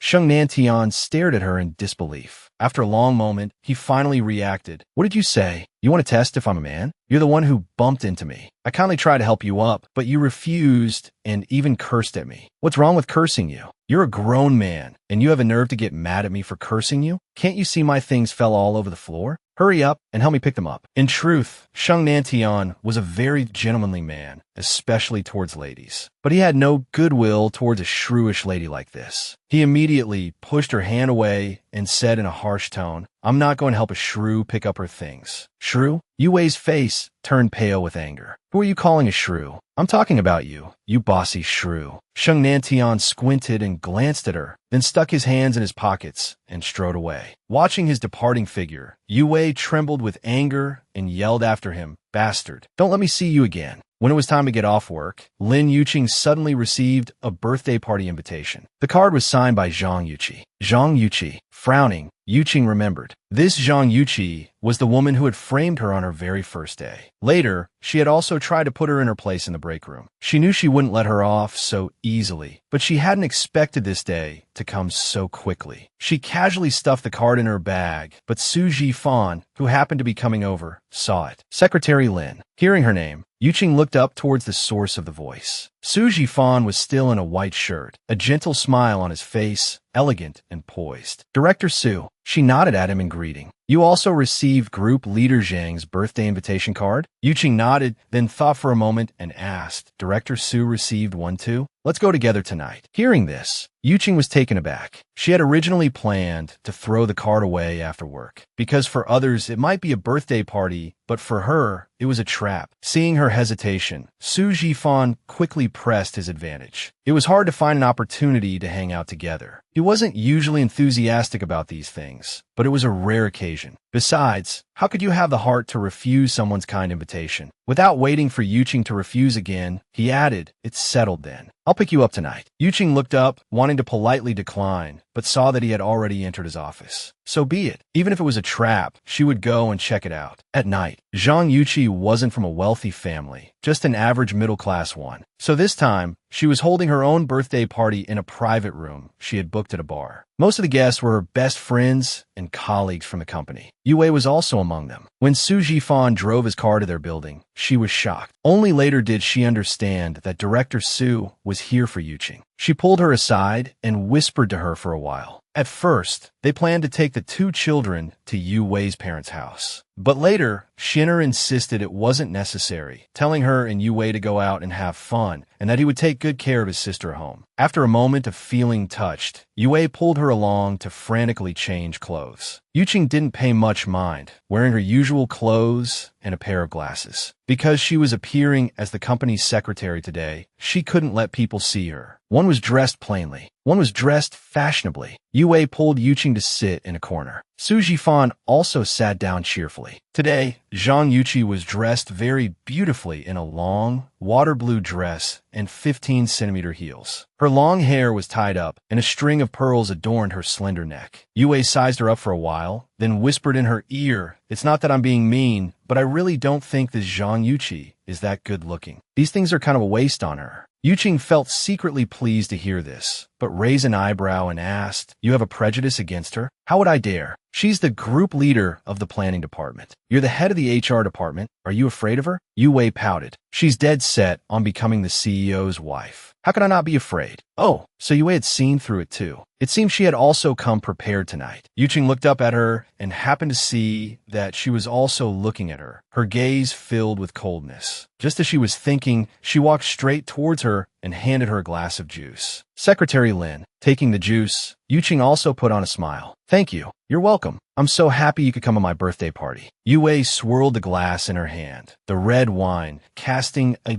beautiful reflection. She sneered, Of course you should be happy. This brings you one step closer to your dream of becoming the CEO's wife. Hearing this, Zhang Yuqi frowned. But luckily, everyone was busy talking and didn't notice what was happening over here. She pursed her lips, suppressed the anger in her heart, and turned to greet other people. After she left, Yuqing took a sip of the juice and asked softly, Why are you targeting her like that? I've disliked her for a long time. Yue Wei put down her glass, glaring at her. You dare to drink the juice she gave you? Aren't you afraid of being poisoned? With that, she reached out, snatched the juice from her hand, and slammed it onto the table. This action drew the attention of others. Yue Wei paid them no mind and drank the red wine from her own glass. Although Yuqing disliked Zhang Yuqi, she felt that Yue Wei's actions were too sharp and deliberate, so she secretly squeezed her hand. hand. She shook her head at her and said softly, "We have colleagues here. Don't go too far." "All right then. For your sake, I won't go too far." Yue winked at her playfully. At this moment, Su Jifan came over with a glass of coconut juice and sat down right next to Lin Yuqing. "This is for you." Lin Yuqing took it. "Thank you. Drinking alcohol is bad for your stomach. You should take better care of yourself." Hearing this, Yue was stunned and then felt it was unfair. "Su Jifan,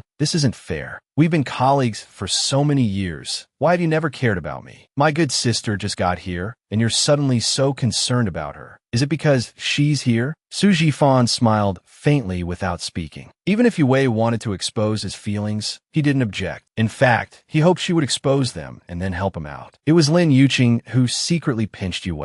Yue cried out in pain. She glared at Yuqing, only to see her still smiling faintly, as if she wasn't the one who had pinched her. Knowing what she meant, Yue didn't dare to tease them any further. Su Jifan saw it too, but still smiled faintly without saying a word. It didn't matter. There was still plenty of time in the future. He could take it slow. Besides, someone with her divorce status would generally not be very receptive at the beginning. Afterwards, Zhang Yuqi took the microphone and started singing. She sang a very old song, Romance in the Rain. She was actually tone deaf, but everyone praised her. This was just a social courtesy. Yuqing couldn't be bothered with it, drinking her beverage and eating snacks. While they were singing, she was eating. While they were playing games, she was still eating. And so, tragedy struck. Eating too much made her need to use the restroom. So she got up and went to the restroom. Just as she came out of the restroom, she saw Zhang Yuqi by the sinks. She was holding a makeup compact and touching up her makeup. Yuqing glanced at her, then walked over, turned on the faucet, and washed her hands. "TSK, TSK. Zhang Yuqi suddenly clicked her tongue, looking at her disdainfully through the mirror. "Look at you. You even dressed like that to a birthday party. I really don't know how you can be so shameless." Hearing this, Yuqing sneered. "Shameless? Are you talking about yourself?" Zhang Yuqi snapped her compact shut with a click and turned around. "I told you before, the secretary position is not an easy one to hold. Whoever sits in it better be careful. I didn't expect you'd actually dare to come to my birthday party. There's nothing Lin Yuqing doesn't dare to do. What are you trying to say? I want you to resign voluntarily and leave Xiaomingyang." Yuqing felt as if she had heard the world's biggest joke. Resign? From a job she was competent at? Why should she resign? What if I don't? Then you will regret it. With that, Zhang Yuqi curled her lips into a triumphant smirk, then walked out on her long legs. After she left, Yuqing shook her head, took off her glasses, and splashed some water on her face before walking out. At the corner, two strange men suddenly appeared, deliberately blocking her path. Yuqing stopped in her tracks. Looking at the malicious smiles on their faces, she finally understood Zhang Yuqi's purpose tonight. She glared coldly at the two men and said in a cold voice, "What do you want?" When the strange men saw her, they also squinted their eyes, sizing her up. The fatter one on the left spat. "Damn, I thought it was some beautiful woman. Turns out it's a woman who makes you lose your appetite. This piece of work." The skinny one stared lecherously at her chest. "Big brother, don't look at her face. All women are the same after the lights are out anyway. And this woman's skin looks really smooth.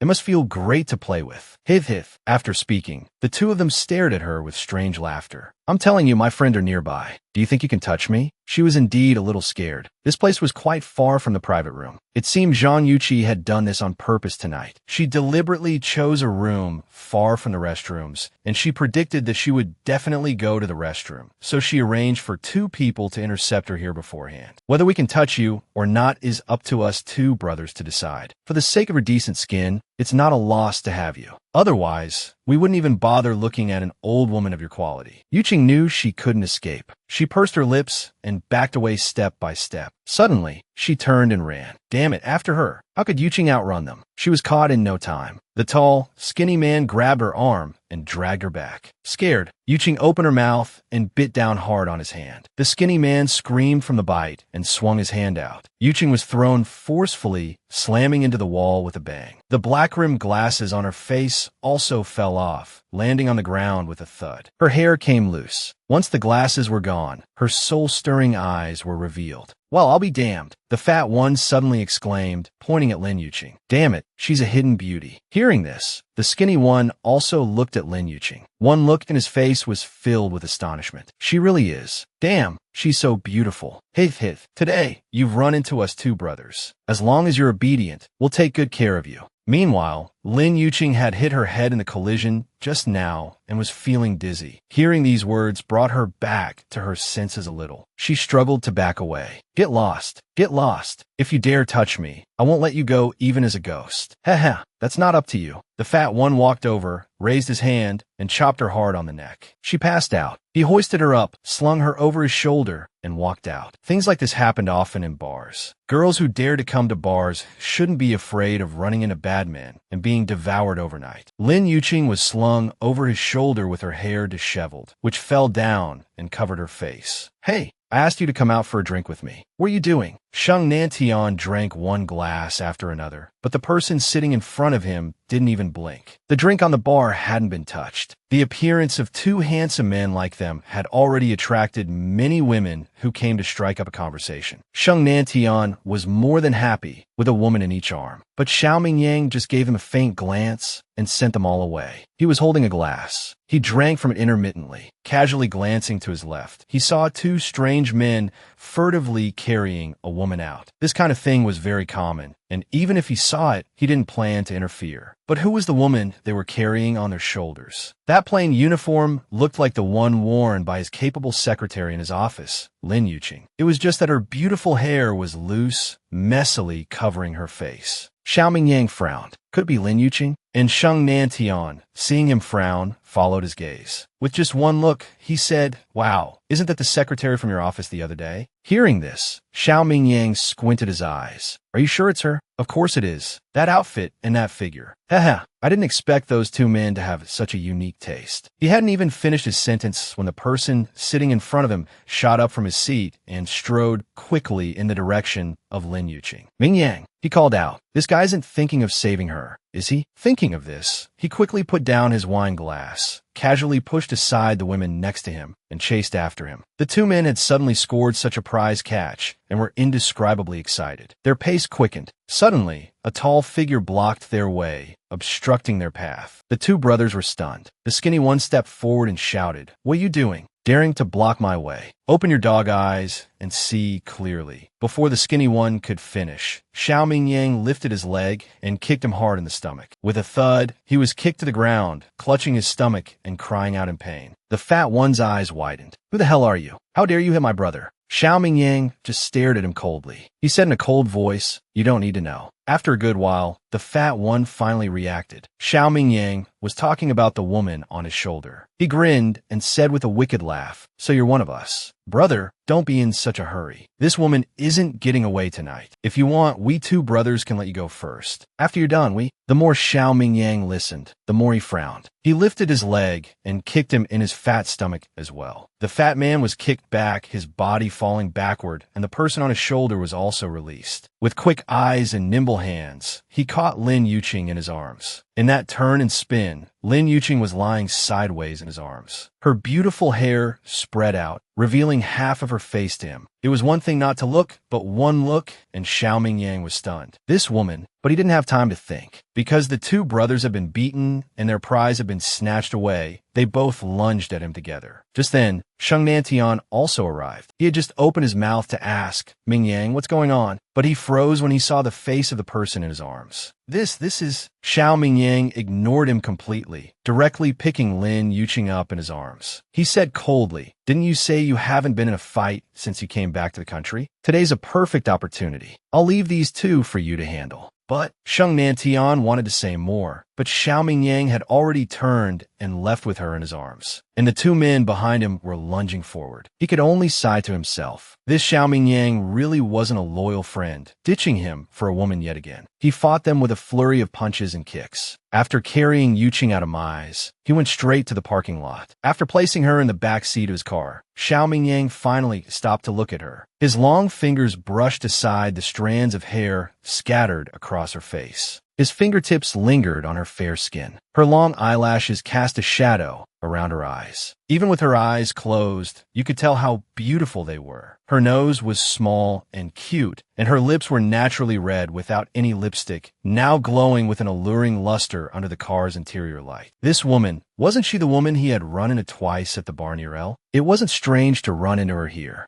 What was strange was that she was wearing the same plain uniform his secretary usually wore. At first, he thought she was Lin Yuqing. Thinking of this, Xiao Mingyang frowned. The recent events, when he met her at L, he only knew her surname was Lin, but not her full name. She had a son and a daughter. But when he asked Lin Yuqing the next day, she said she had 2 daughters. If she wanted to hide it, then there was the same fragrance on both of them, a scent that felt very familiar to him. All of this indicated that the woman he met at L was Lin Yuqing. No wonder Lin Yuqing had been unwilling to reveal her true face. No wonder she disguised herself for work every day. In her daze, Lin Yuqing suddenly let out a muffled groan as if in pain. Her beautiful brows knitted tightly, and her eyelashes trembled slightly. Xiao Mingyang kept staring at her, watching her open her eyes, his gaze falling upon him. Then from initial confusion to clarity, then to surprise, dissatisfaction, and panic. Suddenly, Lin Yuqing sat up, but because the movement was too abrupt, her head accidentally hit the car roof. The pain made her eyes well up. Her clothes were a bit messy. Her hair was also a mess. And Xiao Mingyang kept staring ardently at her face. Could it be? Lin Yuqing raised her hand to touch her face. No need to touch. Your glasses are gone. Hearing this, her hand, raised in midair, froze. The air seemed to congeal. The silence in the car was very strange. After a long moment, Lin Yuqing forced an awkward smile.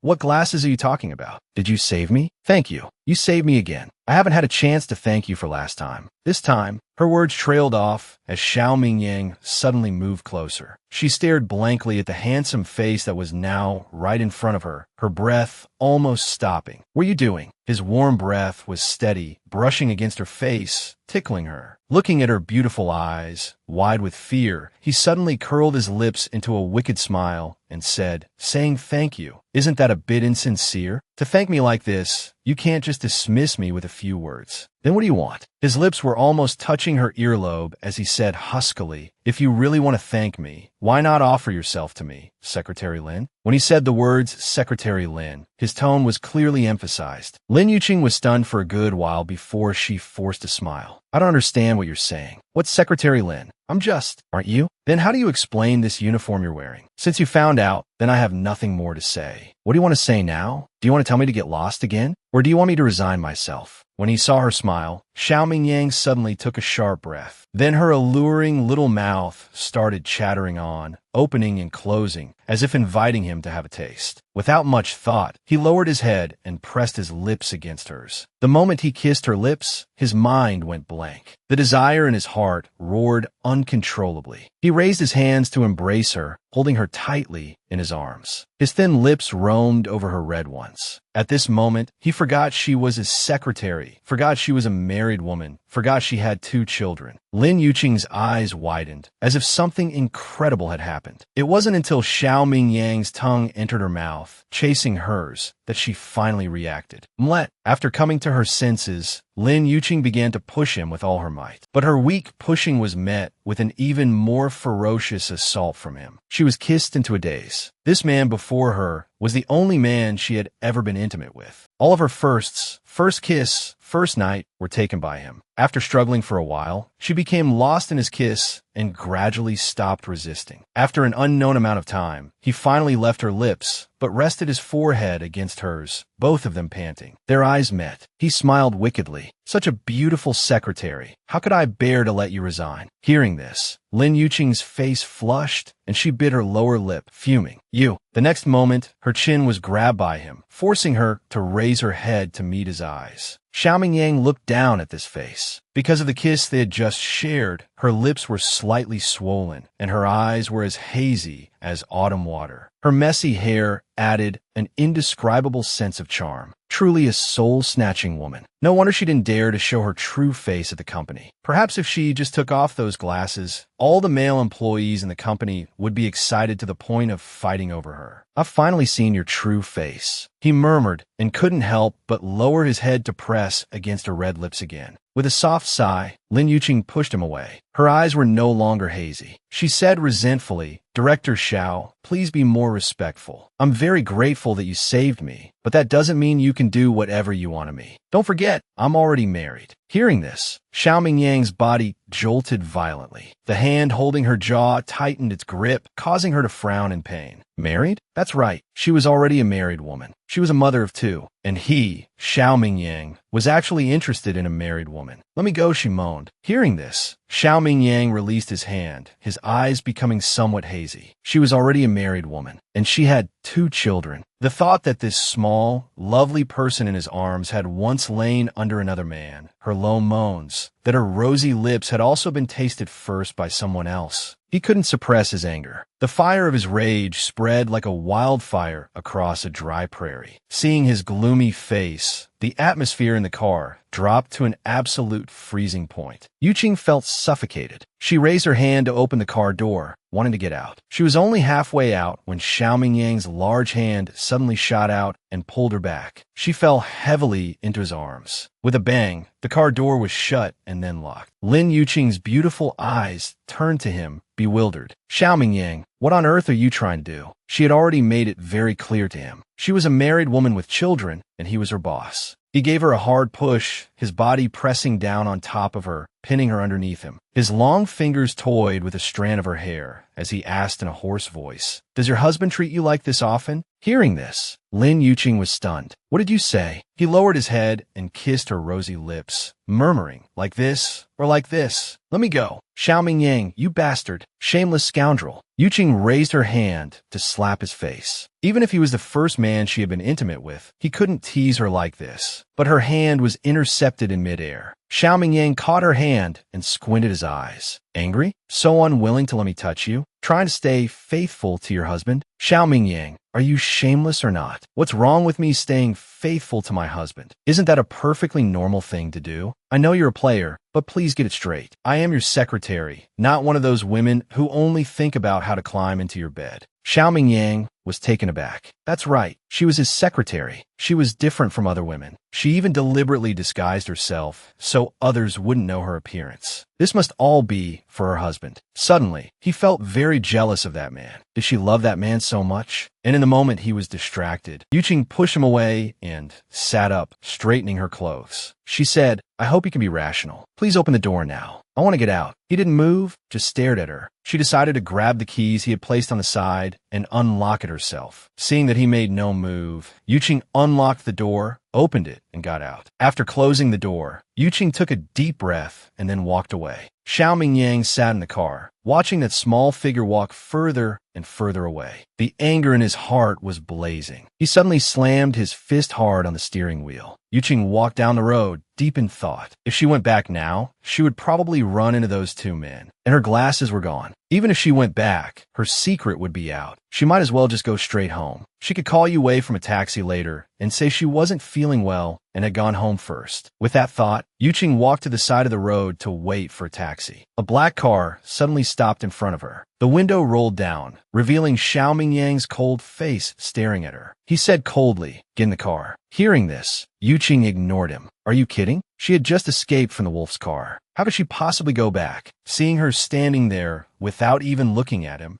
Xiao Mingyang's brow twitched. He said sharply, "Do you want to get in yourself, or do you want me to come and carry you in?" He meant what he said. This shameless person, he would really do it. Yuqing snorted. "What exactly do you want? I've already made myself very clear. If you continue to pester me, then I'll have no choice but to submit my resignation tomorrow. Do you plan on walking back dressed like that?" His gaze fell on her chest. Hearing this, Yuqing looked down and only then noticed that a button on the front of her uniform was missing. She didn't know when. It was now slightly open, offering a faint glimpse of the scenery within. She quickly pulled her clothes together and pouted. "Get in the car. I'll take you home." Only then did Yuqing reluctantly pull open the car door and get in. Seeing her sit in the back seat, looking at him warily, Xiao Mingyang didn't say anything more. After she was settled, he stepped on the gas, and the car sped away. On the way, Yuqing sent a text to Yue saying she wasn't feeling well and was heading back first. After that, Yue's call came chasing after her. She gave her a torrent of scolding, saying things like she just didn't want to be there. It wasn't that she wasn't feeling well. But even if she didn't want to stay, she should have called her to leave together. Why did she just ditch her there and so on? She was scolded so much she didn't even have a chance to reply. When she finally had a chance to speak, she couldn't get more than a few words in before Yue hung up the phone. Listening to the dial tone from the phone,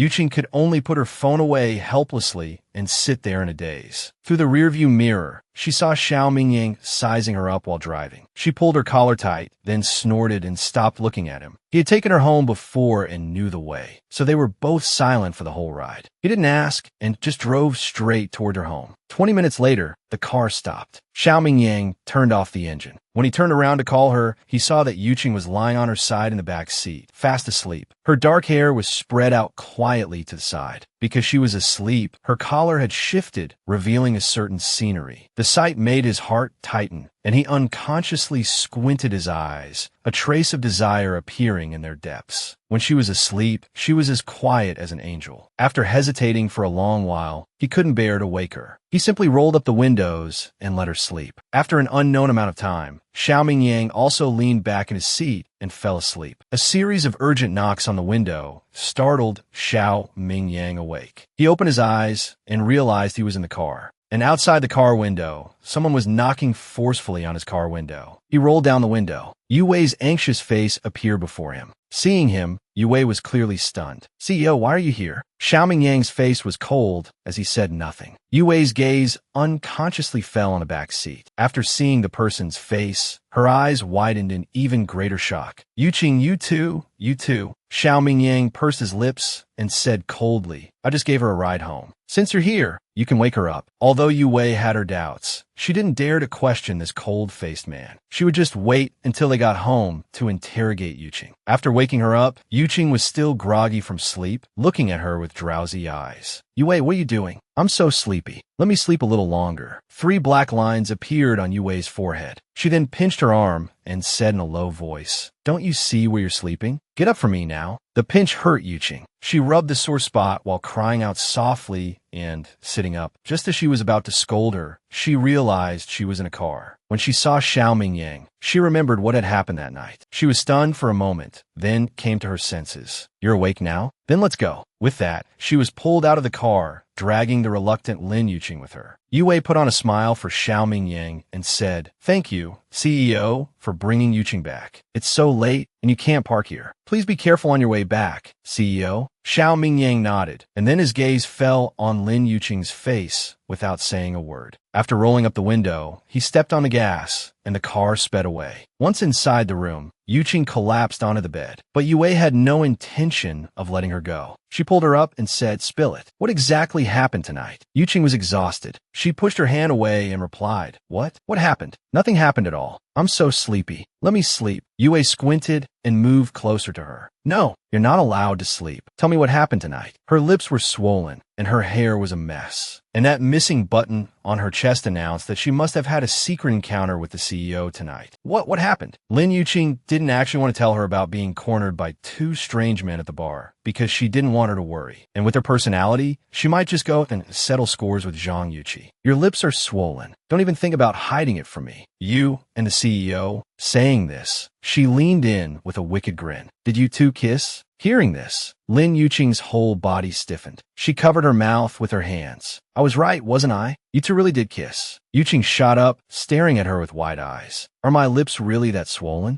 Yu Wei nodded, then casually picked up a mirror from the nearby table and handed it to her. See for yourself if they're swollen. Yuqing took the mirror, glanced at it, and then slapped her own forehead in frustration. Damn it, her lips really were a bit swollen and very red. She had originally wanted to pretend nothing had happened, but she never thought it would be so obvious. What was even more damnable was that she had actually fallen asleep in Xiao Mingyang's car. And to make matters worse, that guy didn't even wake her up, which led to Yu Wei showing up. Now, Yu Wei, it's not what you think. Let me explain. I'm not listening. You've definitely kissed the CEO. I can't believe a man as cold as the CEO would fall for you. After saying that, she looked at her again. But what's really going on between you 2? Where are your glasses? Did the CEO forcibly take them off? Hearing this, Yuqing shook her head, pursing her lips without a word. She leaned back, falling onto the bed and staring at the ceiling with a sigh. Now Xiao Mingyang knew her identity. Actually, it didn't matter that he knew. She had originally disguised herself just to avoid trouble. As long as he didn't develop any other ideas about her, she could continue to work at the Shao Corporation. But now, even Yue could see that something was unusual. It seemed she would have to write a resignation letter tomorrow and quit. Xiao Mingyang was the most popular man in City A, the dream husband for all women. Although he was a bit cold and ordinary women couldn't catch his eye, a person like him, once he became devoted, would surely be loyal to the end. Yuqing, if Xiao Mingyang has really fallen for you, then you're truly blessed. Blessed? Yuqing closed her eyes. Whether this was a blessing or a curse was still an unknown. The next day, without discussing it with Yue, Yuqing directly submitted the resignation letter she had written. Then she stood in front of Xiao Mingyang and said softly, "Director Xiao, I don't think this job is suitable for me, so I've decided to resign. Please take a look at the resignation letter when you have time." Hearing this, Xiao Mingyang just glanced up at the resignation letter on the desk, lifted his hand, but didn't pick it up. "Just leave it there. I'll look at it when I have time." "Director Xiao, is there anything else?" Yuqing shook her head. "Then go out and plan this week's schedule. Also, there's a business party tomorrow night. Remember to prepare for it. You'll accompany me." "What?" Yuqing's eyes widened. This guy was simply a scoundrel. He clearly knew she wanted to resign, yet he was deliberately making her accompany him to a banquet. Thinking of this, Yuqing said in a muffled voice, "Director Xiao, since I've already submitted my resignation letter, it means I no longer want to do this job. So, you should find someone else for this banquet. As for this job, I will be leaving in 1 week." With that, she turned and walked out. "Stop." Yuqing stopped in her tracks. Xiao Mingyang looked at her and said coldly, "Submitting a resignation letter means you can only leave after I've approved it. Have I approved it?" Hearing this, Yuqing took a deep breath. She turned and walked in front of him, spreading open the resignation letter. She pointed to the bottom. "Then please, Mr. President, lift a finger and sign it for me now. As long as you sign it, I can leave in a week." Lin Yuqing, Xiao Mingyang, took the resignation letter from her hand. Without even a glance, he threw it directly into the trash can. Do you remember the contract you signed on your first day at the company? It states that within 1 year, unless I tell you to get lost, you will have to pay a penalty for breach of contract if you resign on your own. You haven't been at the company for long, and you want to resign before you've even received a salary. You should know that this penalty is not a small amount. Xiao Mingyang's dark eyes were filled with smugness. For her to pay that much money, she definitely couldn't afford it. That handsome face of his looked so punchable at this very moment. Yuqing wished she could punch all the smugness right off his face. Yes, if she were to resign on her own within a year, she would have to pay a penalty of nearly 1 million. As a junior employee, where would she get over 1 million? Even when she was a secretary abroad, her salary was high, and she might have saved up that million. But if she scraped it all together to pay this money, how long would it take her to earn it back? Don't get any other ideas. I do not approve your resignation. If you insist on leaving, I can also have the entire business world refuse to hire you. A smile played on his lips, his face filled with deep satisfaction. Furious, she bit her lower lip. "You're truly shameless." Xiao Mingyang shot to his feet. With a stride of his long legs, he closed in on her. Just as she was about to step back, his large hand wrapped around her waist. With a forceful pull, she crashed into his chest. Let go of me." Xiao Mingyang, holding her tightly, pulled her closer and closer to him. His hard chest rubbed against hers. Yuqing could feel it clearly. Her face flushed red, and she tried to push him away in a mix of shame and anger. This is what's called shameless. Understand? As the words fell, he abruptly lowered his head and captured her red lips. He completely ignored her whimpers and struggles. She pounded on his chest with her fists, but to him, it was like a flurry of ineffective blows, completely painless. He savored her lips freely, letting her small hands hammer on his chest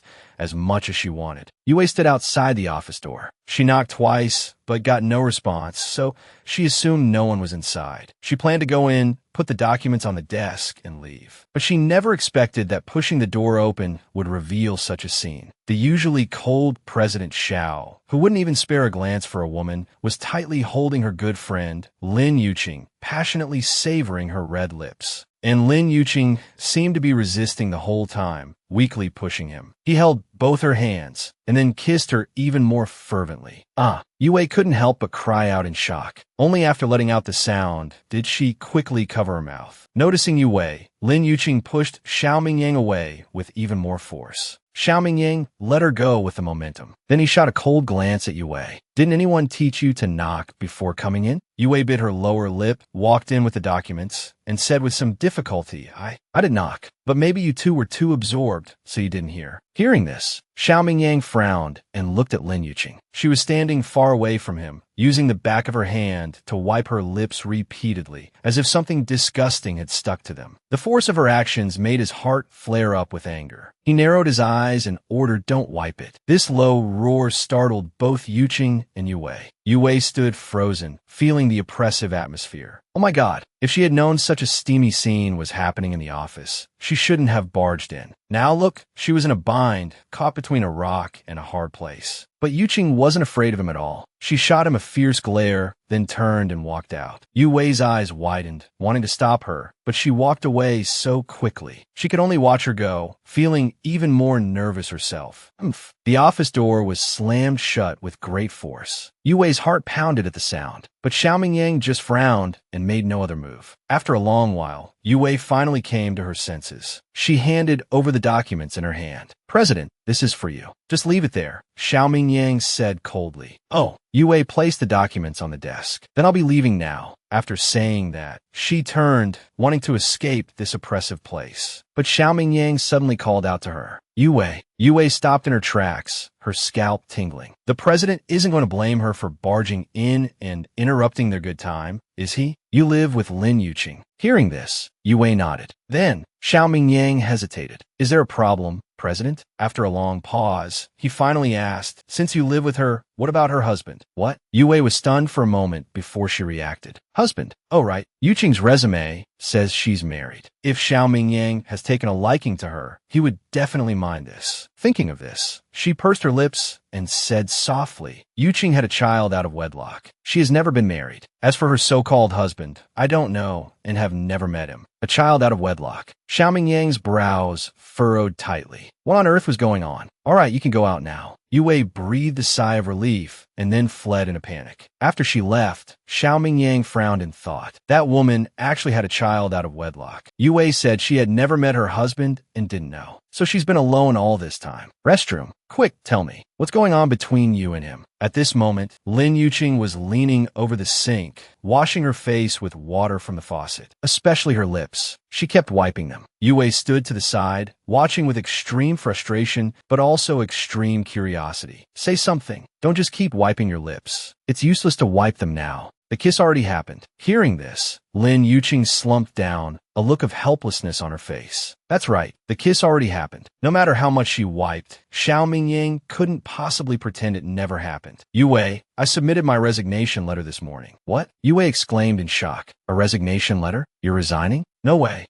Yuqing nodded. She straightened up and looked at her water-streaked reflection in the mirror, took off her glasses, pulled out a tissue, and wiped her face, drying off all the water. "Why? You've been at this job for less than a month, and you signed a 1-year contract back then. If Xiao Mingyang doesn't agree, you'll have to pay a 1 million yuan penalty." Yuqing's brow furrowed in frustration. "I know. That's what I'm worried about, too. He refused to sign my resignation letter this morning. He threw it in the trash. If I were Xiao Mingyang, I wouldn't sign it either." A mischievous smile appeared on Yue's face. She whispered, "He's taken a liking to you now. How could he possibly agree to your resignation?" "Yue, don't be ridiculous. That's complete nonsense. How could I? Otherwise, how did you two end up kissing?" Yuqing was exasperated. "He took advantage of my situation, a forceful plunder." "Wow, so President Xiao is that domineering." "Yue, all right, I'll stop teasing. But I'm telling you for real, if President Xiao falls for you, you'll be the president's wife in the future. You won't have to work so hard every day." "Really? Although Xiener and Zhenjin haven't said anything, I think you should find them a father. A child with only a mother's love is incomplete." Hearing this, Yuqing lowered her eyes, looking at the lines on her palm. A child with only a mother's love is incomplete. How could she not know? When she first found out she was pregnant, she had thought about getting an abortion. But then she thought that the child was innocent, so she decided to bear it all and give birth alone. To hide it from everyone, she even went abroad specifically. No one else knew about this matter. It's not as simple as you say. A man's heart is fickle. When he fancies you, you are a treasure. When he doesn't want you, what are you? Have you forgotten what happened 5 years ago? Yue fell silent. It was true. Everyone had witnessed Yu Xiangfeng's deep affection for Lin Yuqing back then. They thought he would marry no one but Yuqing in this lifetime, that the two were destined to be together. But no one expected that the one who cheated would be him. Indeed, men cannot be trusted. With a soft sigh, Yue could only offer gentle comfort. Not all men are like that. You should learn to trust again. Yuqing, I do trust. Yuqing smiled faintly. I trust myself. I can raise my children well on my own. The two then talked about some trivial matters before heading out. After they left, the restroom door was slammed open with a bang. An enraged Zhang Yuqi walked out from inside. Jealousy crawled all over her face. She bit her lower lip hard. She hadn't misheard just now, had she? She actually kissed the president. Something she had dreamed of for years was just snatched away by someone else. No, she absolutely would not allow it. Damn those two incompetent fools. They messed up her business. Lin Yuqing, you just wait. This isn't over.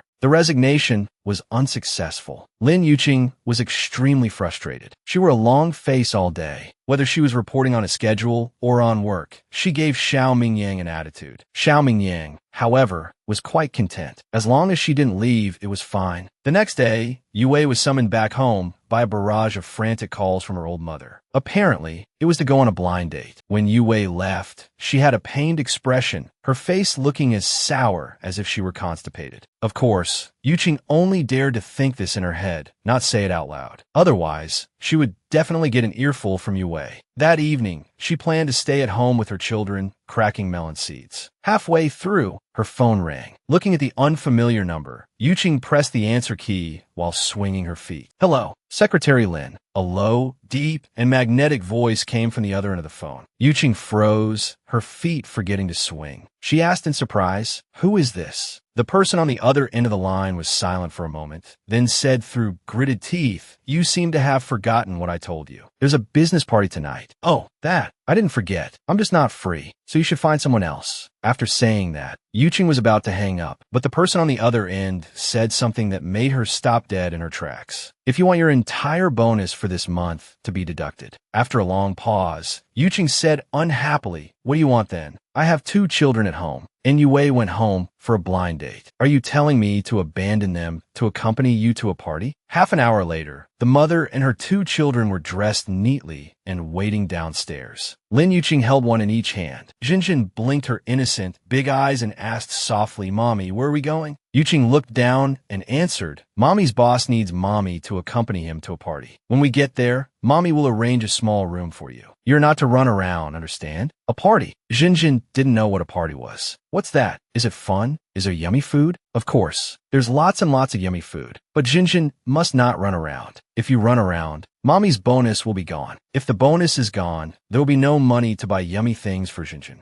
Jinjin nodded repeatedly, almost nodding her head off. Jinjin will definitely not run around. In a short while, Xiao Mingyang's car pulled up right in front of them. Jinjin and Xin'er both seemed to remember him. Xin'er looked at him leisurely without much reaction. But as soon as Jinjin saw him, she excitedly shouted, "Handsome uncle!" Xiao Mingyang rolled down the window, first stunned, then a smile spread across his lips. "Good girl." He opened the car door. Jinjin, as if she knew him well, directly scrambled to his side and sat on his lap. Yuqing was so shocked her heart almost leaped out of her chest. She chided, "Jinjin, don't misbehave. Get down now." Who knew that Jinjin wouldn't listen? She wrapped her small, soft hands around Xiao Mingyang's neck. "I won't." Xiao Mingyang didn't know why either. He usually disliked being close to others. But this girl before him, with her big eyes and a slight resemblance to Yuqing, actually gave him a feeling of closeness. So he didn't dislike it. Instead, he subconsciously held her tighter to prevent her from falling. He looked back and saw Yuqing still standing there, holding Lin Xian's hand. He knitted his brows. Still not getting in the car? Helpless, Yuqing had no choice but to pull Lin Xian into the back seat. Xiao Mingyang was a bit dazed. This feeling was surprisingly like being a family. Through the rearview mirror, he saw she was still dressed simply, wearing those thick, black-framed glasses. He became displeased, and his face fell. "We're not at the company anymore. Why are you still wearing glasses?" Hearing this, Yuqing glanced at him, adjusted her glasses with her hand, and replied, "I'm used to it. Are you planning to go to the banquet dressed like this? Is there something wrong with it? I'm just your secretary anyway. There's nothing wrong with me dressing like this." Xiao Mingyang said nothing, but suddenly turned the car around and drove in another direction. In a short while, the car stopped in front of a very high-end looking formalwear shop. Yuqing knew what he wanted to do with just one glance. She quickly said, I don't need to buy a dress. If you really mind, the one from last time is still there. I can go back and get it. Before she could finish, Xiao Mingyang had already opened the car door and gotten out, holding little Jinjin. Yuqing sat in the car, pouting stubbornly, refusing to get out. Shinner, on the other hand, smiled nonchalantly. He took her hand and said softly, Mommy, Jinjin is already out. Let's go down too. She was finally dragged out by Shinner. The moment the shop owner saw Xiao Mingyang, her eyes practically turned into red hearts. But after seeing Lin Yuqing, a flash of contempt crossed her eyes. Xiao Mingyang sat down on the sofa with Jinjin and tilted his chin. Find her dress. For party. Of course. Yuqing glared at him, thinking resentfully, what does he take her for? And Jinjin, this little traitor, actually wouldn't listen to her and was clinging to that big devil. In a short while, the shop owner brought over an exquisite box. When the box was opened, it revealed a delicate and refined small white dress. The entire dress was made of lace and light gauze, but wasn't revealing. Looking at the length, it probably reached the knees. Miss, this is a new style that just arrived today. Please go try it on. Yuqing took it and walked towards the fitting room. With a bang, she shut the door. Yuqing, extremely frustrated, took off her clothes. As she was about to change into the dress, she saw the tag hanging on it. Seeing the uncountable number of zeros after the first digit, Lin Yuqing gasped, then thought resentfully, this bastard just loves to bleed her dry. She resentfully put on the dress. Lin Yuqing walked out unwillingly. Xiao Mingyang's eyes lit up. A delicate white dress accentuated her graceful figure. Her long, slender legs were also extremely alluring. After looking her over, Xiao Mingyang thought to himself, this woman really has it where it counts. A full bust, a nice behind, and long legs. But that pair of black-framed glasses on her face was a real eyesore. Thinking this, he put down the well-behaved Jinjin in his arms, stood up, and walked towards her. Seeing him walk towards her, Yuqing bit her lower lip and subconsciously took a step back. His strides were large, and in an instant, he was right in front of her. His hand reached for her face. Before she could react, the black-framed glasses on her face were plucked off by him. Don't wear these ugly glasses again in the future. After saying that, he casually threw the black-framed glasses away. Hey you, that was something she spent dozens of yuan on. He just threw it away like that. That's too much. She is very beautiful, especially these eyes. No wonder she had to wear glasses. Then he thought again, that's not right. He moved closer to her and said in a low voice, you still have to wear them in front of outsiders. But in front of me, you are not allowed to wear this ugly thing again. His tone was domineering, leaving no room for refusal. Yuqing pouted and glared at him. Why should I listen to you? Who are you to me? Sir, this dress suits your wife perfectly. The shop owner's voice sounded from the side, a look of amazement in her eyes. She never thought this woman was hiding such beauty. She had been thinking, this man is so handsome, and the two children are so cute. How could the woman be so plain? It turned out she was hiding her beauty under her glasses. Hearing this, Yuqing's face turned beet red, and she was about to argue. What? Who is his? But Xiao Mingyang beat her to it. He stepped forward, wrapped an arm around her slender waist, and smiled wickedly. Yes, I also think my wife looks particularly good in this. Yuqing glared at him. Sir, would you like to get a pair of shoes to match for your wife? Go get them. In a moment, the shop owner brought over a pair of 15-centimeter high heels. They were a pair of milky white high heels that matched the dress on her perfectly. This pair will do. Pack up the clothes she changed out of. Okay, please wait a moment.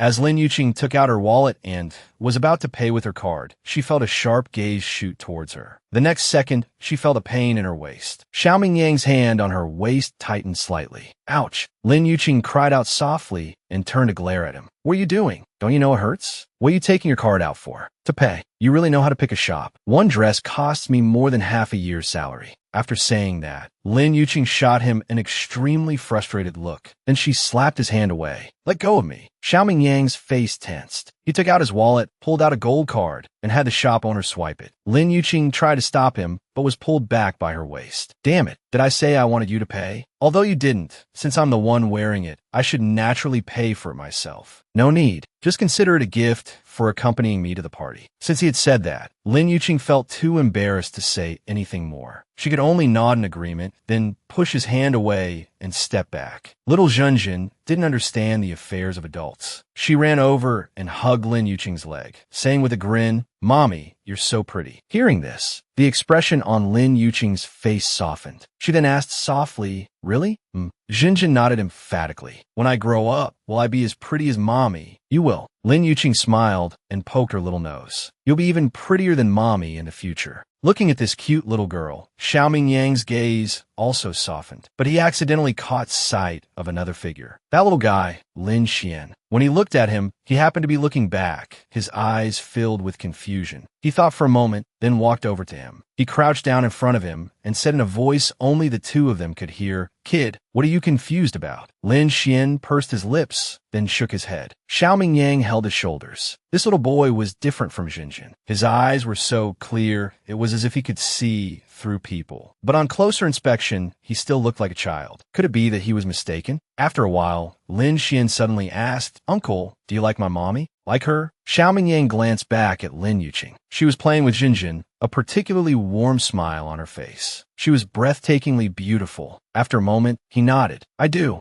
Then can you give us a home?" Hearing this, Xiaoming Yang was stunned. A home? Did he mean marriage? Seeing him standing there stunned and silent, Xian'er, whose face was usually without a smile, suddenly broke into a bright one. He stepped forward and gave him a big hug. "Thank you, Uncle, for buying my mommy clothes. When Xian's magazine is published and I get the money, I will definitely pay you back, Uncle." After saying that, he left a wet kiss on his cheek. Before he could react, he had already scurried away on his short legs towards Lin Yuqing. After a moment, Xiaoming Yang stood up. He looked at that small figure and suddenly fell in a deep thought. Zhenjin, however, came waddling towards him like a duck. She threw herself into his arms. "Uncle, where are we going next?" "To the party." The party hadn't started yet. Although he had brought these two children, thankfully, Xiaoming Yang had arranged a room for them. He had Yuqing take them there, and they would leave together when it was time to go. In the room, "Zhenjin, be good. Don't run around. Mommy will come pick you up to go home after the party." Xian'er and Zhenjin were both sitting on the big bed, their 4 little feet dangling and swinging in the air. It was quite amusing. After reminding them over and over, Lin Yuqing looked at Lin Xian. She said softly, "Xian'er, watch your sister. Don't let her run around. Mommy knows you're the best and most obedient." Lin Xian nodded with a smile. He went forward and hugged her. "Mommy, don't worry. You can go. Leave this to me. Also, Mommy, you look really beautiful tonight." She closed the door. Lin Yuqing had them lock the door from the inside. Xiaoming Yang was waiting for her outside the door. Seeing her come out, he asked, "All settled?"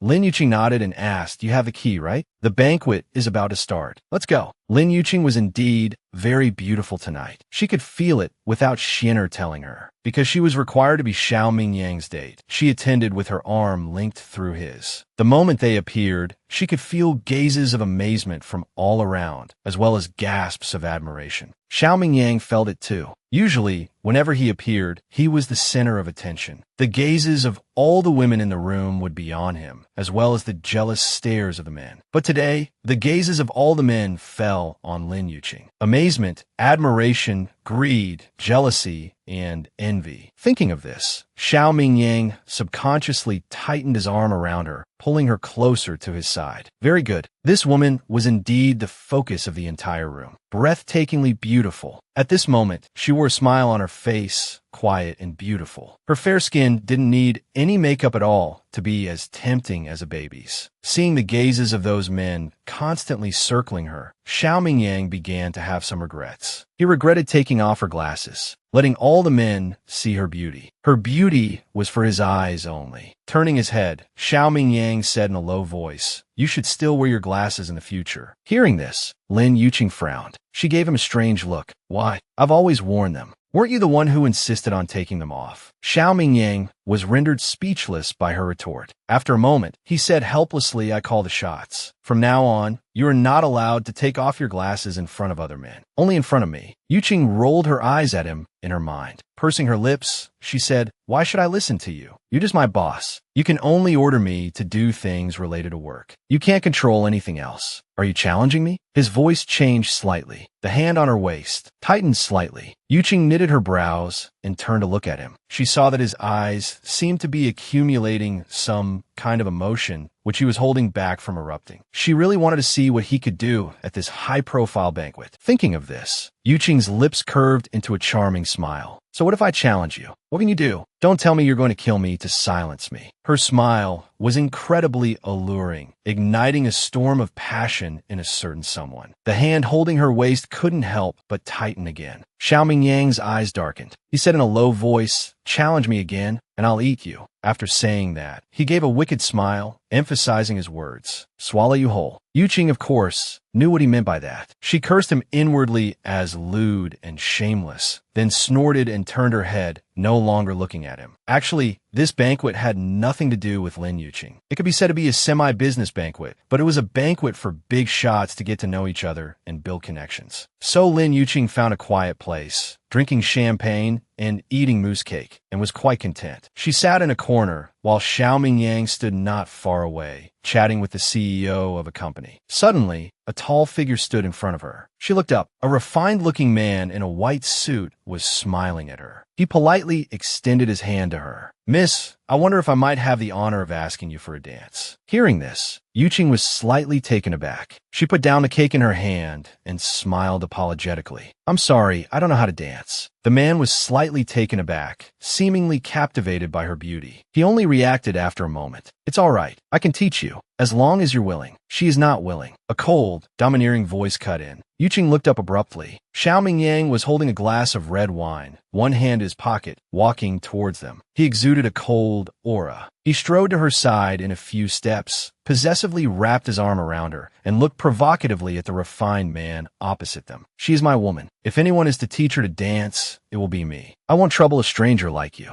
Hearing this, the refined man seemed a bit embarrassed, but with his excellent manners, he still said, "Since that's the case, then I've disturbed you. Please carry on." After he left, Yuqing turned to him, glaring fiercely. "Hey, Xiao Mingyang, I agreed to accompany you to the banquet because I had no choice for work. Don't push your luck. Who said I'm your woman?" Xiao Mingyang's lips curved into a non-committal smile. "Did you want him to teach you how to dance?" "Not really. Actually, even if he hadn't come, she had no intention of dancing with him. She, Lin Yuqing, did not have a habit of dancing with strange men. You see, you clearly didn't want to either. Yet you blame me for pushing my luck. So I shouldn't be grateful to you? Shouldn't you be?" Yuqing looked at him in disbelief. Is this person really the president of the Xiao Corporation? So thick-skinned and shameless. Yuqing pouted, not intending to speak to him anymore. "Yuqing, you're at the banquet too?" A delicate voice came over. Looking up, she saw Su Yin walking over with her arm linked through Yu Xiangfeng's, a charming smile on her face. Although she was speaking to her, her fox-like eyes were fixed on Xiao Mingyang. Yu Xiangfeng stared at Yuqing, somewhat dazed. She was beautiful. He had always known that, and breathtakingly so. Otherwise, he wouldn't have pursued her for so many years back then. Even when he slept with Su Yin, his heart still loved her. It was only because he could never have her that he got together with Su Yin in a fit of anger. But he didn't expect her to disappear after that, so he stayed with Su Yin. Now, 5 years later, she was back. Seeing her transformed appearance at the last banquet had somewhat balanced the anger in his heart over the years. But now, she was so beautiful, and standing beside her was such an outstanding man. This made him feel very unbalanced. What trick was Su Yin trying to pull now? Acting all familiar with her. "Present Xiao, you're here too." Xiao Mingyang ignored her, his eyes fixed on Yuqing. A flash of hatred crossed Su Yan's eyes, but she quickly suppressed it. She put on a gentle look and turned to her. "Yuqing, are you still mad at me about what happened last time? It was all my fault. Please don't hold a grudge against me, okay? I'm apologizing to you here today."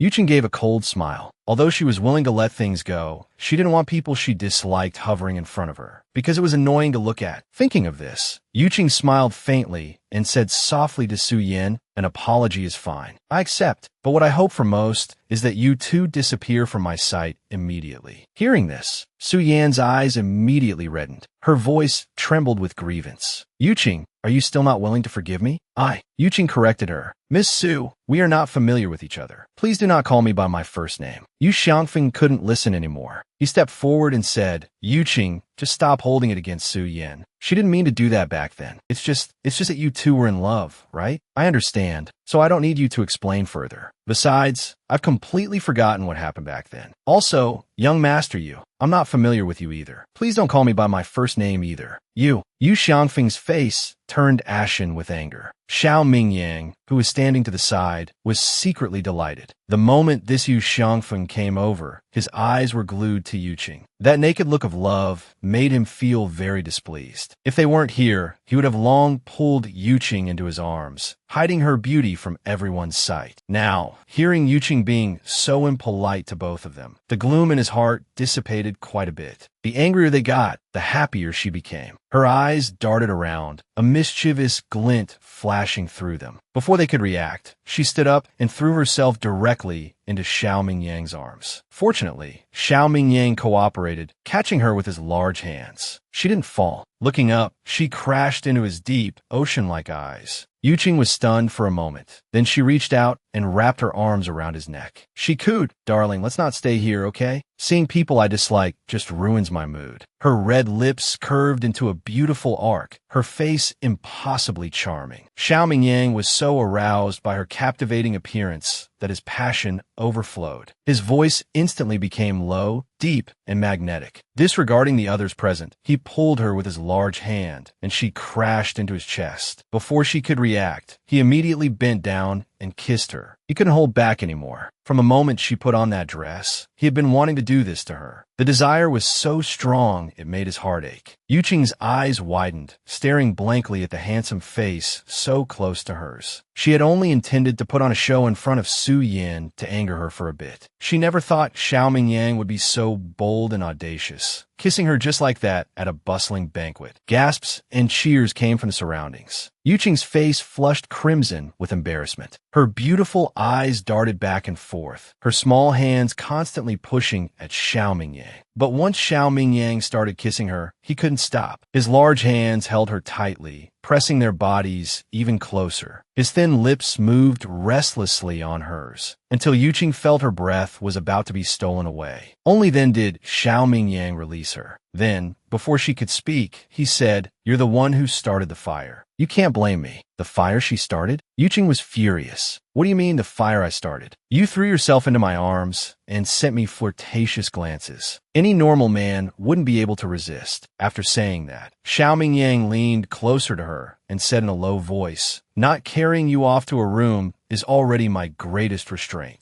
Yu Qing was so angry she was about to curse, but his long finger suddenly touched her lips. He said softly, Weren't you trying to put on a show? This is more realistic. Sure enough, Su Yan was so angry her eyes darkened. She bit her lower lip tightly, her gaze on her so hateful she looked like she wanted to swallow her whole. And Yu Xiangfeng's face was also ashen, his clenched fists turning white. He stared at her resentfully. That look was like he was looking at a cheating girlfriend. Yu Qing suddenly found it somewhat amusing. The one who abandoned her to be with another woman back then was him. On what grounds was he looking at her with such eyes now? How helpless. Yu Qing shook her head lightly and, going with the flow, wrapped her arms around Xiao Mingyang's neck. She smiled. It seems you were right. Xiao Mingyang smiled wickedly. Want to do it again? Yu Qing rolled her eyes helplessly. President Xiao, stop teasing me. Let's go. Her small face was already completely red. If he kissed her again, her neck would probably turn red too. I'll let you off this time. The two of them left together. Yu Xiangfeng stood rooted to the spot, a vein throbbing on his forehead. Something he had desperately wanted but could never get was now playing out right in front of him. He had pursued her for so many years. When they were together, he wanted to be close to her, but was rejected every time. Her tempting red lips were something he had always dreamed of kissing. But now, she was kissing another man right in front of him. Su Yan was also furious. It was one thing for Yu Qing to target her, but why did even Xiao Mingyang have to ignore her? She had always been confident in her looks. Any man should be unable to escape her grasp. Even Yu Xiangfeng, who was known as the Prince of Chastity back then, had been attracted to her. She refused to believe that Xiao Mingyang wasn't interested in her. He must not have seen that woman Lin Yuqing's true colors. After walking for a while, Yuqing finally pushed Xiao Mingyang away. Then she wiped her red lips with the back of her hand. A casual action, yet made Xiao Mingyang extremely displeased. He directly grabbed her hand and asked coldly, "What are you doing?" His grip was very strong, squeezing her hand until it hurt. Yuqing's brow furrowed. "Nothing. Are you crazy? Let go of me. You're hurting my hand. Let go of you?" Xiao Mingyang narrowed his eyes and asked unhappily, "Is my kiss that disgusting?" Hearing this, Yuqing was stunned. She finally understood why he had suddenly grabbed her hand and why he was suddenly so angry. Just now, she had only felt a slight itch on her lips, so she had raised her hand to wipe them without thinking much of it. But in his eyes, this action had taken on an unusual meaning. "That's not what I meant. Let go of me." Xiao Mingyang pulled her into his arms with a jerk. "Not what you meant. Fine. Then tell me, do you like it when I kiss you?" Hearing this, Yuqing's face flushed red. She gritted her teeth. "Xiao Mingyang, are you shameless or what? I'm already a married woman. How could you?" He wrapped his arm around her waist smugly. "You're not. Yue said you've never been married. You had a child out of wedlock." "What?" Yuqing looked up in disbelief. "Yue told you? That damn Yue, that traitor. How could she side with an outsider? Quick, tell me, do you like it? If you don't say, I don't mind kissing you again. You scoundrel. That's right. I had a child out of wedlock. So what? You still can't treat me like this. Tell me who the child's father is." Yuqing froze. She stared blankly at the incomparably handsome man before her. Could she tell him that the child's father was him? That the person she spent a passionate night with 5 years ago was actually him? No, impossible. Never mind that he wouldn't believe it. Even she wouldn't believe it. And even if he did believe it, so what? His identity, his status, were all so special. If he were an ordinary man, it would be fine. But he just had to be. Thinking of this, Yuqing turned her head away and said coldly, "It has nothing to do with you." Xiao Mingyang pursed his lips. He just wanted to know what kind of man would be so blind as to abandon such a beautiful wife and 2 such adorable children. "Nothing to do with me?" Xiao Mingyang let out a soft laugh. "Secretary Lin, does something have to happen for it to be considered related? Let go of me. I'm telling you if you— Oh my, whose children are these? Such cute kids. Are they twins? Heavens, they're so beautiful and cute. Children." Lin Yuqing, who was in the middle of her sentence, paused when she heard this. She immediately turned her head. Jinjin and Xiner, who were supposed to be in the room, had actually run out. When Jinjin saw the cakes and all sorts of delicious food on the table, it was as if she had discovered a new world. She jumped up and down, reaching out to grab things from the table and putting them directly into her mouth. TSK, TSK. You can tell from the child that she has no manners. Grabbing food with her hands. Exactly. Whose children are these? How they get in here? Security. Hearing that call, Yuqing finally reacted. Without a second thought, she hurried over. Jinjin had grabbed a piece of cake and was about to put it in her mouth. Before she could, the cake in her hand was snatched away. A flash of displeasure crossed her little face, and she turned to glare. But she unexpectedly saw Lin Yuqing. She put the cake on the table, grabbed her hand, and asked softly, "Jinjin, didn't I tell you to stay in the room? Why did you come out?" Jinjin pouted, her eyes still fixed on that piece of cake. "Xiner, what happened?" Lin Xian hung his head, not daring to speak. He had done something wrong. He hadn't listened to Mommy and watched over his sister. "Mommy, I want to eat cake." Jinjin was still staring at that piece of cake. Yuqing's anger flared up. She chided in a low voice, "Jinjin, all you think about is eating. Why are you so disobedient? Didn't Mommy tell you?" "No, Mommy. A pretty Annie came to get us to eat. She said there were lots of cakes here, and that Mommy couldn't bear to eat them alone and wanted to call us out to eat together." "A pretty Annie?" Yuqing was stunned. She didn't know anyone here. How could someone come to get her children? Could it be? A thought flashed through her mind. Yuqing turned her head and, sure enough, saw Su Yin standing in the crowd, her arms crossed, a smug smile on her face as she looked at her. That look seemed to say, "You want to fight me? You're still too naive." She did it on purpose. "Oh my, is this your child?" Su Yin walked out from the crowd at this moment, the smug smile on her face gone, replaced with a slightly surprised expression. "Oh, Yuqing, so this is your daughter and son. They're so cute." Saying that, she walked towards Junjin, picked up a piece of cake, and placed it in her hand. "Little one, what's your name? Tell big sister, okay?" Jinjin took the cake and nodded innocently. "Hello, Mississippi. My name is Jinjin. Lin Jinjin." "Lin Jinjin?" Su Yin raised an eyebrow. "Is your father's surname also Lin?" Hearing this, Jinjin's cute little face wrinkled. She glanced at Yuqing, then shook her head. "I don't have a daddy. I have my mommy's last name." "No daddy?" Su Yin exclaimed in surprise, as if she had just found out about this, and was shocked. Then she looked at Yuqing. "Yuqing, You had a child out of wedlock? Without a second thought, Yuqing swung her hand and slapped her. A crisp smack landed on Su Yan's fair face. She hadn't held back, so in a short while, 5 red finger marks appeared on Su Yan's fair cheek. A strong glint of hatred flashed in her eyes, but she hid it before anyone could notice. She clutched her face, her eyes reddening. A single, crystalline tear rolled down from the corner of her eye. Yuqing, why did you hit me? Jinjin was also frightened by the sudden turn of events. Seeing her mommy's grim face, she was too scared to eat the cake in her hand. She put the cake on the table, walked to her side, and tugged on her dress, calling out softly, "Mommy." Her voice trembled slightly. Yuqing's heart stirred. She looked down and saw Jinjin's eyes filled with tears, a frightened look on her face. Her heart moved, and some of the tension left her body. She said softly, "Shinner, take Jinjin over there." Shinner obediently led Jinjin to the side. Yu Xiangfeng, who had been standing by, also walked over. He put his arm around the crying Su Yan and roared at her furiously, "Lin Yuqing, what are you doing? Hitting someone again. You hit her last time, and now you're doing it again. What exactly are you trying to do?" Hearing this, Lin Yuqing gave a cold smile. "What am I trying to do? You might as well ask her what she's trying to do." The current Lin Yuqing was like a porcupine. The halo of motherly love around her was too strong. She would go against anyone who dared to say anything about her children. Xiao Mingyang stood not far behind her, watching this scene. She was originally attending as his date. But now that the 2 children had also come out, it was clear to anyone with eyes that this incident was definitely caused by that woman named Su Yan. Otherwise, how would these 2 well-behaved children have run out and caused trouble, giving someone an opportunity to exploit the situation,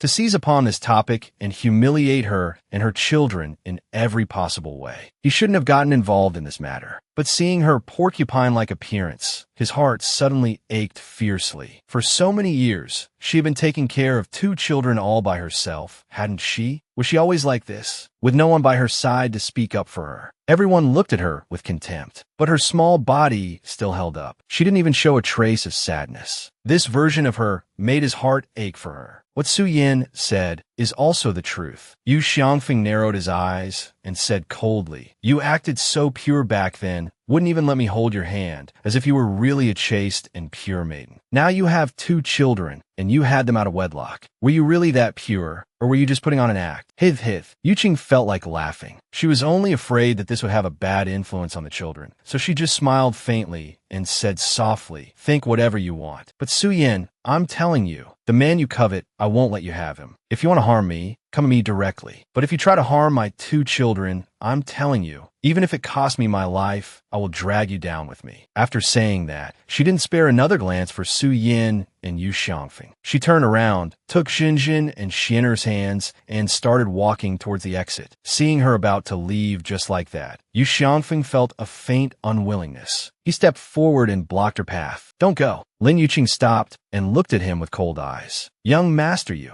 may I ask if there's anything else? You hit someone without distinguishing right from wrong. You must apologize to Su Yan today." "Apologize?" Lin Yuqing sneered. "Is she worthy? If you don't apologize, you're not leaving." Seeing that Xiao Mingyang was still standing in the back and not coming over, Yu Xiangfeng sneered and leaned closer to Lin Yuqing. "Look at the kind of man you found. With so many people watching you, he doesn't even dare to come over and help you. But that's to be expected. If he came over, he might be mistaken for the father of these 2 little bastards." Yu Xiangfeng. Lin Yuqing was furious. She raised her hand to slap him across the face. But Yu Xiangfeng was a man, after all. He wasn't so easy for her to hit. He caught her swinging hand and held it in his grip. "You want to hit me?" Yu Xiangfeng narrowed his eyes. He lowered his voice. "Seeing as you've been out there for so many years, you must have learned a few things. If you can please me, I can let you go today." The words had just left his mouth when he felt a sharp pain in his hand. The next moment, he was kicked away. Yuqing looked up abruptly. It was Xiao Mingyang. He had kicked Yu Xiangfeng to the ground with 1 foot and was staring at him coldly. "Who gave you permission to touch my woman?" Hearing this, Yu Xiangfeng almost went crazy. He roared, "Your woman? Don't you see whose children she has? How could you?" Who knew that Xiao Mingyang would actually say My woman's children are, of course, mine. Who dares to call them bastards? Yuqing's eyes widened. She looked at him in disbelief. She never thought he would actually. Amidst everyone's shock, Xiao Mingyang took her hand and the hands of the two children and walked out. By the time Yuqing reacted, they had already left the banquet hall. Yuqing shook off his hand and stood there, staring at him. Xiao Mingyang, why did you do that? Hearing this, Xiao Mingyang opened the car door and let Xin'er and Jinjin get in first. This action actually made Yuqing pause. She never thought that a big man like him could have such a considerate side. After the car door was closed, it was as if they were in two different worlds. No matter what they said, Jinjin and Xin'er wouldn't hear. However, after what happened tonight, she would have to talk to them when they got home to prevent any knots from forming in their hearts. Why did I do that? You don't understand? Don't you know that was a banquet? With so many people watching you like that. Yuqing bit her lower lip. What you did will cause misunderstandings. Xiao Mingyang walked closer to her, reached out, and wrapped his arms around her. Let them misunderstand. If it makes the headlines tomorrow and damages my reputation, you could just compensate me properly. Compensate you? Yuqing frowned. What on earth are you up to? Don't you know I'm just your secretary? These two children have nothing to do with you. For you to claim them like that. Don't worry. I'll suppress the news. Besides, the people here only know you as my date, not as my secretary Lin. In the future, you can still wear your sunglasses to work every day. But after work, what? He took the opportunity to press his lips against hers, swallowing all her words. What do you think? Xin'er was pressed against the car window, watching this scene clearly. That night, Yuqing's mind was in turmoil. She had insomnia. Lying in bed, she tossed and turned, unable to sleep. She didn't know what would happen tomorrow. Would she and Xin'er and Jinjin all be on the front page of the newspapers? Would people be gossiping about Xin'er and Jinjin behind their backs from now on? The more she thought, the less she could sleep. The next day, Yuqing went to work with panda eyes. Her complexion was also exceptionally poor. Because she hadn't slept well, her usually rosy lips were a little pale. She groggily turned on her computer, then prepared to make coffee for Xiao Mingyang. When she brought the coffee in, Su Jifan happened to be reporting to Xiao Mingyang. Seeing her poor complexion, he looked at her with concern. Secretary Lin, you don't look very well. Is it because you're not fully recovered from your illness? Hearing this, Yuqing was slightly taken aback and looked at him. She smiled. I'm fine. It's probably because I didn't sleep well last night. That's why. As soon as her voice fell, she felt a sharp gaze land on her. She didn't need to think to know whose it was. Didn't sleep well? Is it because the work pressure is too great? Su Jifan was about to ask a few more questions, but was cut off by Xiao Mingyang's cold voice. Su Jifan, are you here to report to me, or are you here to harass my secretary? Su Jifan pouted, saying unhappily, I was just showing some concern. Is that not allowed? Mingyang, look at the word he used. What do you mean, harass? Aren't you done with your report? Or do you feel your workload isn't heavy enough? Perhaps. Su Jifan gave him a Yuan look. Then he said, I have other things to attend to. After saying that, Su Jifan turned and walked out. Before leaving, he glanced at Lin Yuqing a few more times. After he left, Xiao Mingyang let out a cold snort. He glared at Lin Yuqing. Seducing me isn't enough for you. You have to go for Su Jifan too? The hand holding the coffee paused. Yuqing didn't look at him. What do you mean by that? Why is he so concerned about you? This isn't the first or second time he's been particularly attentive to her. It felt strange before, and it still feels strange now. Lin Yuqing placed the coffee on his desk and answered casually, How would I know? Maybe it's just a superior's concern for a subordinate. As she bent down slightly, a strand of her hair fell forward. Xiao Mingyang's heart stirred, his Adam's apple bobbed. He said in a low voice, Come here. What for? Yuqing narrowed her eyes. She wasn't going over there. He was a complete beast in a suit right now. If she went over, she would definitely be subjected to some fondling. Just as she was about to straighten up and leave, Xiao Mingyang leaned forward, his large hand grabbing hers and pulling forcefully. She fell heavily into his lap. Ouch! Yuqing cried out. Her fair face bumped in his hard chest. Her small nose was hit and turned a little red. Xiao Mingyang's heart ached as he gently caressed the tip of her nose. Then he took off her glasses. Yuqing's eyes were as red as a rabbit's, with faint dark circles around them. It was obvious she hadn't slept well last night. His heart couldn't help but ache for her. Why are your eyes so red? Because Xiao Mingyang was sitting in a chair. After Lin Yuqing fell on him, she ended up sitting on his lap. Their posture was extremely ambiguous and intimate. I didn't sleep well last night. Didn't sleep well? Xiao Mingyang knitted his brows. What's wrong? Nothing. Let go of me first. Yuqing struggled, trying to get off him. Now that he had finally caught her, how could he possibly let her go? Xiao Mingyang cupped her face, his large hands gently rubbing the area around her eyes. Did the children keep you up, or something? His sudden, gentle treatment shocked Lin Yuqing a little. She bit her lower lip, her red eyes glaring at him. It would have been better if she hadn't looked at him like that. The moment she did, Xiao Mingyang couldn't hold back anymore. He cursed inwardly. Looking at me like that, are you trying to get me to swallow you whole? Yuqing ignored him and just asked softly, thank you for what happened yesterday. But today's newspaper. She trailed off. Don't you know who I am? Is there anything I can't handle? That matter was resolved long ago. As long as he wants to do something, no one can stop him. Is that so? Xiao Mingyang buried his face in the crook of her neck, greedily inhaling the natural, faint fragrance emanating from her. His thin lips brushed gently against her tender white skin. What perfume do you use? He had always wanted to ask this question. From the first day she came to the office, he could smell that wisp of faint fragrance on her. It was very comfortable and refreshing, yet it was a scent he had never smelled before. Hearing this, Yuqing was stunned. I don't use perfume. Don't use perfume? Then why do you smell so good? Could it be a natural scent? Yuqing pushed at him, hoping he would behave himself. It's not a natural scent. It's the scent of my shower gel. Shower gel? What kind of shower gel? He started to get even more restless. His lips moved to her earlobe, gently teasing it with his tongue. His interest in this woman was growing stronger and stronger. He was practically at the point where he couldn't put her down. It's just a big, family-sized bottle, the kind that costs a few dozen yuan. She was only halfway through her sentence when his lips captured her earlobe. It is said that the earlobe is a woman's most sensitive spot. Sure enough, Yuqing trembled all over, her hands subconsciously gripping him tighter. Xiao Mingyang, his lips moved, and he captured her slightly pale little mouth. Taking advantage of the moment she was speaking, his tongue quickly slipped into her mouth, tangling tightly with hers. Yuqing began to resist, her weak pushes only earning her a more ferocious assault. In a short while, she was lost in his intense attack, going limp in his arms, letting him do as he pleased with her. Xiao Mingyang's hands weren't idle either. They reached directly under the hem of her uniform, and with a lift of his hand, slipped inside. In a daze of passion, Yuqing reached out and hugged him, responding weakly. Actually, his kisses weren't unpleasant at all. On the contrary, they seemed to have a magical power, making her want to get closer to ask for more. It wasn't until his large hand covered her softness, kneading it lightly and heavily, that Lin Yuqing finally came to her senses. He had already lowered his head and was kissing her chest, revealing her snow-white shoulders. At some point, her tied-up hair had also come loose, falling messily over her shoulders. Oomph. The door was pushed open. Sheng Nanshan's voice followed.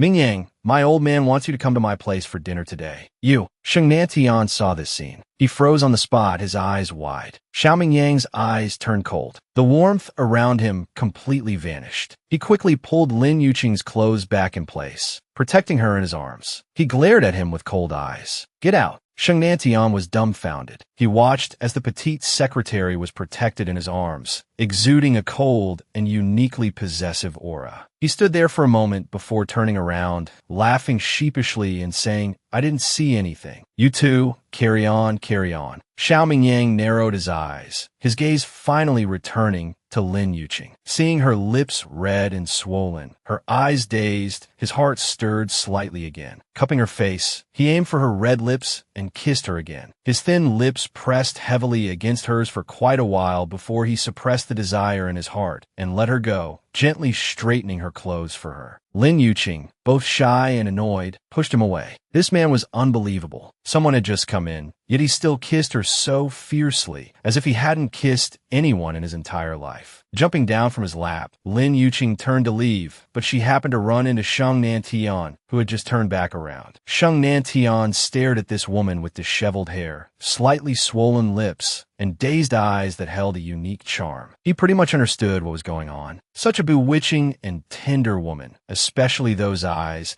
as beautiful as the stars in the night sky. TSK, TSK. No wonder Xiao Mingyang was acting so strange. He just never would have thought that the old-fashioned secretary he had seen 2 days ago would be a world of difference after taking off her glasses. If he had known she looked like this after taking off her glasses. He should have called dibs on her before Xiao Mingyang discovered her. Seeing him staring at Yuqing, Xiao Mingyang was displeased. He said coldly, "What did you come here for? Didn't I tell you to get out? Why are you still here?" Hearing this, Sheng Nantian came back to his senses and looked at Yuqing with a teasing gaze. "What, blaming me for interrupting your fun? Such a beautiful secretary, you couldn't resist wanting to devour her whole." Yuqing's face flushed red. She picked up the glasses from the side, put them on, and then hurriedly walked out.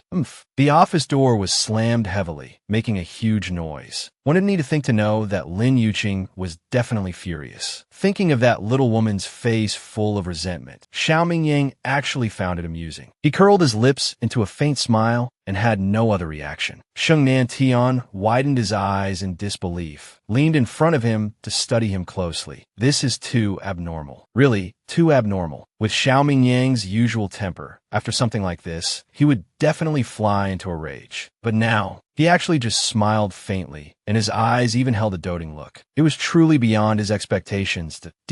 Oh, you need something? Xiao Mingyang returned to normal, his face once again wearing that cold expression. He pursed his lips, looking at him unhappily. "The old man said he wants to see you, told you to come over for dinner tonight." "Not going." "Hey, don't be like that. I'm here under orders from the two elders. If you don't go, how am I supposed to report back tonight?" Xiao Mingyang closed his eyes, leaning back in his chair to rest. "That's your business." "Xiao Mingyang, you forget your friends once you have a woman. And are you really into this secretary? None of your business." Sheng Nantian sat on the sofa. "How? Is it none of my business? We're good friends. What's wrong with asking? Don't tell me you're afraid. I'll steal her away." Hearing this, Xiao Mingyang's sharp gaze swept towards him. "Don't get excited. I was just saying." But seeing her obedient appearance, she'd be pretty good to marry. "But what do you plan to do about your one in America?" Xiao Mingyang pursed his lips and didn't speak for a long time before saying, "Have I ever said I was going to marry her?" Hearing this, Sheng Nantian paused. "Not marrying her? Are you just playing around with her then?" The word play was really not suitable for Lin Yuqing. At this moment, Xiao Mingyang didn't know what kind of mood to use to describe his feelings for Yuqing. Marrying her, he could say he had never even thought about it. It wasn't that he wouldn't marry her, it was that he had never had the thought of marriage at all. But in his heart, she was different from those other ordinary women. Seeing him stay silent and not deny it, Sheng Nantian shot to his feet. "Silence means you admit it. You really see her as a plaything?"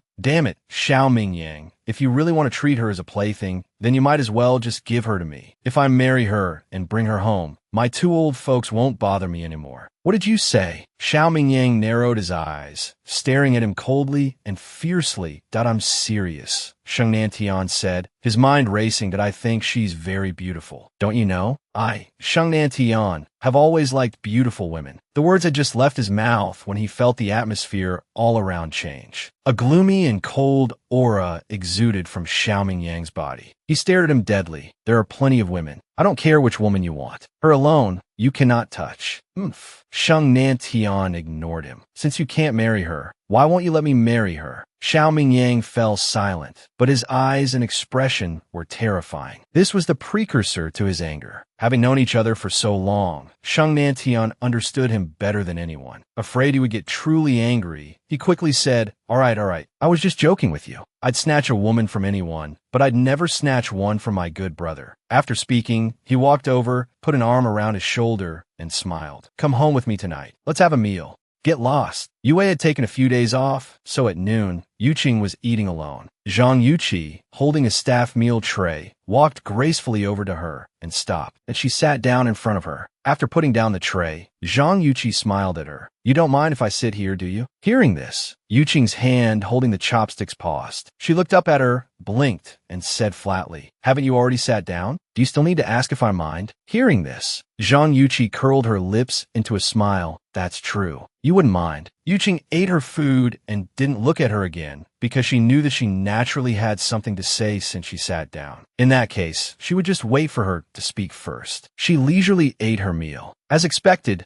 Zhang Yuqi couldn't hold back. She spoke first, asking Secretary Lin, "Why did you leave so early that night? You didn't even eat the birthday cake." Yuqing rarely looked up at her. She knitted her brows and said bluntly, "I don't like sweets." Who was she kidding? It wasn't that she didn't like sweets. As long as it was delicious, she wasn't picky, especially desserts. But some things, no matter how delicious, just looking at them makes one lose their appetite. Hearing this, Zhang Yuqi's expression turned a little ugly. Her mouth opened and closed. She glanced around and, seeing that no one was paying attention to them, her face turned cold. I wonder if Secretary Lin truly dislikes sweets, or if you're just disrespecting me. Yuqing's eating movements still didn't stop, nor did she pay any mind to the person speaking to her. Seeing her just focused on eating for so long, Zhang Yuqi's expression grew even uglier. She hadn't taken a single bite of her own food. She couldn't believe that even with her sitting right in front of her, she was actually still in the mood to eat, and eating so leisurely at that. Lin Yuqing. Zhang Yuqi simply called her by her full name. Hearing this, Yuqing looked up in surprise. Huh? What did you just say? Zhang Yuqi's face grew even uglier. She narrowed her eyes and said coldly, "Is Secretary Lin this rude? Someone is sitting across from you talking, yet you don't hear a single word. Is there something wrong with your ears?" Hearing this, Lin Yuqing blinked and curled her lips. "Not at all. My ears are perfectly fine. They just filter out the words spoken by annoying people. The cafeteria food today, why does it feel less delicious than usual? Could it be because an annoying person is sitting here? Maybe I shouldn't eat anymore." As she spoke, she frowned slightly. Zhang Yuqi looked at her furiously, biting her lower lip, fuming but unable to vent. Suddenly, her eyes darted, and a malicious plan formed in her mind. Bang! She suddenly reached out and swept her own food tray to the ground. Before Lin Yuqing could react, she shrieked, "Secretary Lin, what are you doing?" Lin Yuqing's hand holding the chopsticks froze. She looked up at her and saw her face was filled with panic. Using a napkin to constantly wipe her white dress that had been splashed, biting her lower lip, the rims of her eyes turning red. Everyone else in the cafeteria looked over, and soon a crowd had gathered. What's going on? What happened? Lin Yuqing sneered inwardly. She hadn't expected this woman to be so bold as to pull a stunt like this with so many people around. She deliberately knocked over the tray to frame her. Truly a male femme fatale. Just for one Xiao Mingyang, she was acting like it was a matter of life and death, willing to dirty that white dress. "Secretary Lin, I don't know what grudge you have against me. I just wanted to sit with you. Why did you have to push my tray like that? Do you dislike me?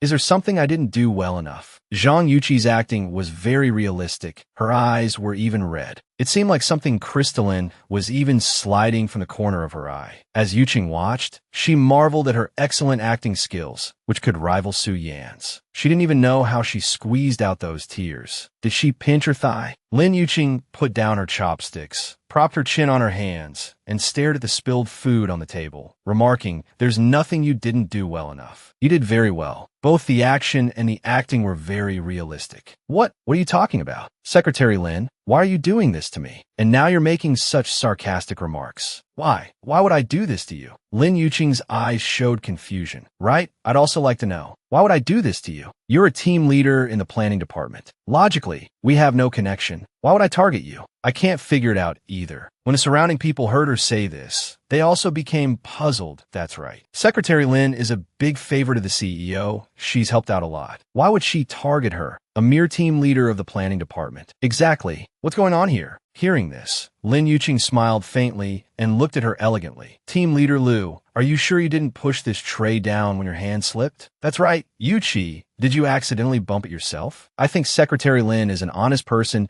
She doesn't seem like that kind of person. Being spoken to one after another by these people, Zhang Yuqi's face turned pale, her hands twisting together. She stared hatefully at Lin Yuqing, who was smiling brazenly. She couldn't continue to press the issue, so she quickly stood up and said embarrassedly, "Then maybe my hand really did slip. I'm sorry, Secretary Lin, I wrongly accused you.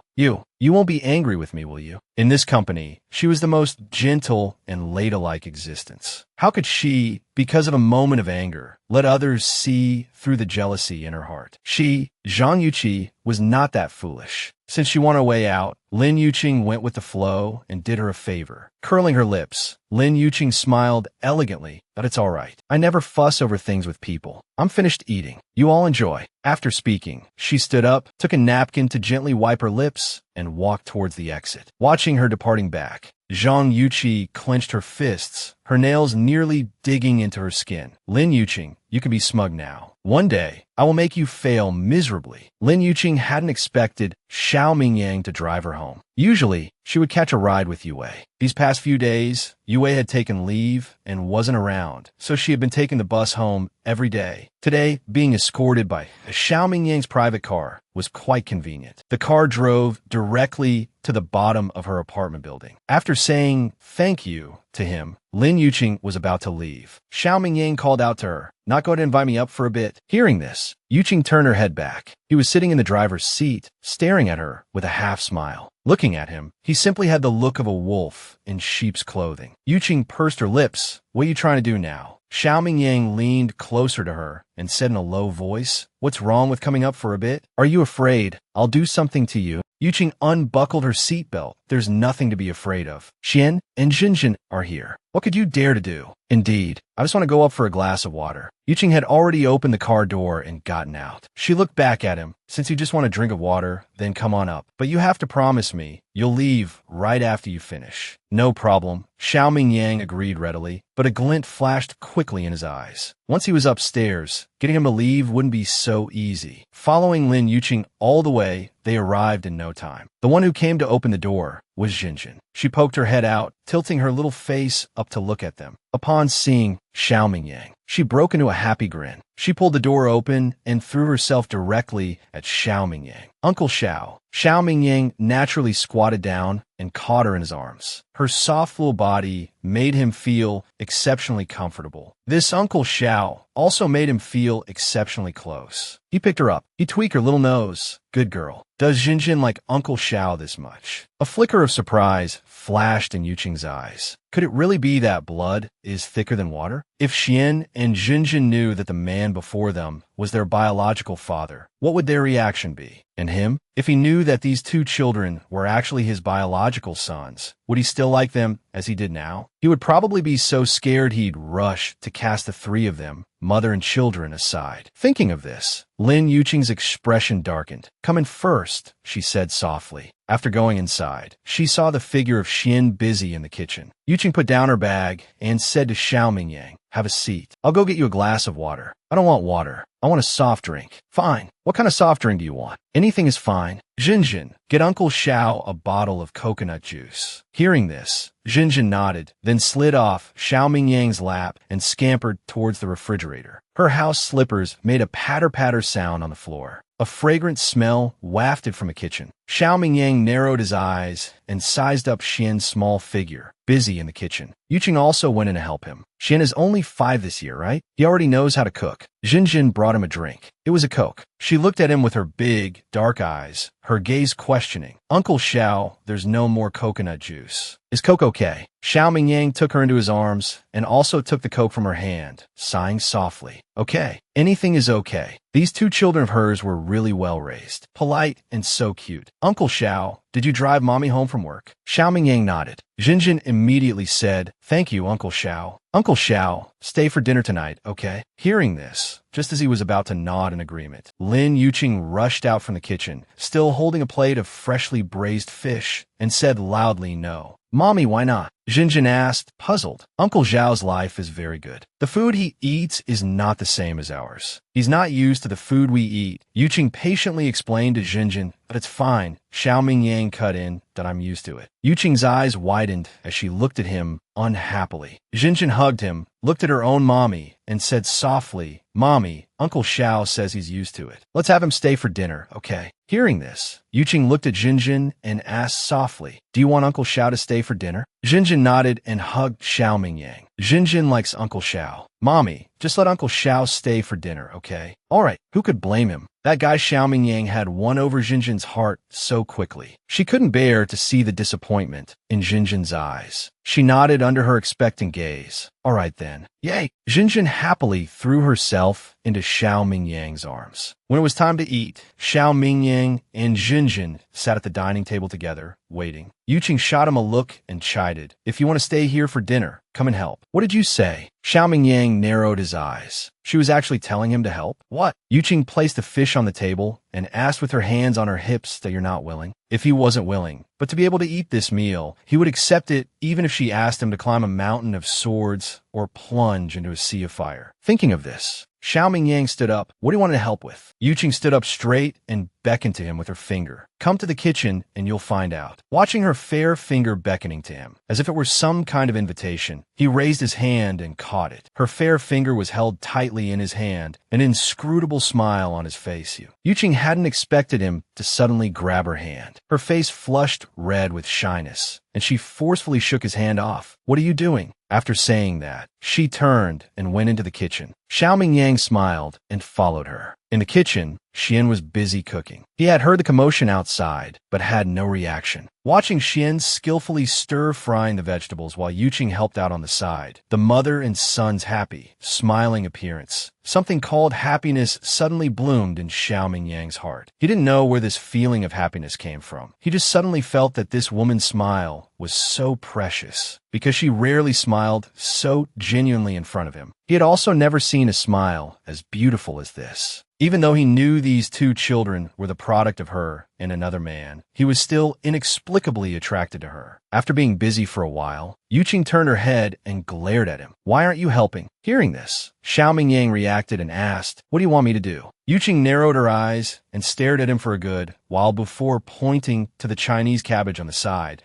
Go wash that vegetable. Wash vegetables. Xiao Mingyang frowned. He had never done this before. She glanced at him, and he sighed helplessly in his heart. Probably only this woman dared to order him around, telling him, the great CEO of the Shao Corporation, to wash vegetables. But he surprisingly didn't feel angry. He had no choice but to follow her instructions, squatting by the water basin and picking up the head of cabbage, ready to wash it. But after fumbling for a long time, he found that he didn't even know where to start. Lin Yuqing walked over and squatted down beside him, looking at him smugly. What's wrong? Don't know how to wash it, do you, great CEO Xiao? Xiao Mingyang pursed his lips. You knew I didn't know how, and you still told me to wash it? Why not? If you don't know, you can learn. A person like you, who is used to being pampered, definitely doesn't know how to do these things. I'll teach you. After speaking, Yuqing took the cabbage from his hand and began to peel off the leaves one by one, then soaked them in the water. As she peeled, she said seriously, see, this is how you wash Chinese cabbage. You have to pick them off one by one to wash them clean. After you've picked them all off, let them soak in the water for a while. Sprinkle some salt. Why add salt? Watching her serious profile, Xiao Mingyang asked, because adding salt will make the bugs inside come out. Yuqing said as she sprinkled a handful of salt into the water. Xiao Mingyang was slightly stunned. He hadn't expected that there was such a small bit of knowledge to washing vegetables. All right, see? Wait for it to soak for a minute or two, then wash it. The leaves and the bottom must be washed clean. I'll leave it to you, CEO Xiao. She tossed the last leaf into the water basin, splashing a few small water droplets onto Xiao Mingyang's expensive white suit. But he seemed not to have noticed at all. She stood up smugly and went back to her own tasks. Helpless, Xiao Mingyang had no choice but to pick up the leaves and wash them one by one. By the time Lin Yuqing was almost done on her side, Xiao Mingyang was still picking at those few leaves. Xian walked over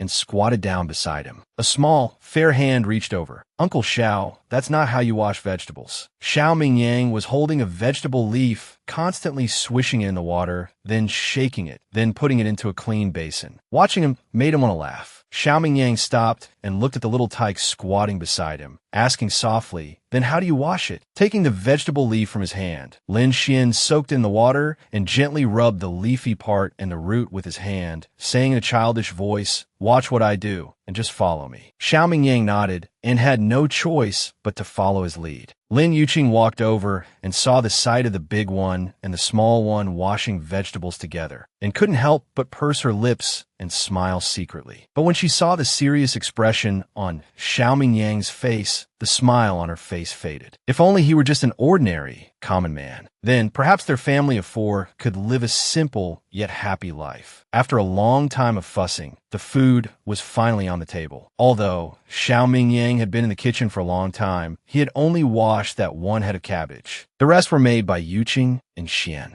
Jinjin had set up the stools long ago. As soon as Xiao Mingyang came out, she pulled his hand to sit next to her, then climbed onto her stool, saying with a grin, I want to sit with Uncle Xiao. Yuqing set out the bowls and chopsticks, giving her a helpless look. All right, you're the boss, you decide. After dinner, Xian and Jinjin were too full to move, lazing on the sofa and burping. Yuqing looked at them with a doting expression, then prepared to get up and clear the bowls and chopsticks. But as she turned her head, she noticed a scorching gaze fixed on her. She turned to look. Xiao Mingyang had, at some point, sat down next to her and was watching her quietly. Suddenly, a line came to Yuqing's mind. You stand on the bridge watching the scenery, while the person watching the scenery watches you from a balcony. The bright moon adorns your window, while you adorn another's dream. Thinking of this, Yuqing paused, then came to her senses. She raised her hand and jabbed his chest. What are you looking at? He had been watching her quietly, but he hadn't expected her to jab him with her elbow. The pain made him grunt softly, and his gaze on her deepened. He grabbed her hand, his voice hoarse. What do you think? His palm was scorching hot, and the warmth traveled from her hand straight to her heart. She was startled and immediately shook his hand off.